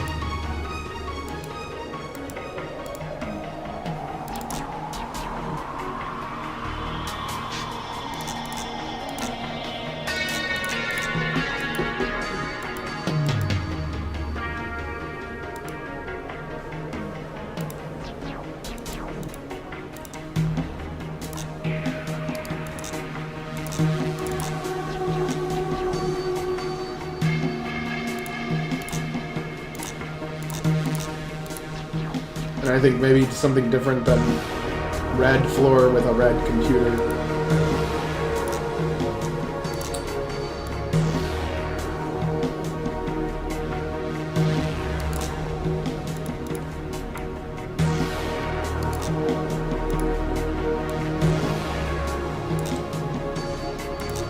I hate how it automatically puts the shadow in. Maybe that type of floor, black with white trim.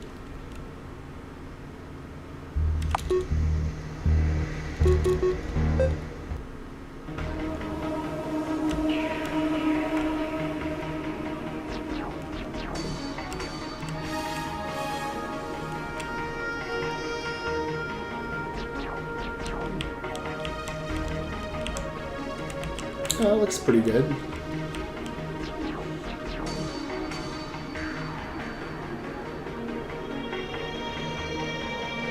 Oh, also the Wi-Fi signal in the upper right of that.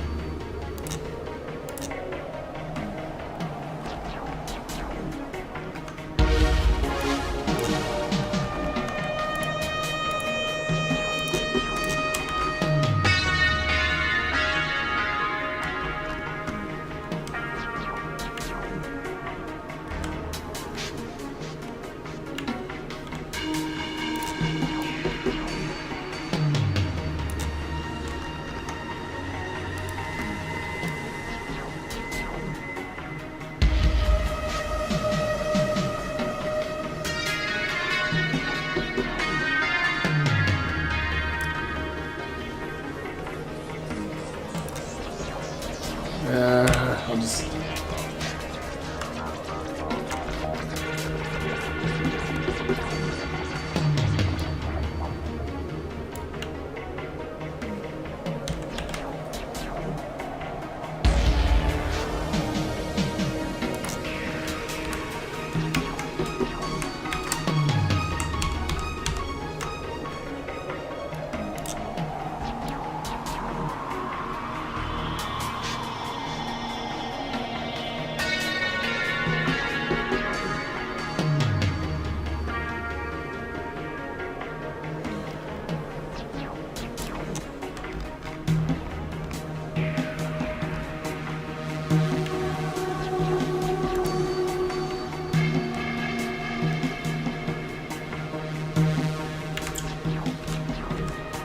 I have an idea.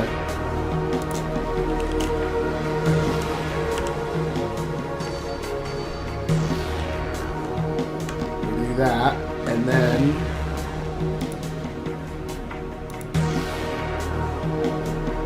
then we select them.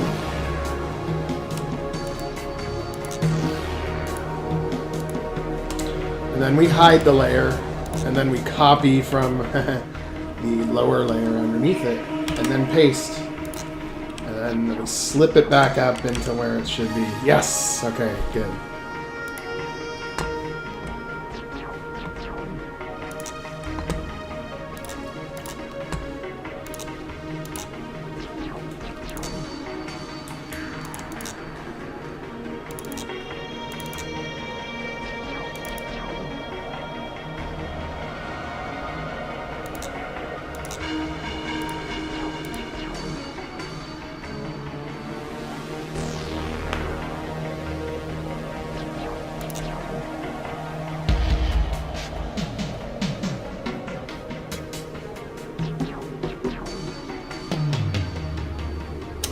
No, I don't think so. I think it's like more like a courtesy more than anything.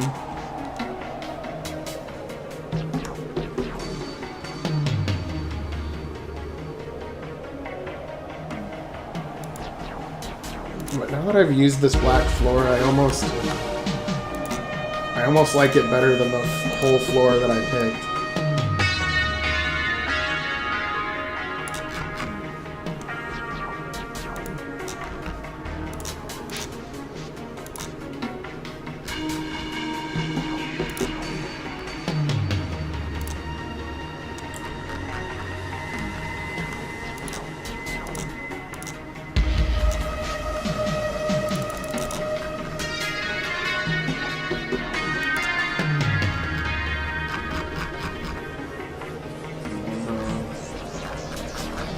Maybe not.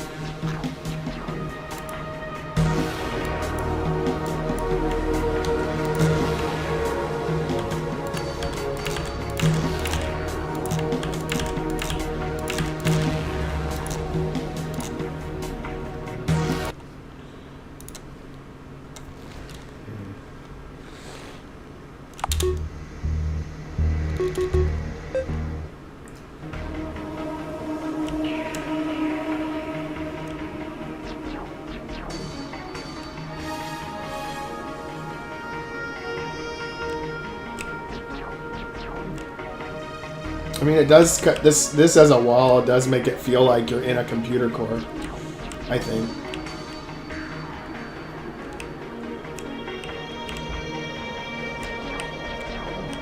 Oh, we're not supposed to be able to walk on this. God, I hate when that happens. Like, just when you think you've gotten it all, it happens again. But why am I able to walk on it on the... I'm not supposed to be able to.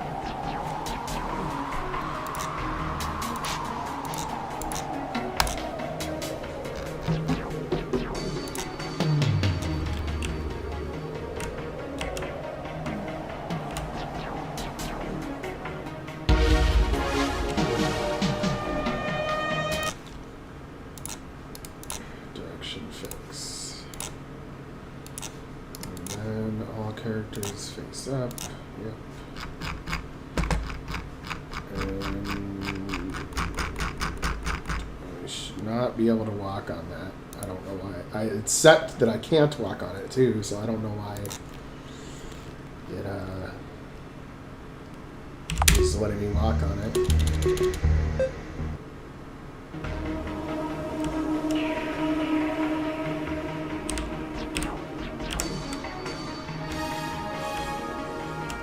Oh, what was that?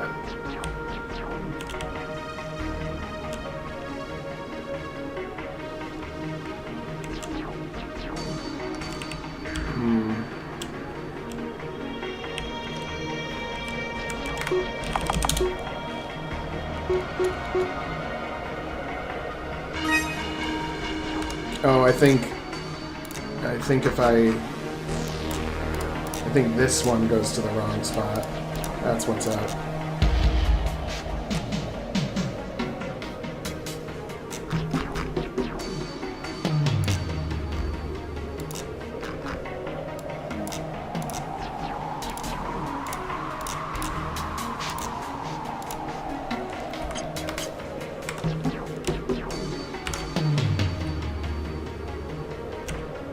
Yeah, I'm not supposed to be able to walk on that. There's something wrong.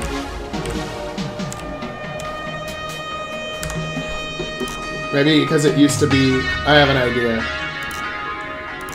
It used to be flooring, so it's still giving me the tile of flooring underneath it. And then... So if I set it to something else and then set it back, now it'll let me... Now it'll stop me. Because RPG Maker keeps track of 2 layers. So if you put a walkable layer or you put a non-walkable layer on top of a walkable layer, sometimes it will let you walk over it. So I think this will fix it though.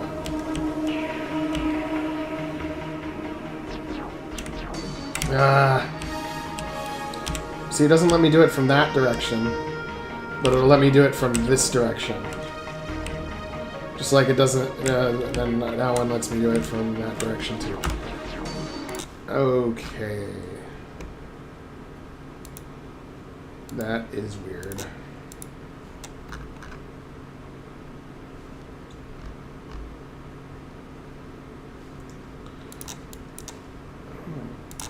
It's weird though because it interacts weird with this. Oh yeah, you can see that it's like cut off on the...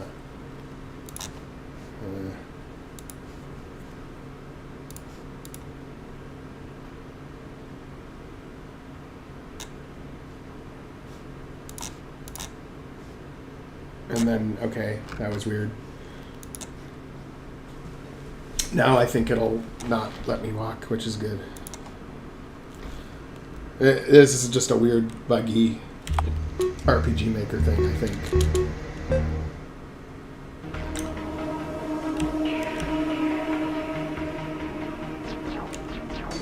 Yep. Fixed it.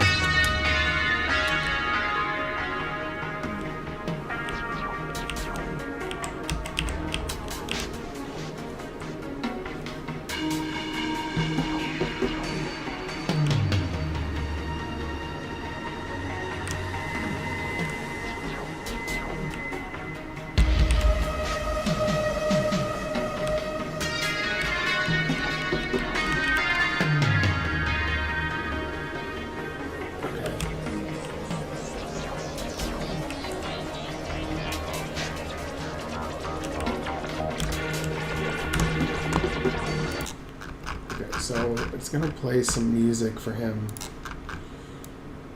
I'll have him.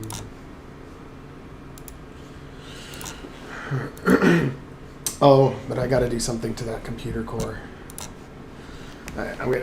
It's gonna be a problem where I'll be able to walk through it, even though I set it to be the same level as the character.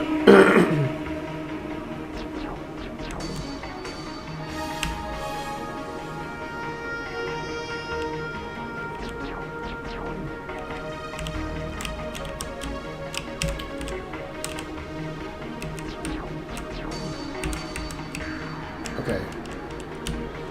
I know what to do. Simple. New event. That's nothing. Same level as character.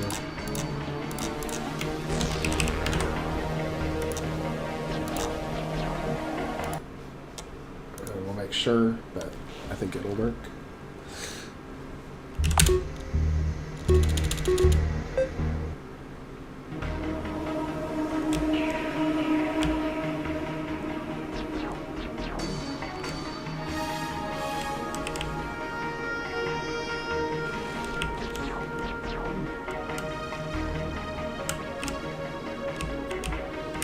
Yep. All good.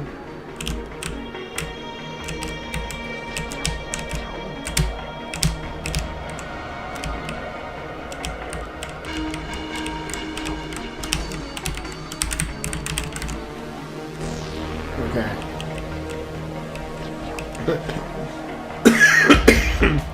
Some people have commented that they think it's funny that that there's so many people following the main character in the team. I prefer it though, rather than having them be like invisible. But what I don't know how to pull it off, but what I would like to do instead is, instead of them being like a human centipede kind of thing, I'd like it if they could follow you, but in a more disorganized fashion, where they kind of are like following you from behind, but there's a more organic way of following you, but still following you. But there's nothing I can do about it now.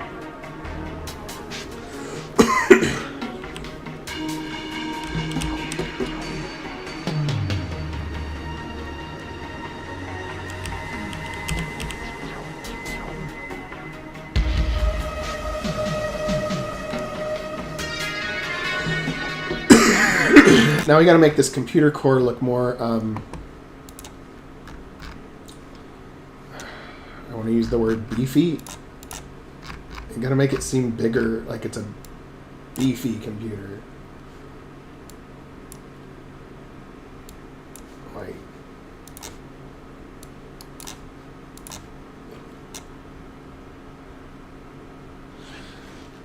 yeah, I know, and I'm looking for it. I just haven't found it yet. But that's my goal. But it's like kind of like a cosmetic thing. So it just hasn't happened yet.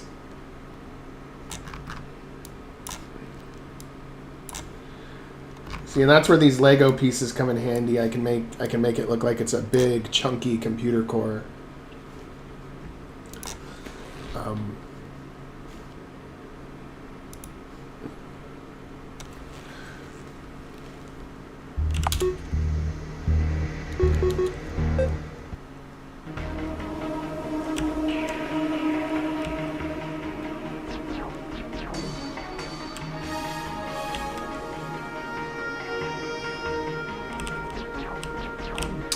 Yes, that looks nice, actually. It does make it look more chunky. Although, I might even want to tempt beefy and buttery. Yeah. Yeah, I can do this. I think I can put these things underneath like this. And it will make the computer look good, like nice. So we'll see.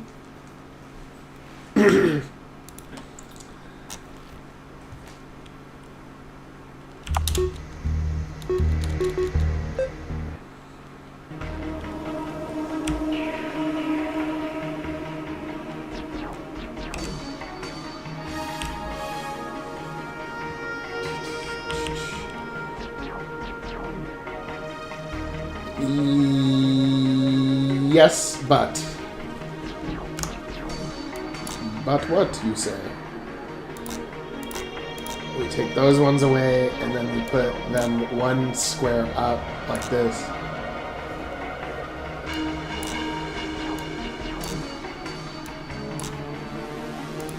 I think that'll do it. That'll do the trick.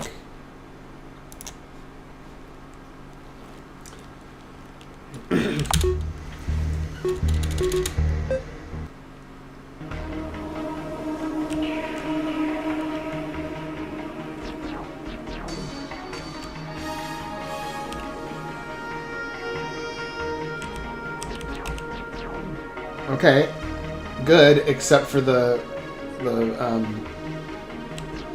screen at the top. But I got something for that. I'm just gonna cut off the tops of those. No, it's okay. I actually like to joke like that. We're gonna make the server core look like a beef supreme burrito, slathered in ketchup.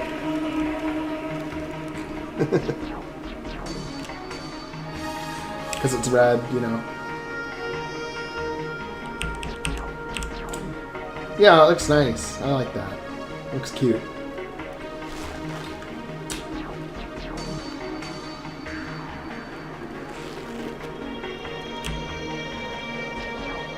And now he's gonna have staff with him. His foot soldiers, and I need to have some kind of music for him when you come walking up to him. And then he'll be a nice boss fight.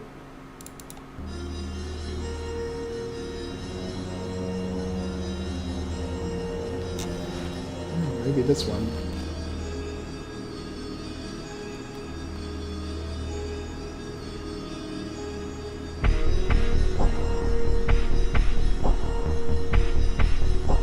I'm just listening to it to see if it makes sense for what I think this should feel like.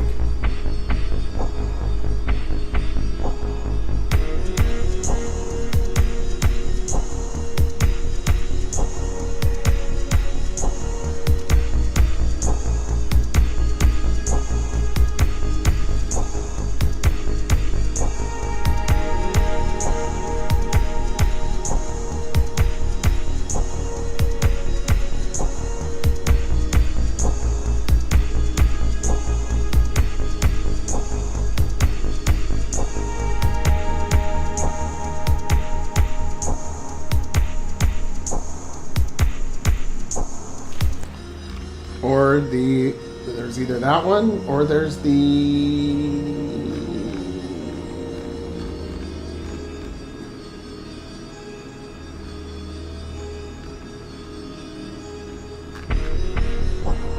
There's that one, or...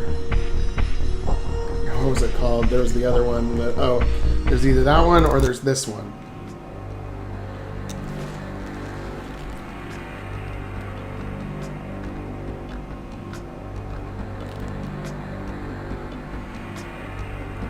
This is the other choice, possible choice.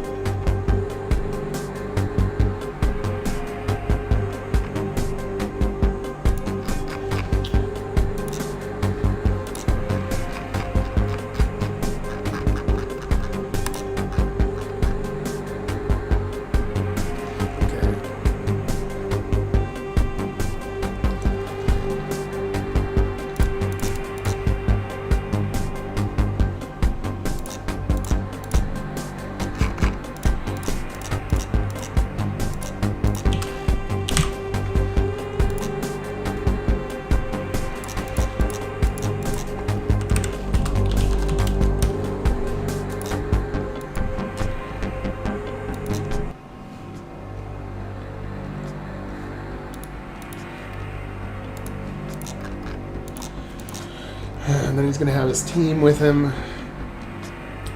Should they just be Marines? That would be the easy way.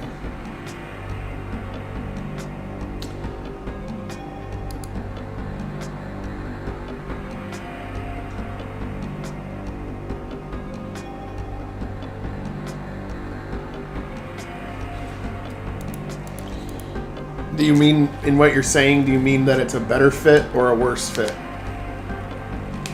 Because there's going to be some dialogue where he's basically saying, like, it's too late. He's going to be like, it's too late. There's nothing you can do now. Pretty soon, you know, you're all going to be dead, you know. But why will we be dead? Well, something like that. You don't understand what Kern is trying to do. He's trying to save Earth. And you're getting in the way of saving our planet. You know, it's not going to be that corny, but like something like that. Something like, just get out of the way because you guys don't know what you're doing. We do.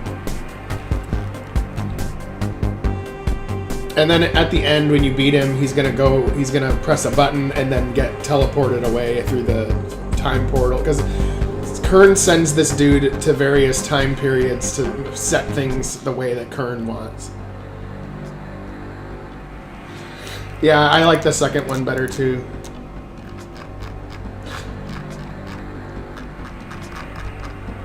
But Thraxton is the guy that Kern sends to, like, he's basically a time operative. He sends him to crucial times where he has to make something different happen than what happened before in the service of what Kern wants.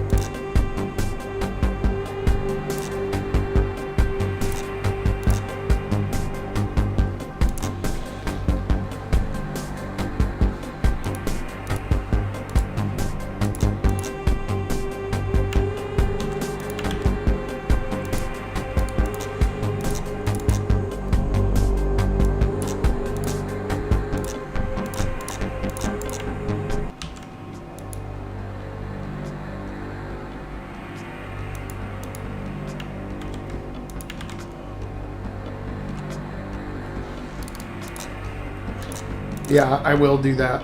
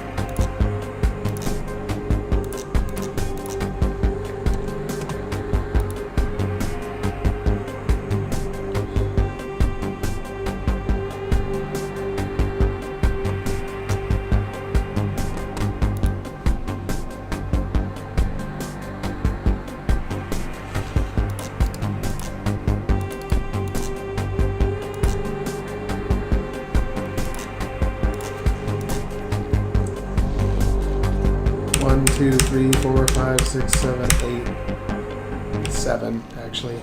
7.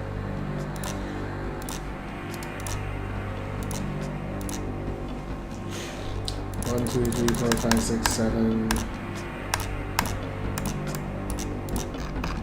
And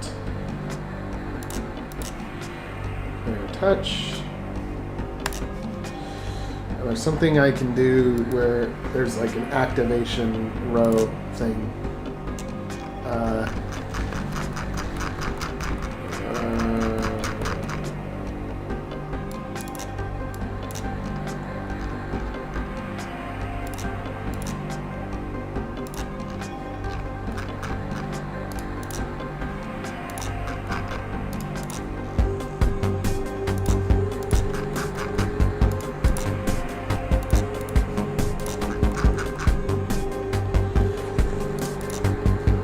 There's something with where I can say if you step on any square in this horizontal row, make this shit happen. Although maybe I don't want to do that. I know what I can do.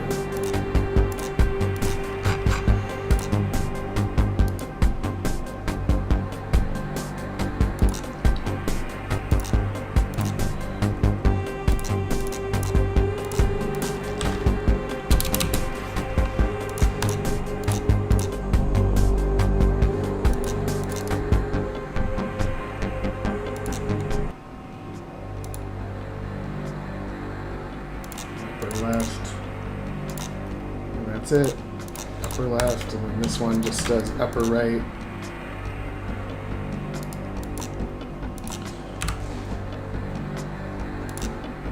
Upper right. And then this one activates.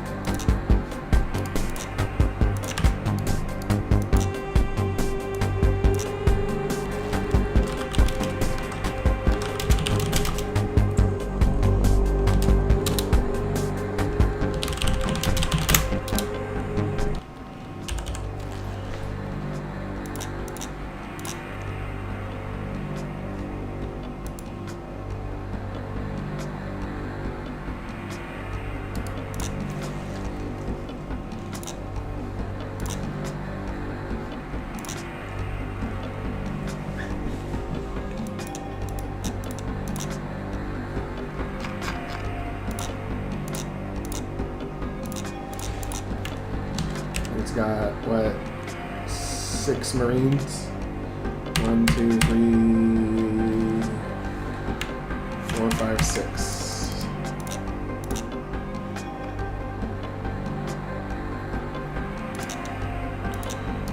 First Marine, second Marine, second Marine, third Marine, fourth Marine, fifth.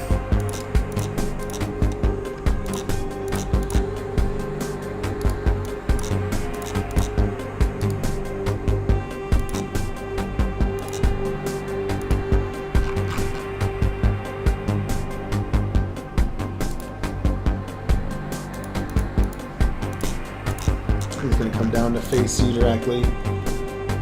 1, 2, 3. Yep. 1, 2, 3.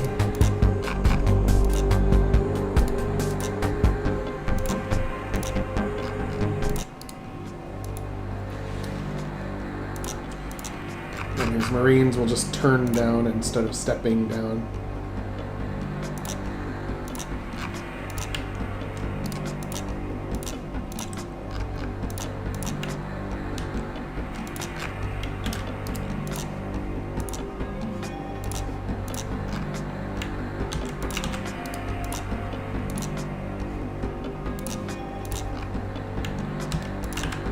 And since he's already been traveling through time, Thraxton, he already knows who you are, and he's like, oh, come on. Like, he already knows who you are and what you're gonna do, right? Because he's from when you have already gone through Keldar's portal and everything like that.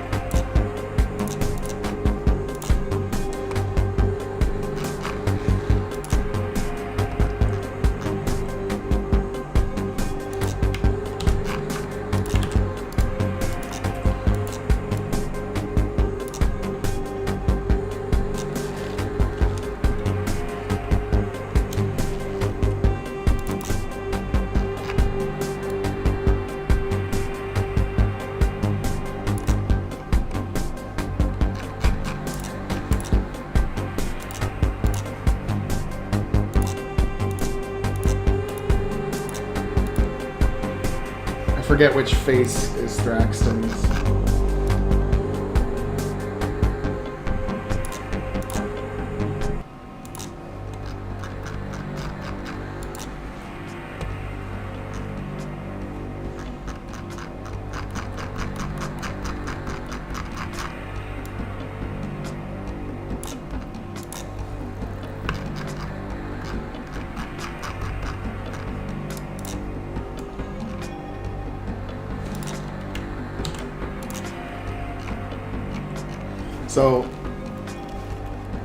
So Thraxton is gonna look down on you and basically be like, "Oh, it's you."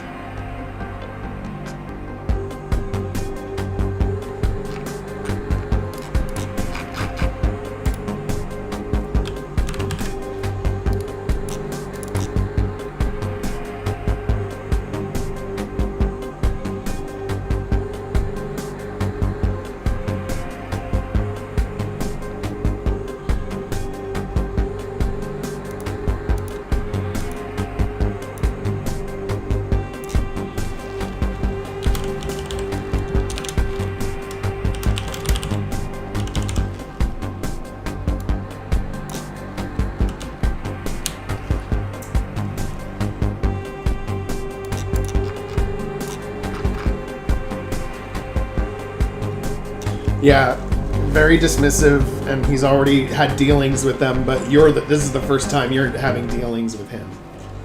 So you're surprised, and he's like, oh, don't even try it.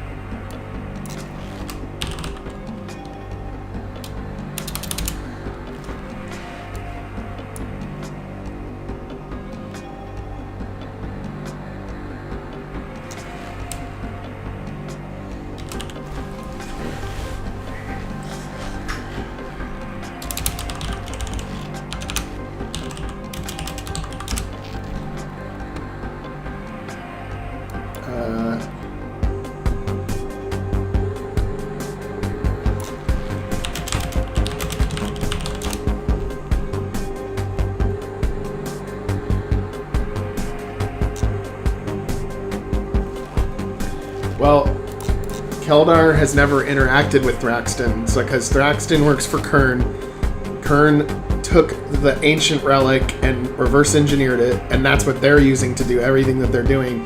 Keldar was an independent force who learned how to build this same type of technology, but it works different, and eventually the Terran crew is using Keldar's gate to do their own thing, and it's interfering with Kern. And so Thraxton has already been traveling back and forth and is aware of you, but you're not aware of him yet.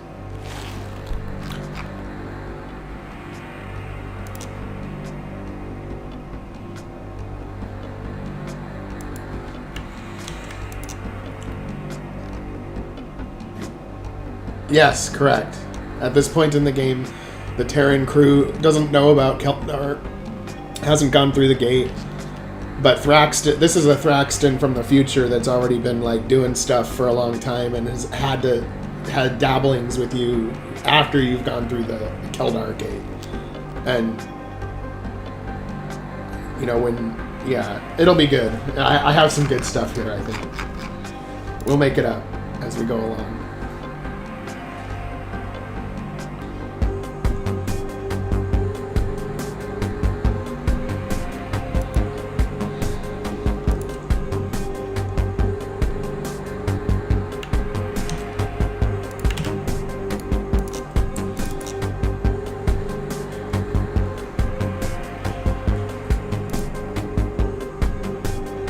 He's basically a space vampire.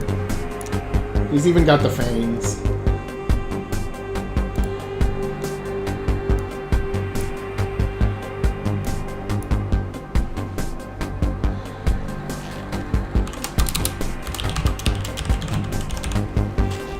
Yeah, he's just gonna be like an asshole. Yeah, do we know each other? More or less.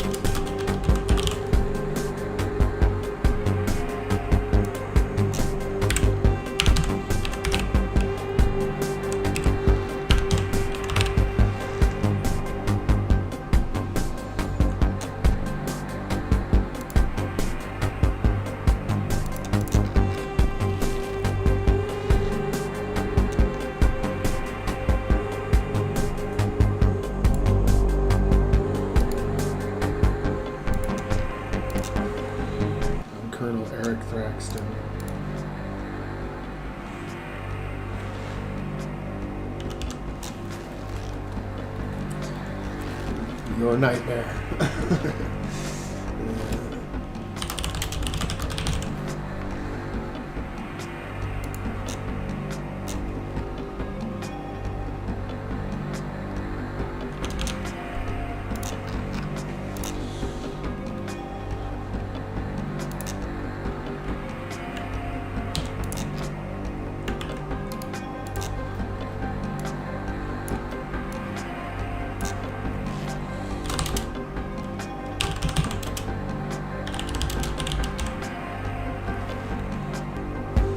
He's going to be kind of cryptic. Like, he's not really going to share a lot with you. He's just going to say the order will fail.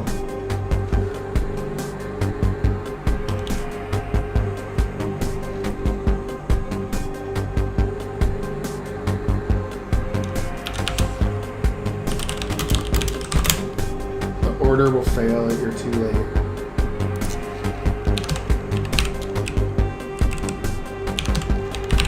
Because the Terran crew is going to turn into a faction in the main game that's basically like, I want to...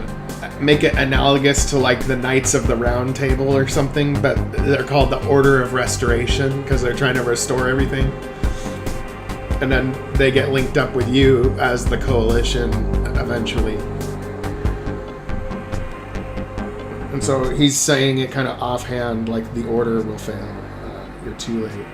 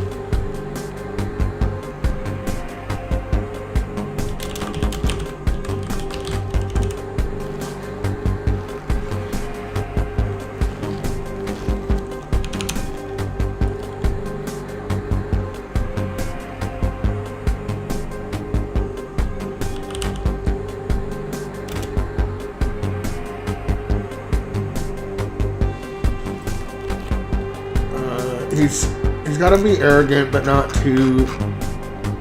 He's just gonna be a kind of an asshole, but kind of making the Terran crew feel anxious that he knows more about them than they do. So I'm just thinking of that kind of dialogue, what we can do here.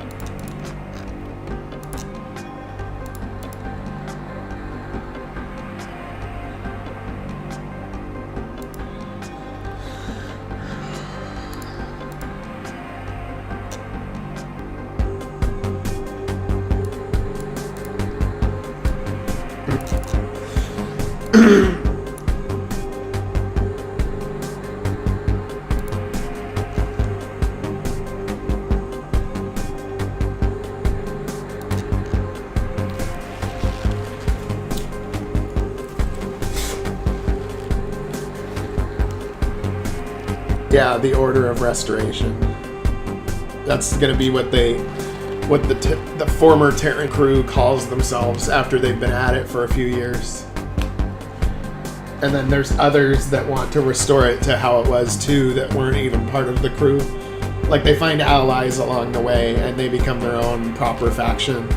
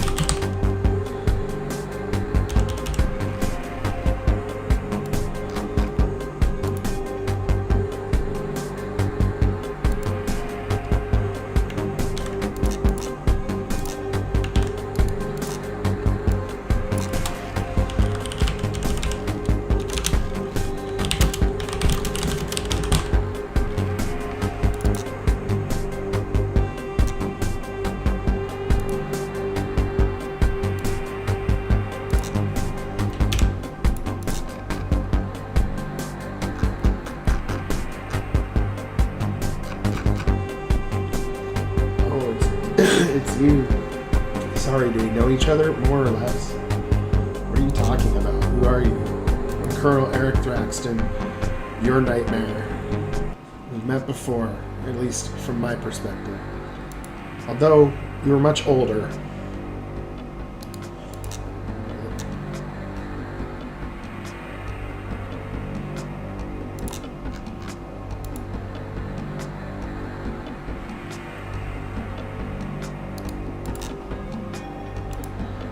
The order will fail. You're too late.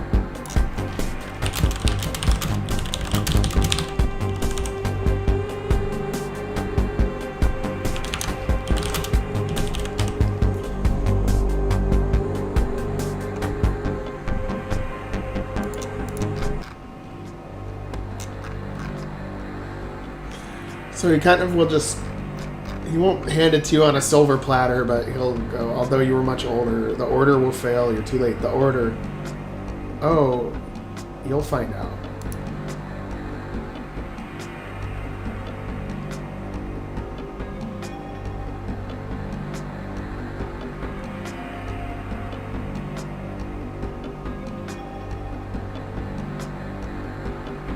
Yeah.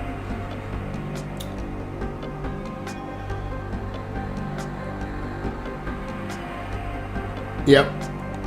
Yeah, that sounds good.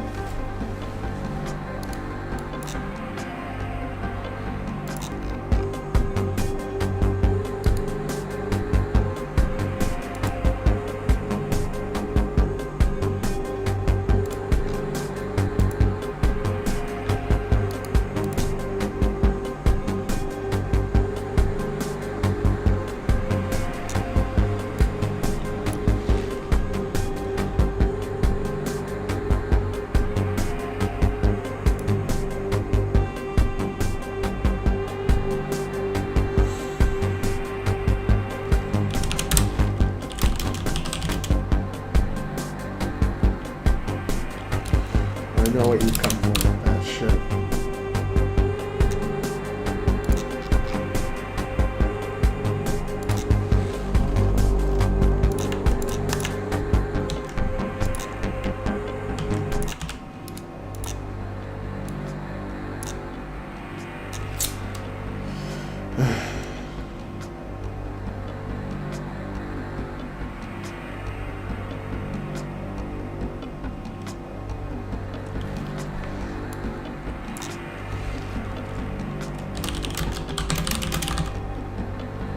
Don't waste your time.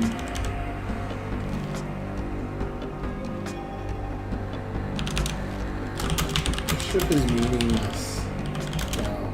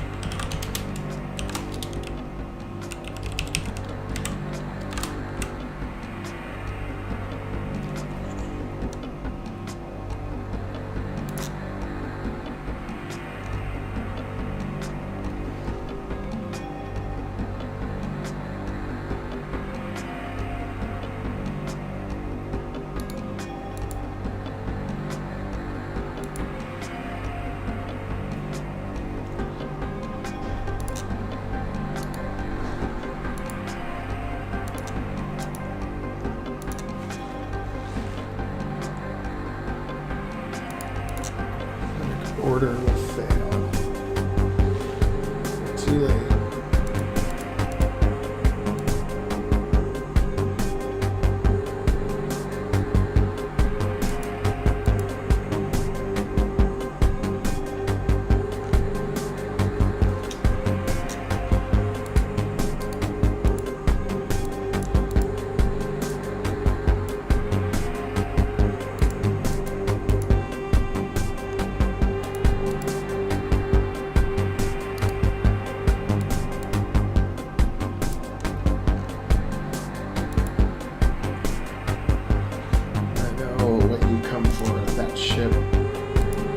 Don't waste your time. The ship is meaningless now.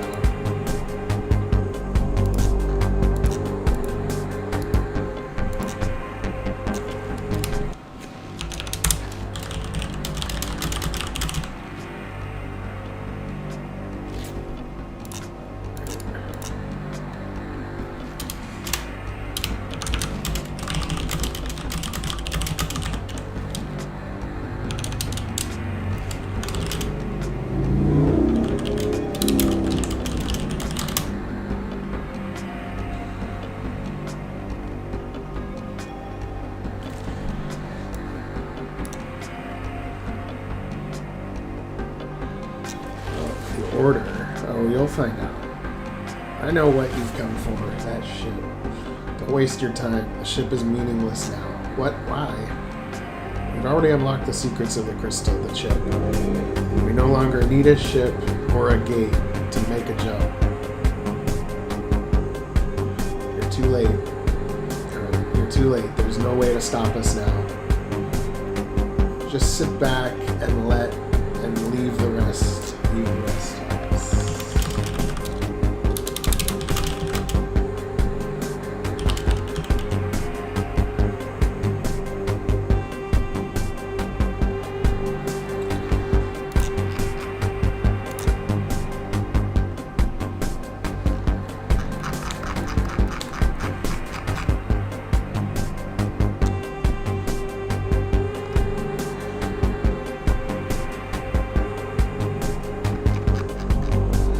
Yeah, some people that really don't like time travel stories, but I've always been really into them.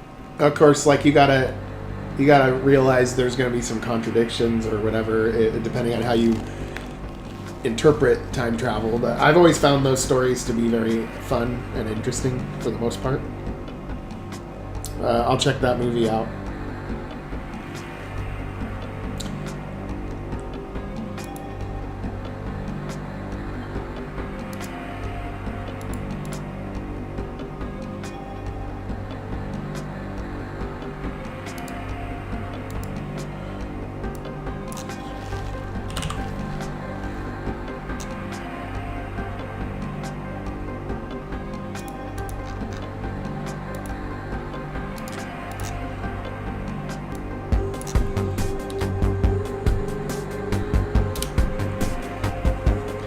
I know, it is hard. I'm kind of taking a different angle of it. Is like, in my game, it's kind of like the time travel is happening, but other people are doing the time traveling and not you, but you're shielded from the effects. So you're trying to stop it. And like, you will travel in time, but it'll be like, not very often. Like, it'll be like kind of near the end when you're gonna bring it all to a close. But it's not like you're getting into the time machine and going to various time periods or whatever. That story's been done so many times. I'm almost writing a story that's like a conspiracy of time travel, or it's trying to stop the conspiracy of time travel.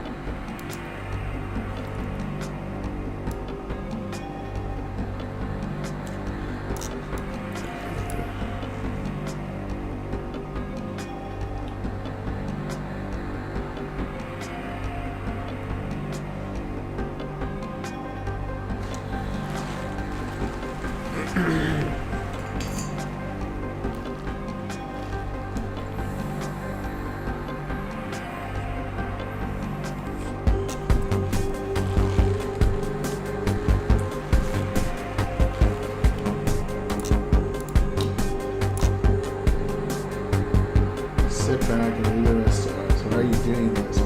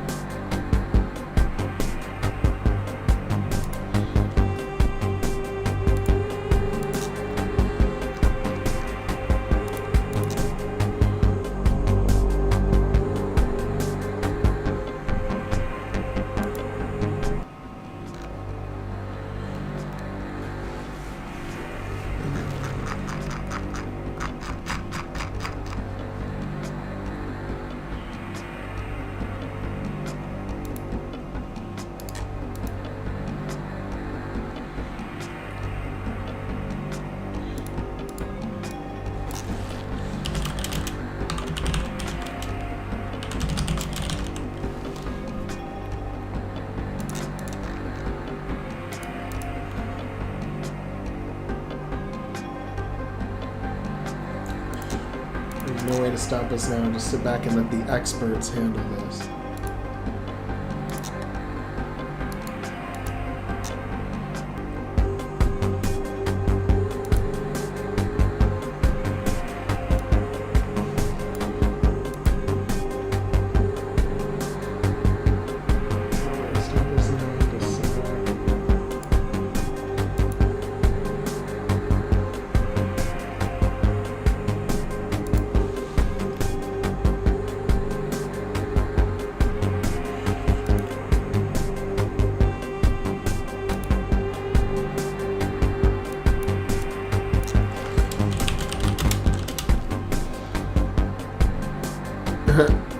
I actually took 4 years of Japanese. I'm not fluent in it, but I could get by. I can read it, not the kanji. I know basic grammar, and like I could get by, and then after a couple months I'd learn it and be able to be fluent.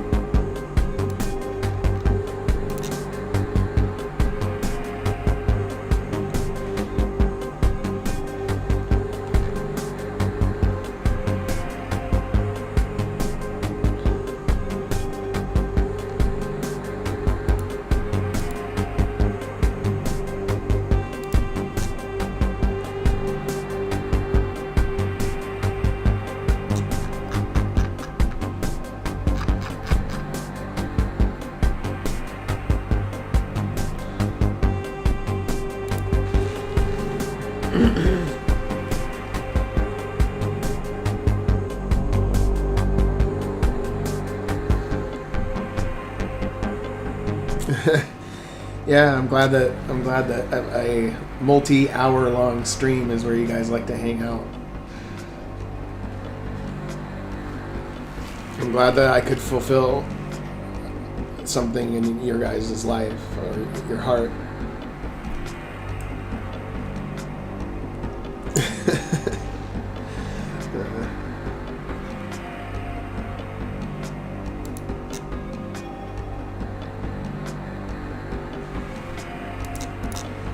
I really want, the thing I want to do today is get this done, this part done where you get Fraxton and then you fight him and then you get access to the hangar and get to the Raven.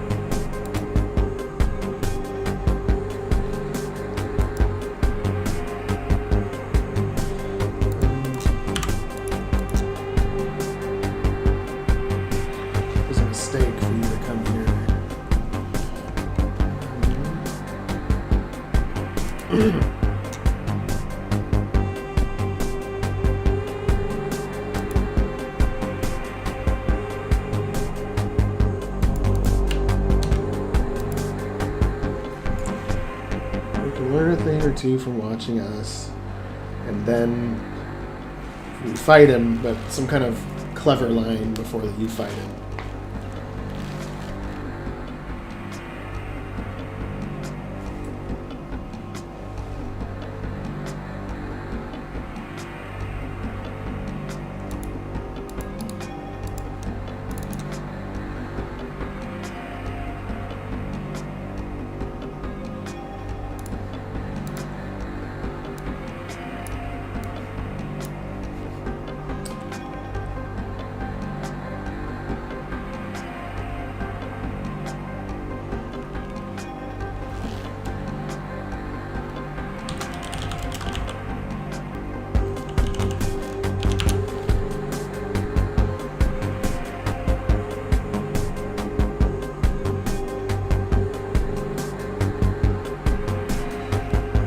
Yeah, he's not dumb, but he's arrogant, but he also enjoys playing with you. I guess I'd put it like that.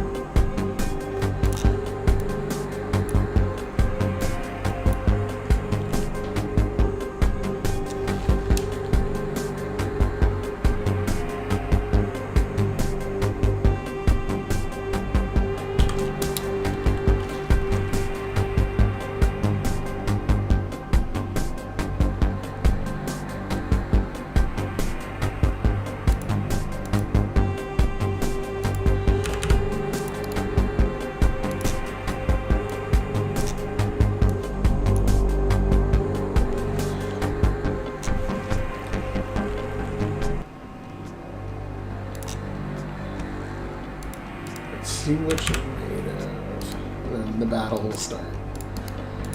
And then we'll have boss battle music.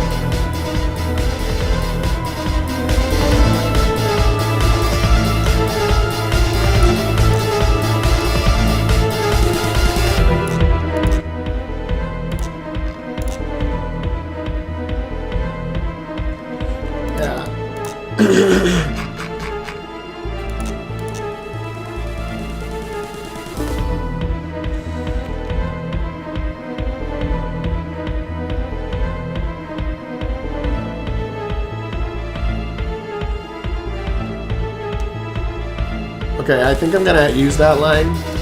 But I'm gonna use it in the battle when you actually are getting like hurt pretty bad. Like in the battle.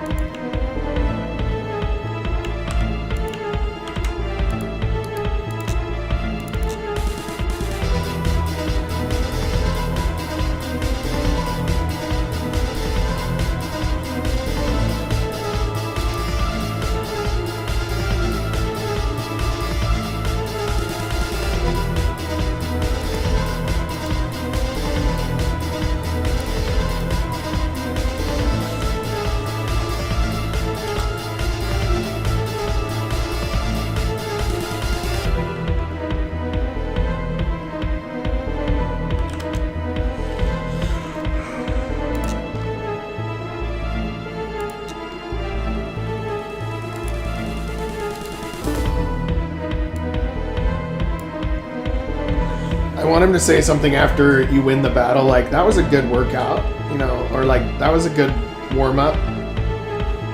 You know, like, where he gets just kind of like, yeah, you know, that was a nice warm-up for me.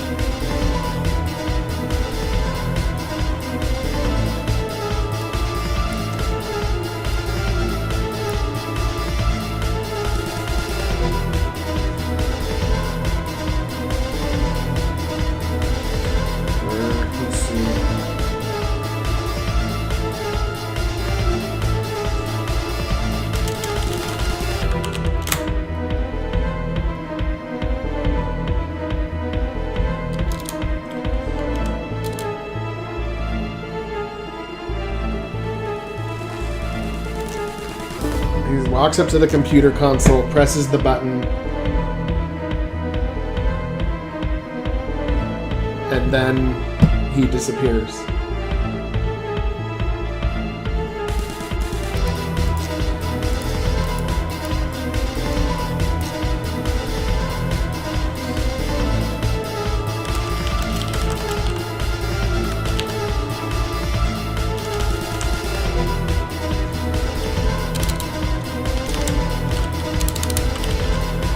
Thanks for the warm-up, kids.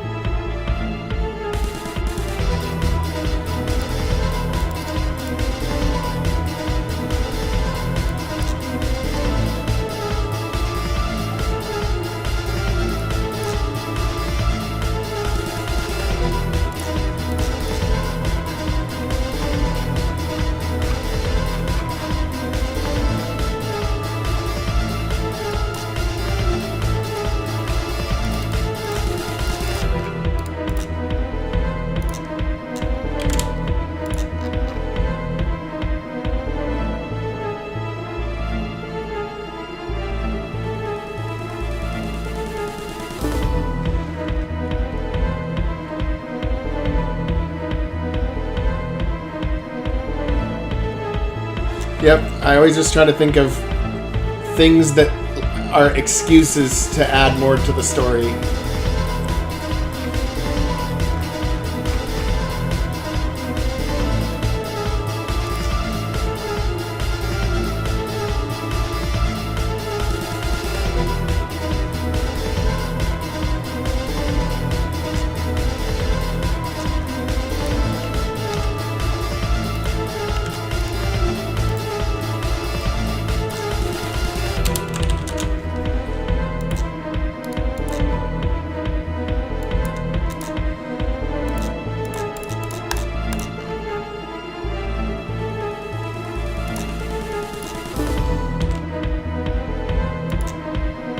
Oh, I have something he can say.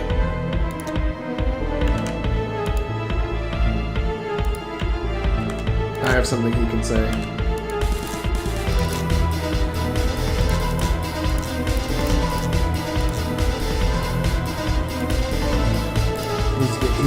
He'll say, enjoy the ride. And then he beams out of there. And by ride, he's referring to the jump.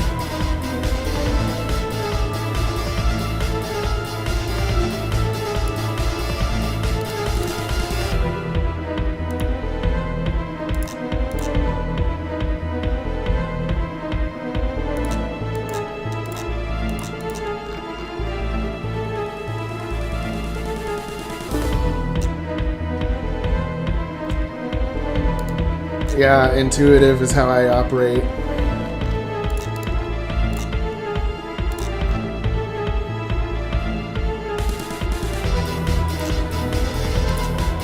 And a lot of times I come up with something different than what I even intended. Sometimes it's better than what I thought in my head when I first thought about it. Because it can flow and kind of go in its own direction.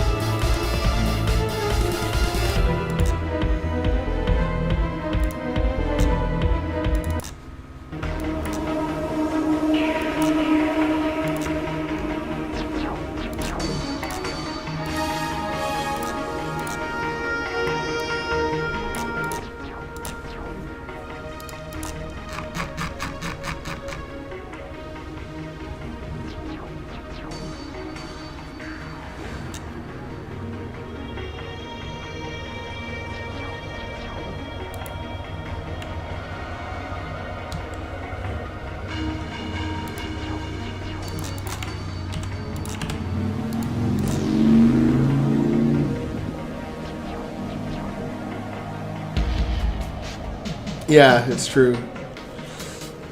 That is true.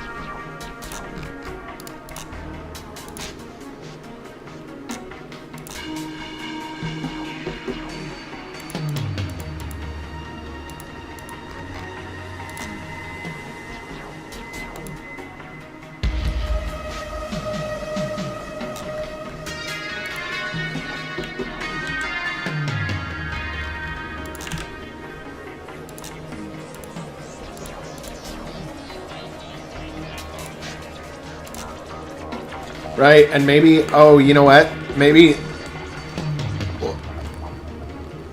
this would be good. So maybe Thraxton intended for you to take the Raven. Because notice what happens when you do take the Raven.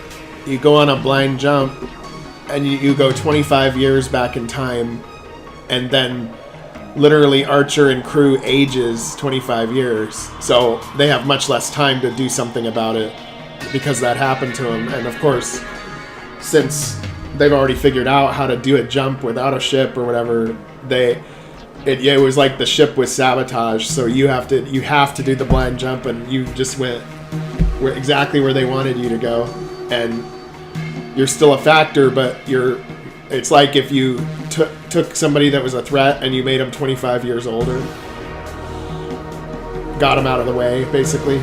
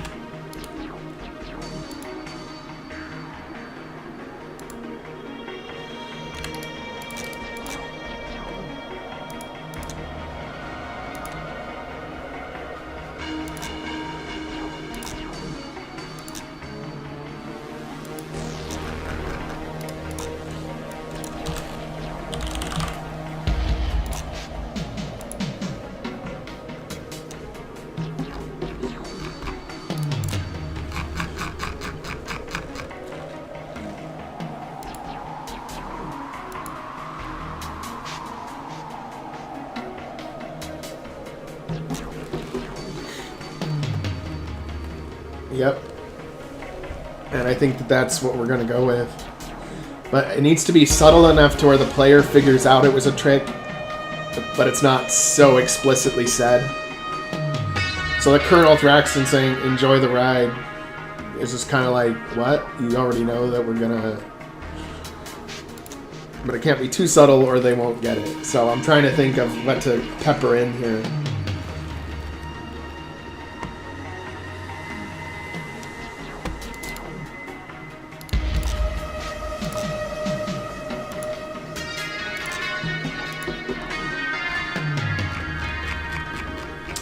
But see, we've come up with all kinds of new interesting stuff about Thraxton just in a short period of time that I didn't even know about until we started doing it. Okay.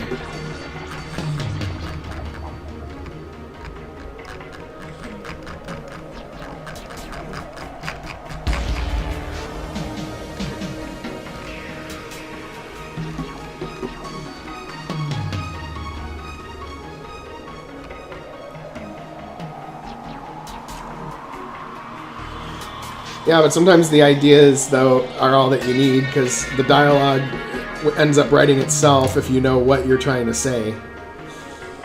Like, you can... I just try to word it the way that I do dialogue is I say it out loud. Even if I say it out loud in my head, I'm like, what does this sound like? If somebody walked up to you in the real world and said these things in this way, would it come off as awkward or would it make sense? So sometimes it's like, that's where I pause the most, is where it's like, okay, I know what I want to say, but you have to say it in a certain way, otherwise it sounds like a chunky, awkward person saying it.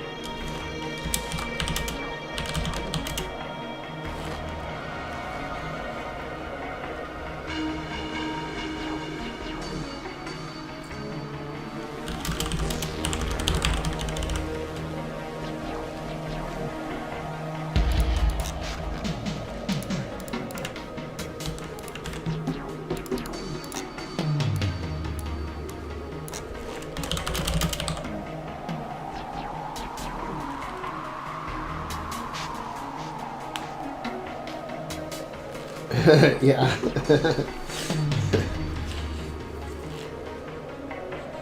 A child's author.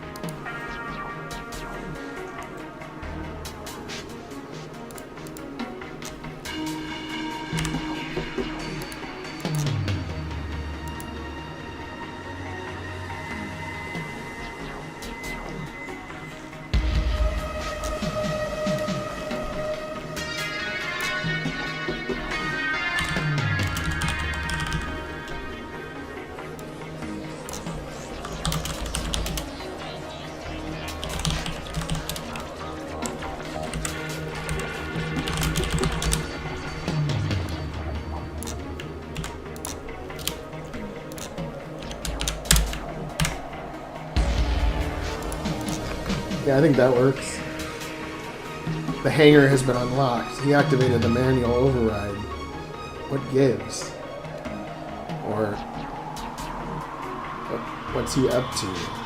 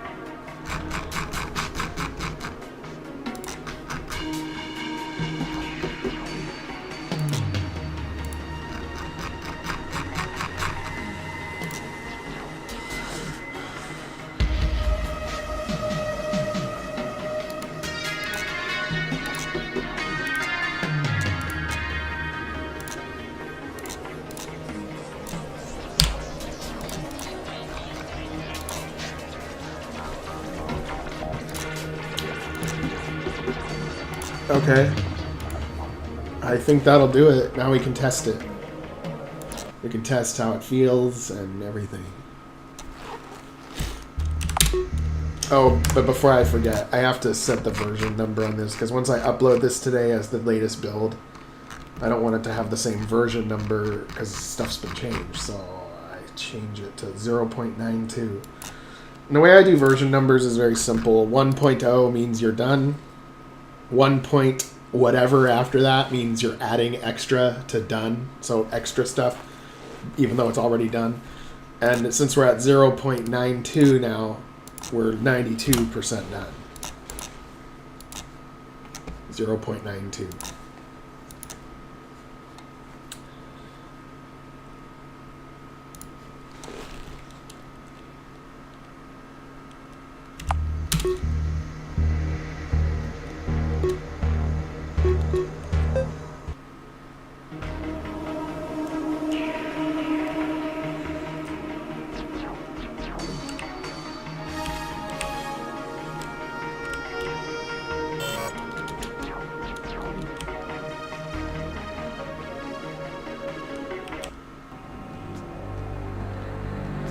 Oh, I forgot to do the common event that makes my characters pan out.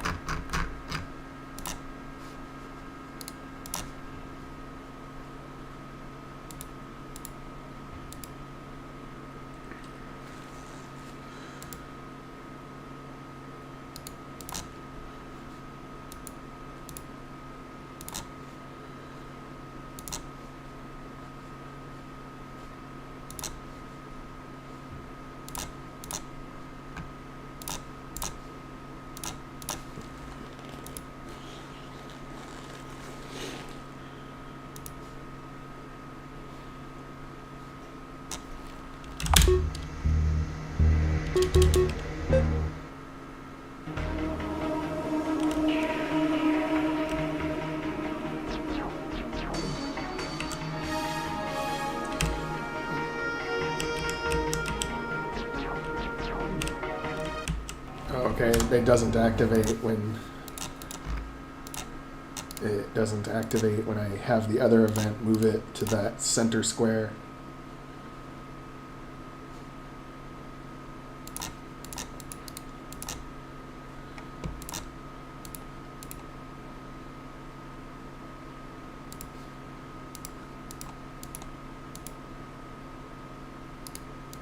Okay, let me see here. Oh, I know what I can do. This one will be activated. It will be auto run, but it'll be activated by a switch. Auto run but it has to be activated by a switch. So copy and paste and delete. Now by default, if you step on it,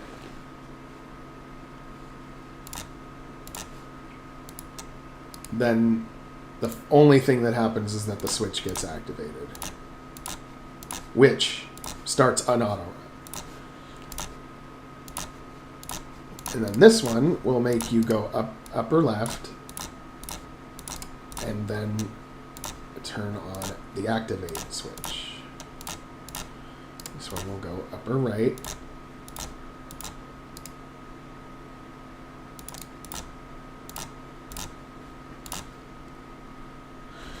I know the detail work. There's more. There's a lot more details in it than people realize. There's a lot of people I've talked to that are like, "Yeah, I want to make my own game," and then they start to do it, and they're like, "Nah, it's too much work."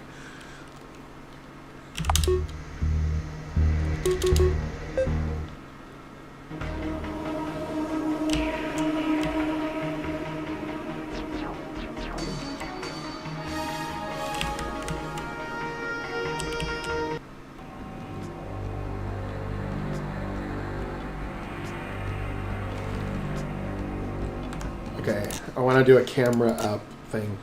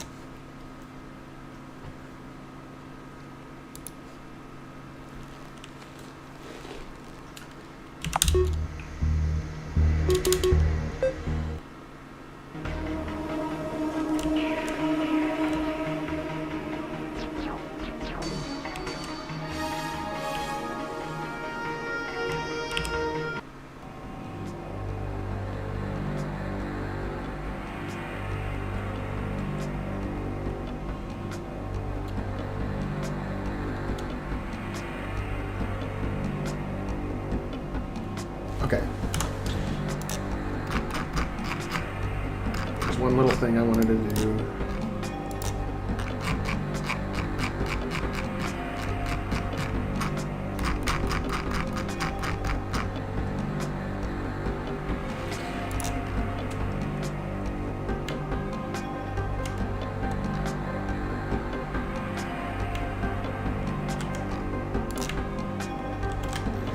Wait for him.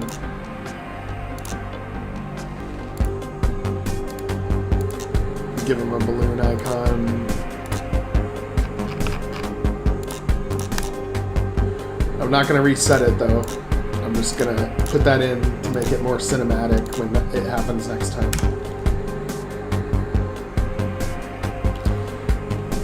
And then I think that the camera motion, we go up by 3 instead of 4.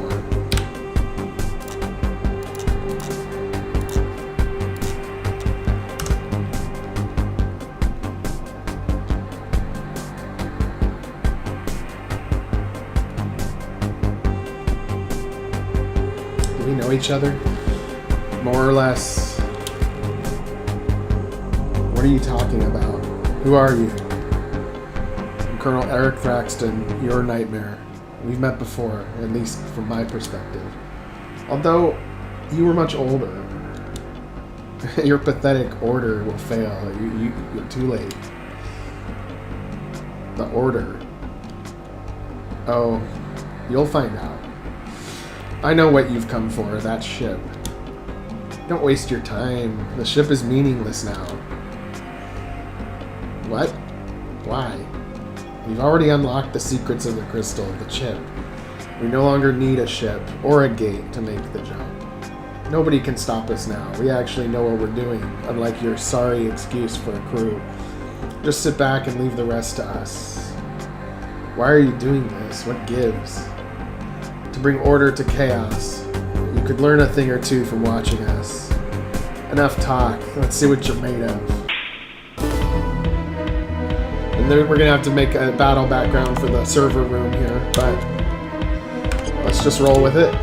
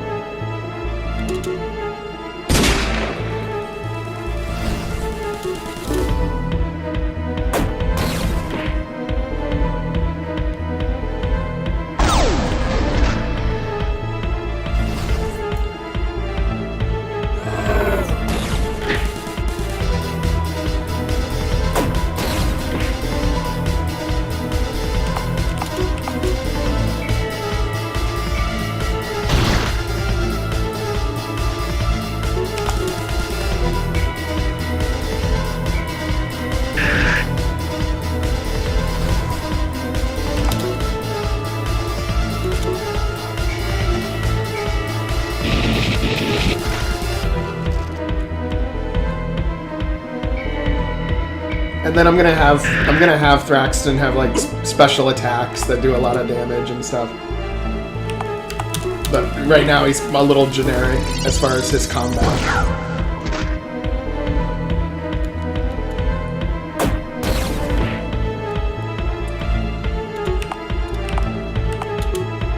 And I think I want to make his troopers a little different, a little like more elite.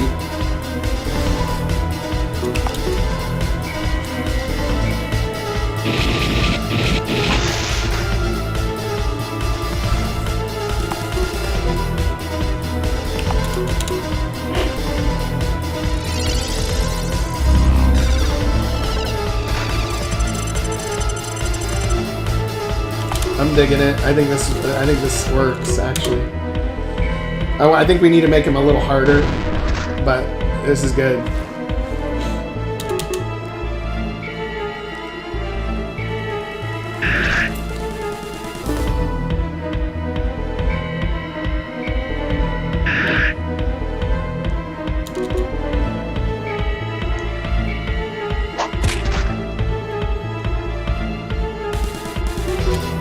And I need to make him say stuff during the battle as you grind him down. But I'll worry about that later.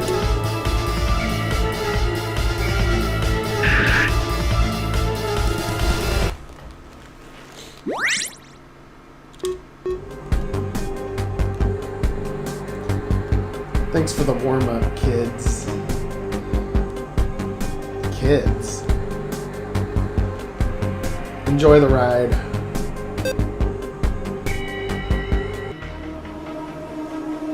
He's gone.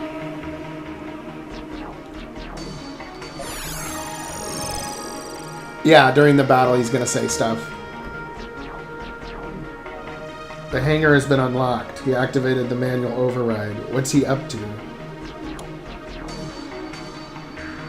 Come on. Let's get to the hangar. We don't have any time to waste.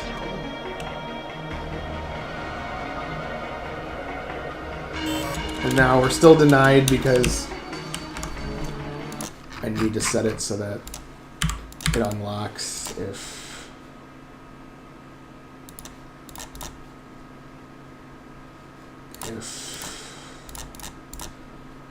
the hangar unlocked is set to 1.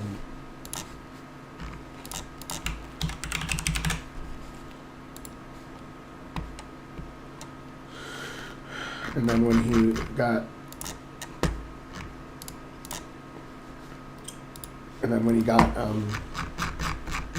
killed, he should have gone up by 1 more.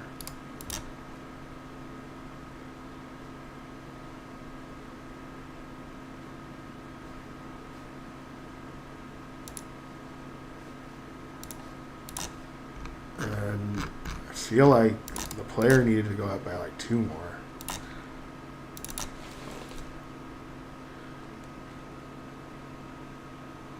Everson is in orbit because what happened was that she's on the Dauntless on the bridge. She's the captain, so she's on the ship, and Archer's on the surface below.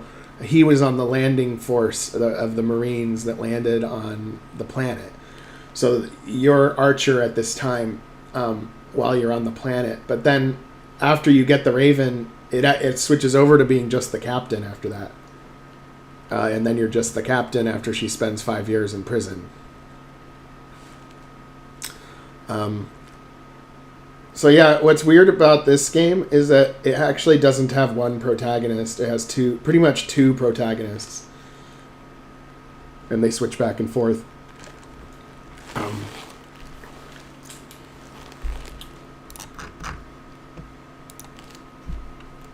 Which usually it seems like there's only one protagonist in most games. Like I kind of want the storytelling style to be where the story is an ensemble crew rather than like one person has the destiny in their hands and all that crap like they normally do. You are the chosen one. That's the trope that I don't like the most. You are the chosen one. You're special.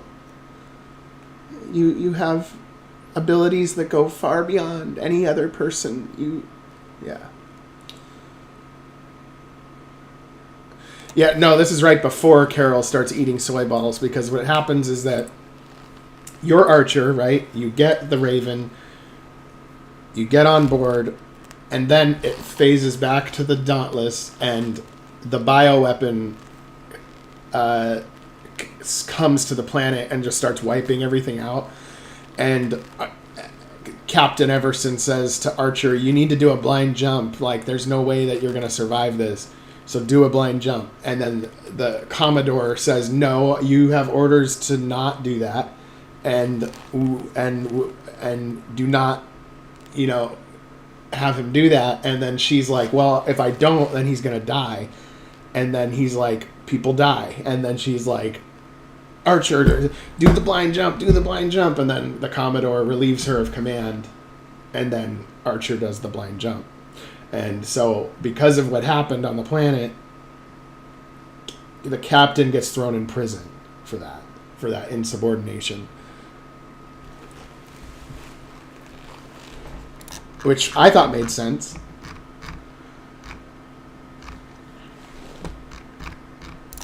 And then, you know, it wasn't like her entire crew though got arrested, just her, because she was the one that violated the orders.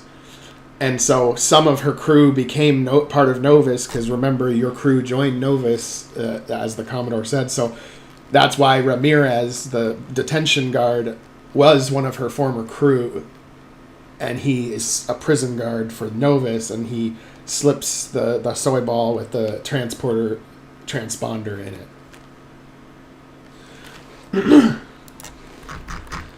Yeah, I think it is coming together. It's looking really good, I think. I'm excited about this.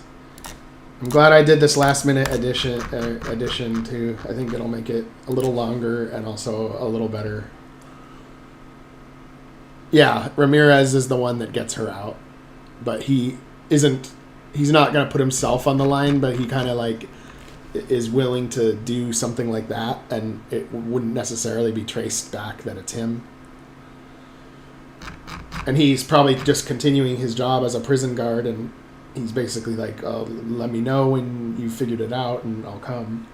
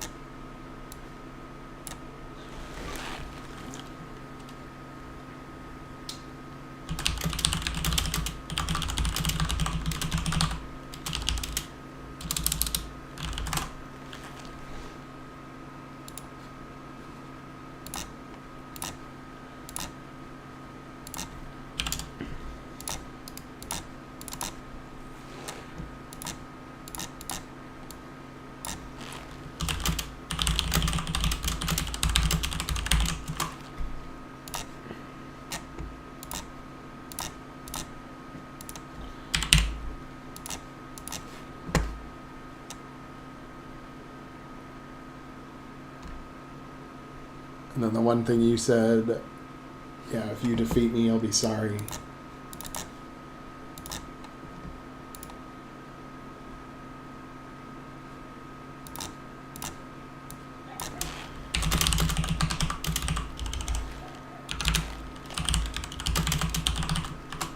While he's smiling. So it's like a little bit of foreshadowing there, like where he's almost saying, go ahead, defeat me. And then you get the indication that it was just a warm-up for him, and that, you know, it's planned for you to get the Raven.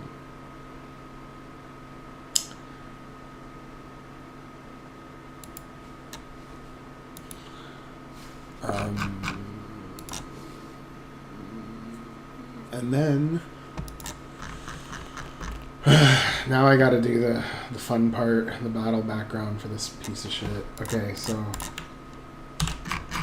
I actually don't like making the battle backgrounds. It's just kind of like it's like something I gotta do. It doesn't take that long, but it's kind of like just slightly annoying.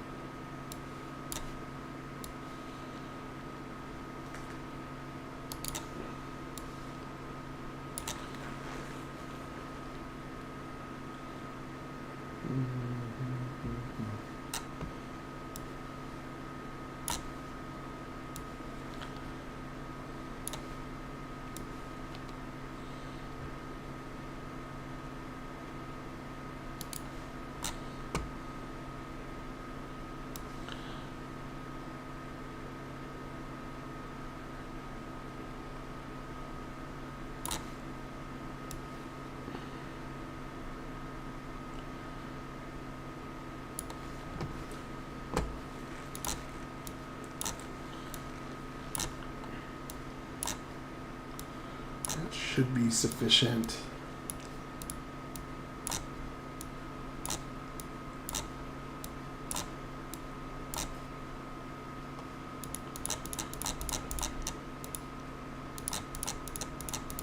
Oh, wait, I gotta do one more.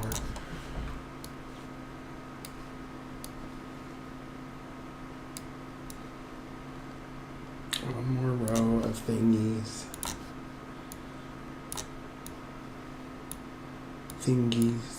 Okay.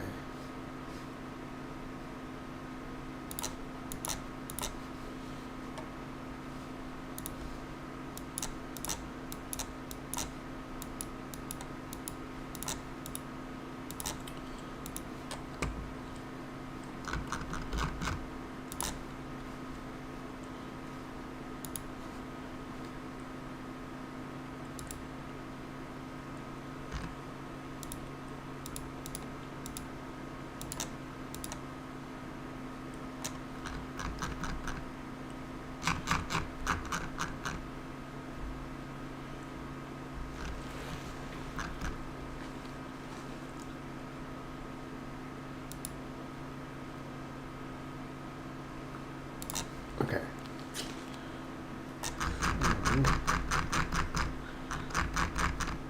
Now what we do is we go to the tunnels. And we make a square over here. And we'll make the player invisible. We'll make the player, change player followers off. And then teleport the player to the battle background.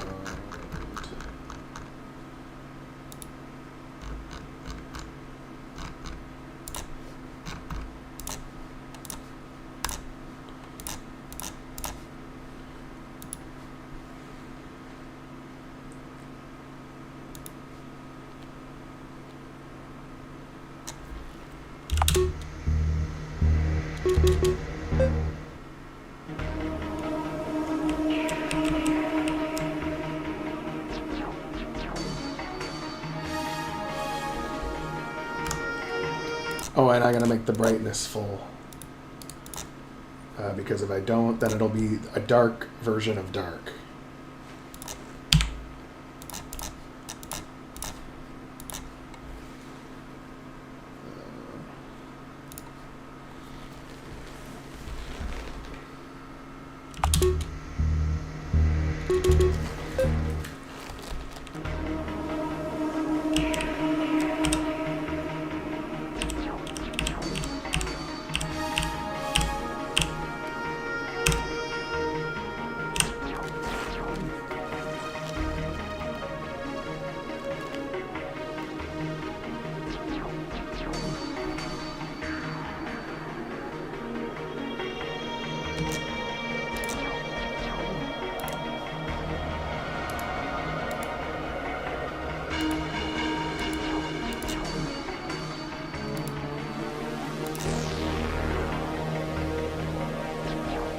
Oh, that's what's wrong with them.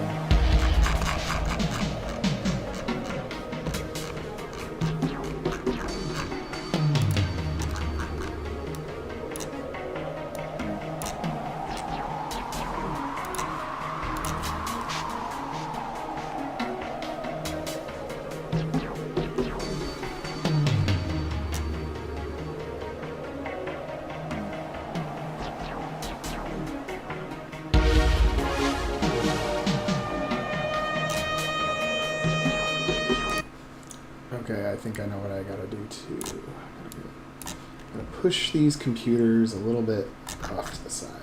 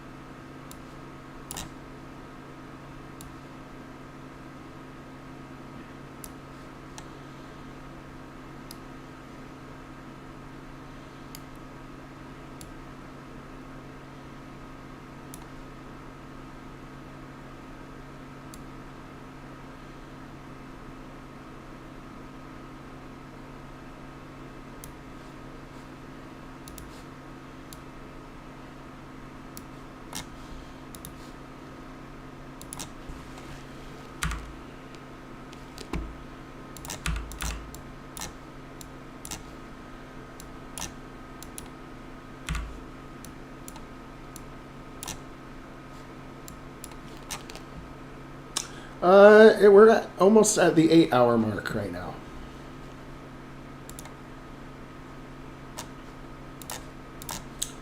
And I'm getting close to where I'm done, but I'm just getting this part where you get the raven and all like normal after you pass this part. I might worry about giving Thraxton some special attacks and all that crap later, but I'll get this build uploaded so that anybody, because there's people currently reviewing the game and they're going to give a rating for it and stuff, so I'm just trying to get like the basics done, because this part of the facility was like not done yet. It was like very abbreviated, so we got that done today, which is good.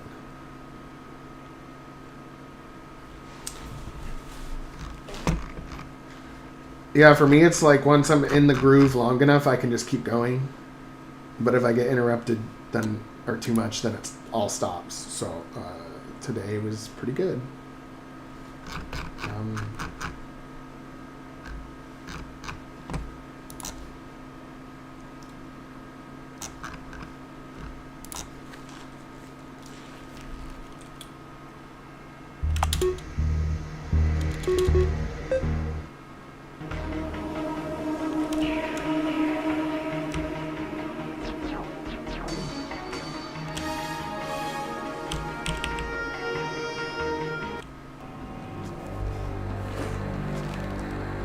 Oh wait, wrong move.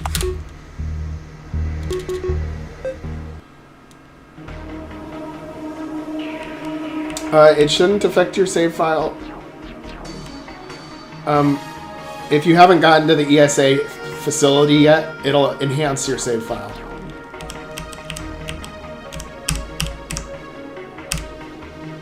But either way, it shouldn't break it. Yeah, this is good.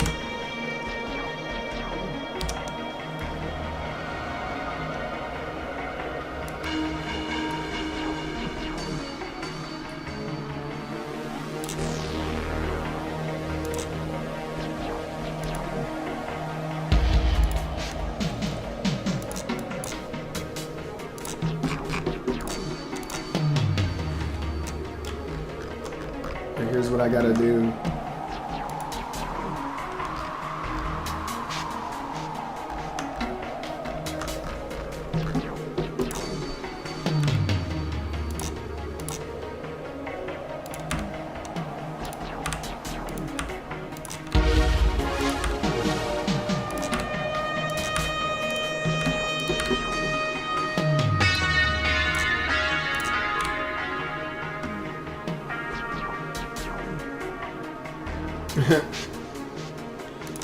I'm glad she likes the music.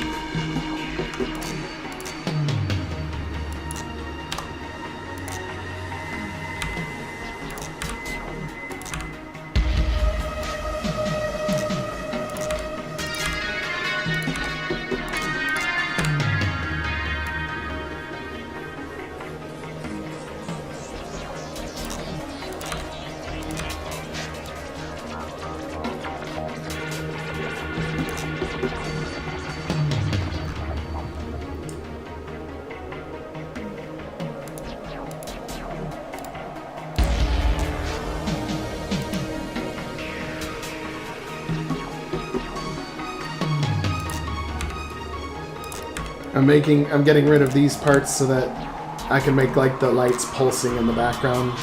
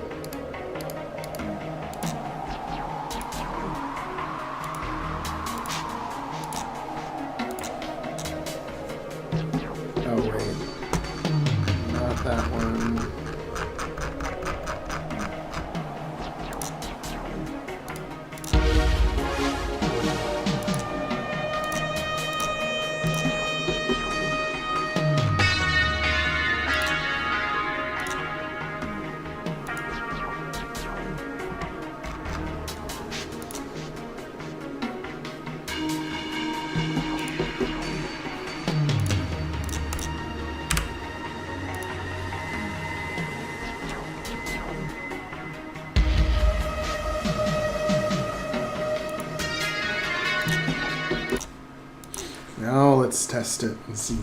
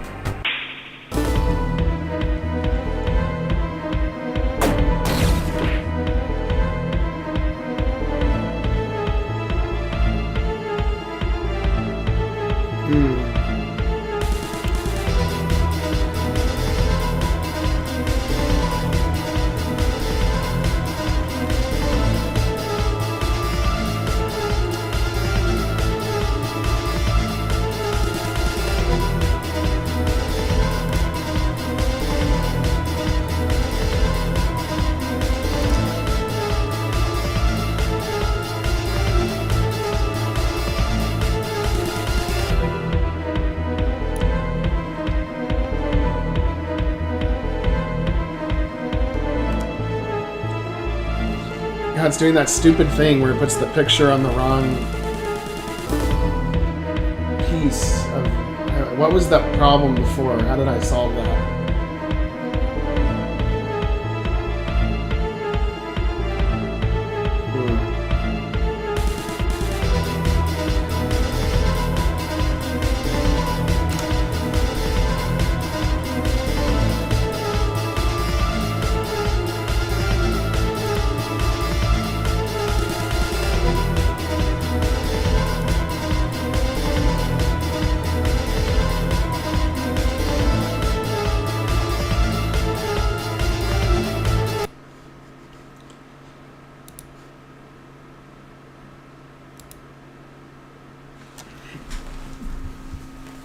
For some reason it...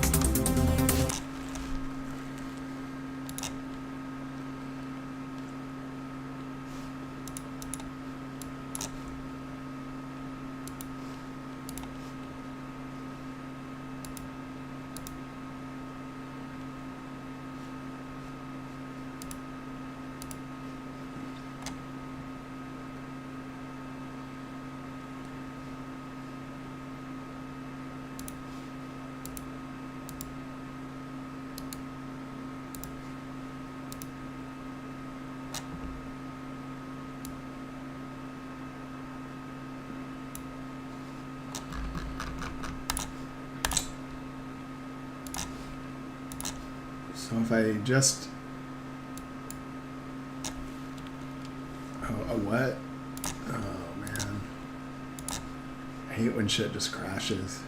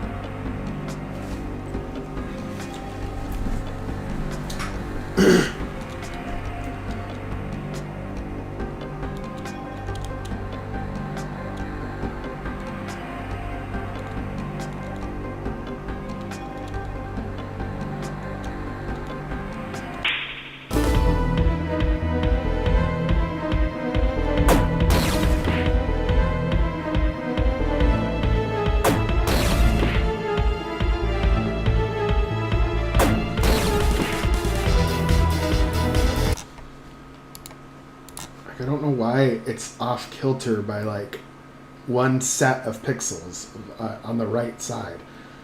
I fixed that the other day, but I forgot what I did to do that.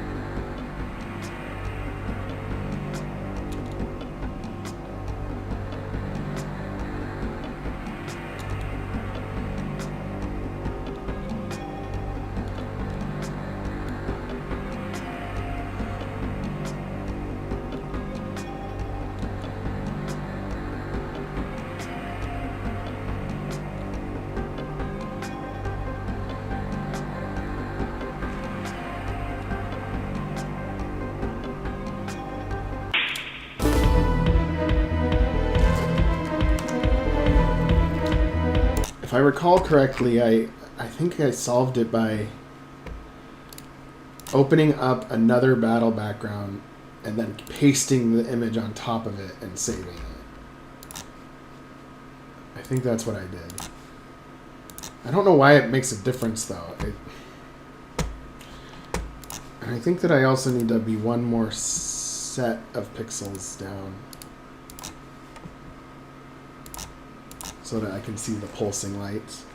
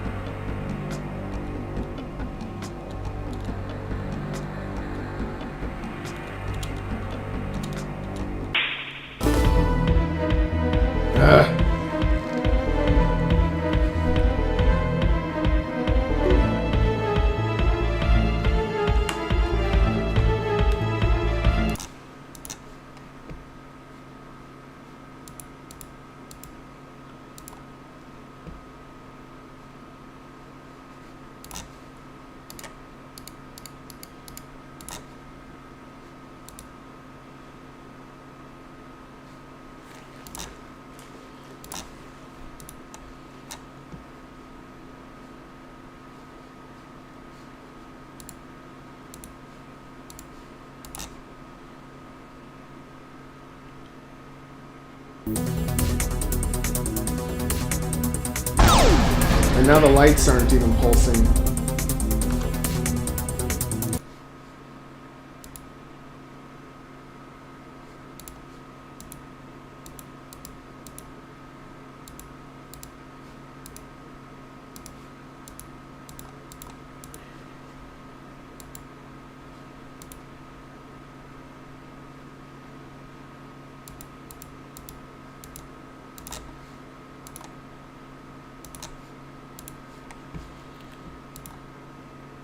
What did I do to resolve that? I resolved it, I just forgot. Now that it's going to happen every single time I make a new battle background.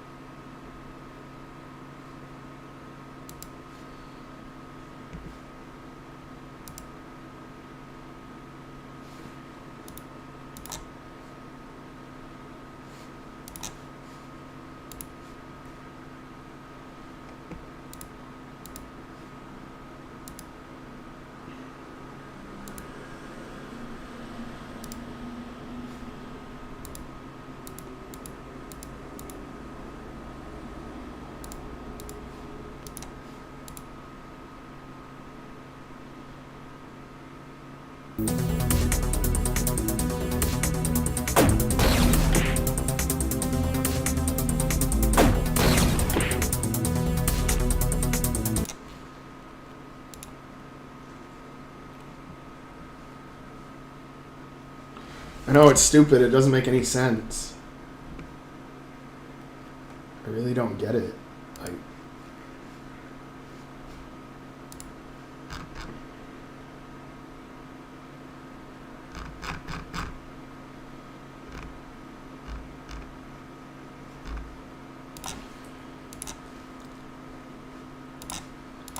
It's like one of those things where you think you've almost wrapped it up and then it's like, oh, great.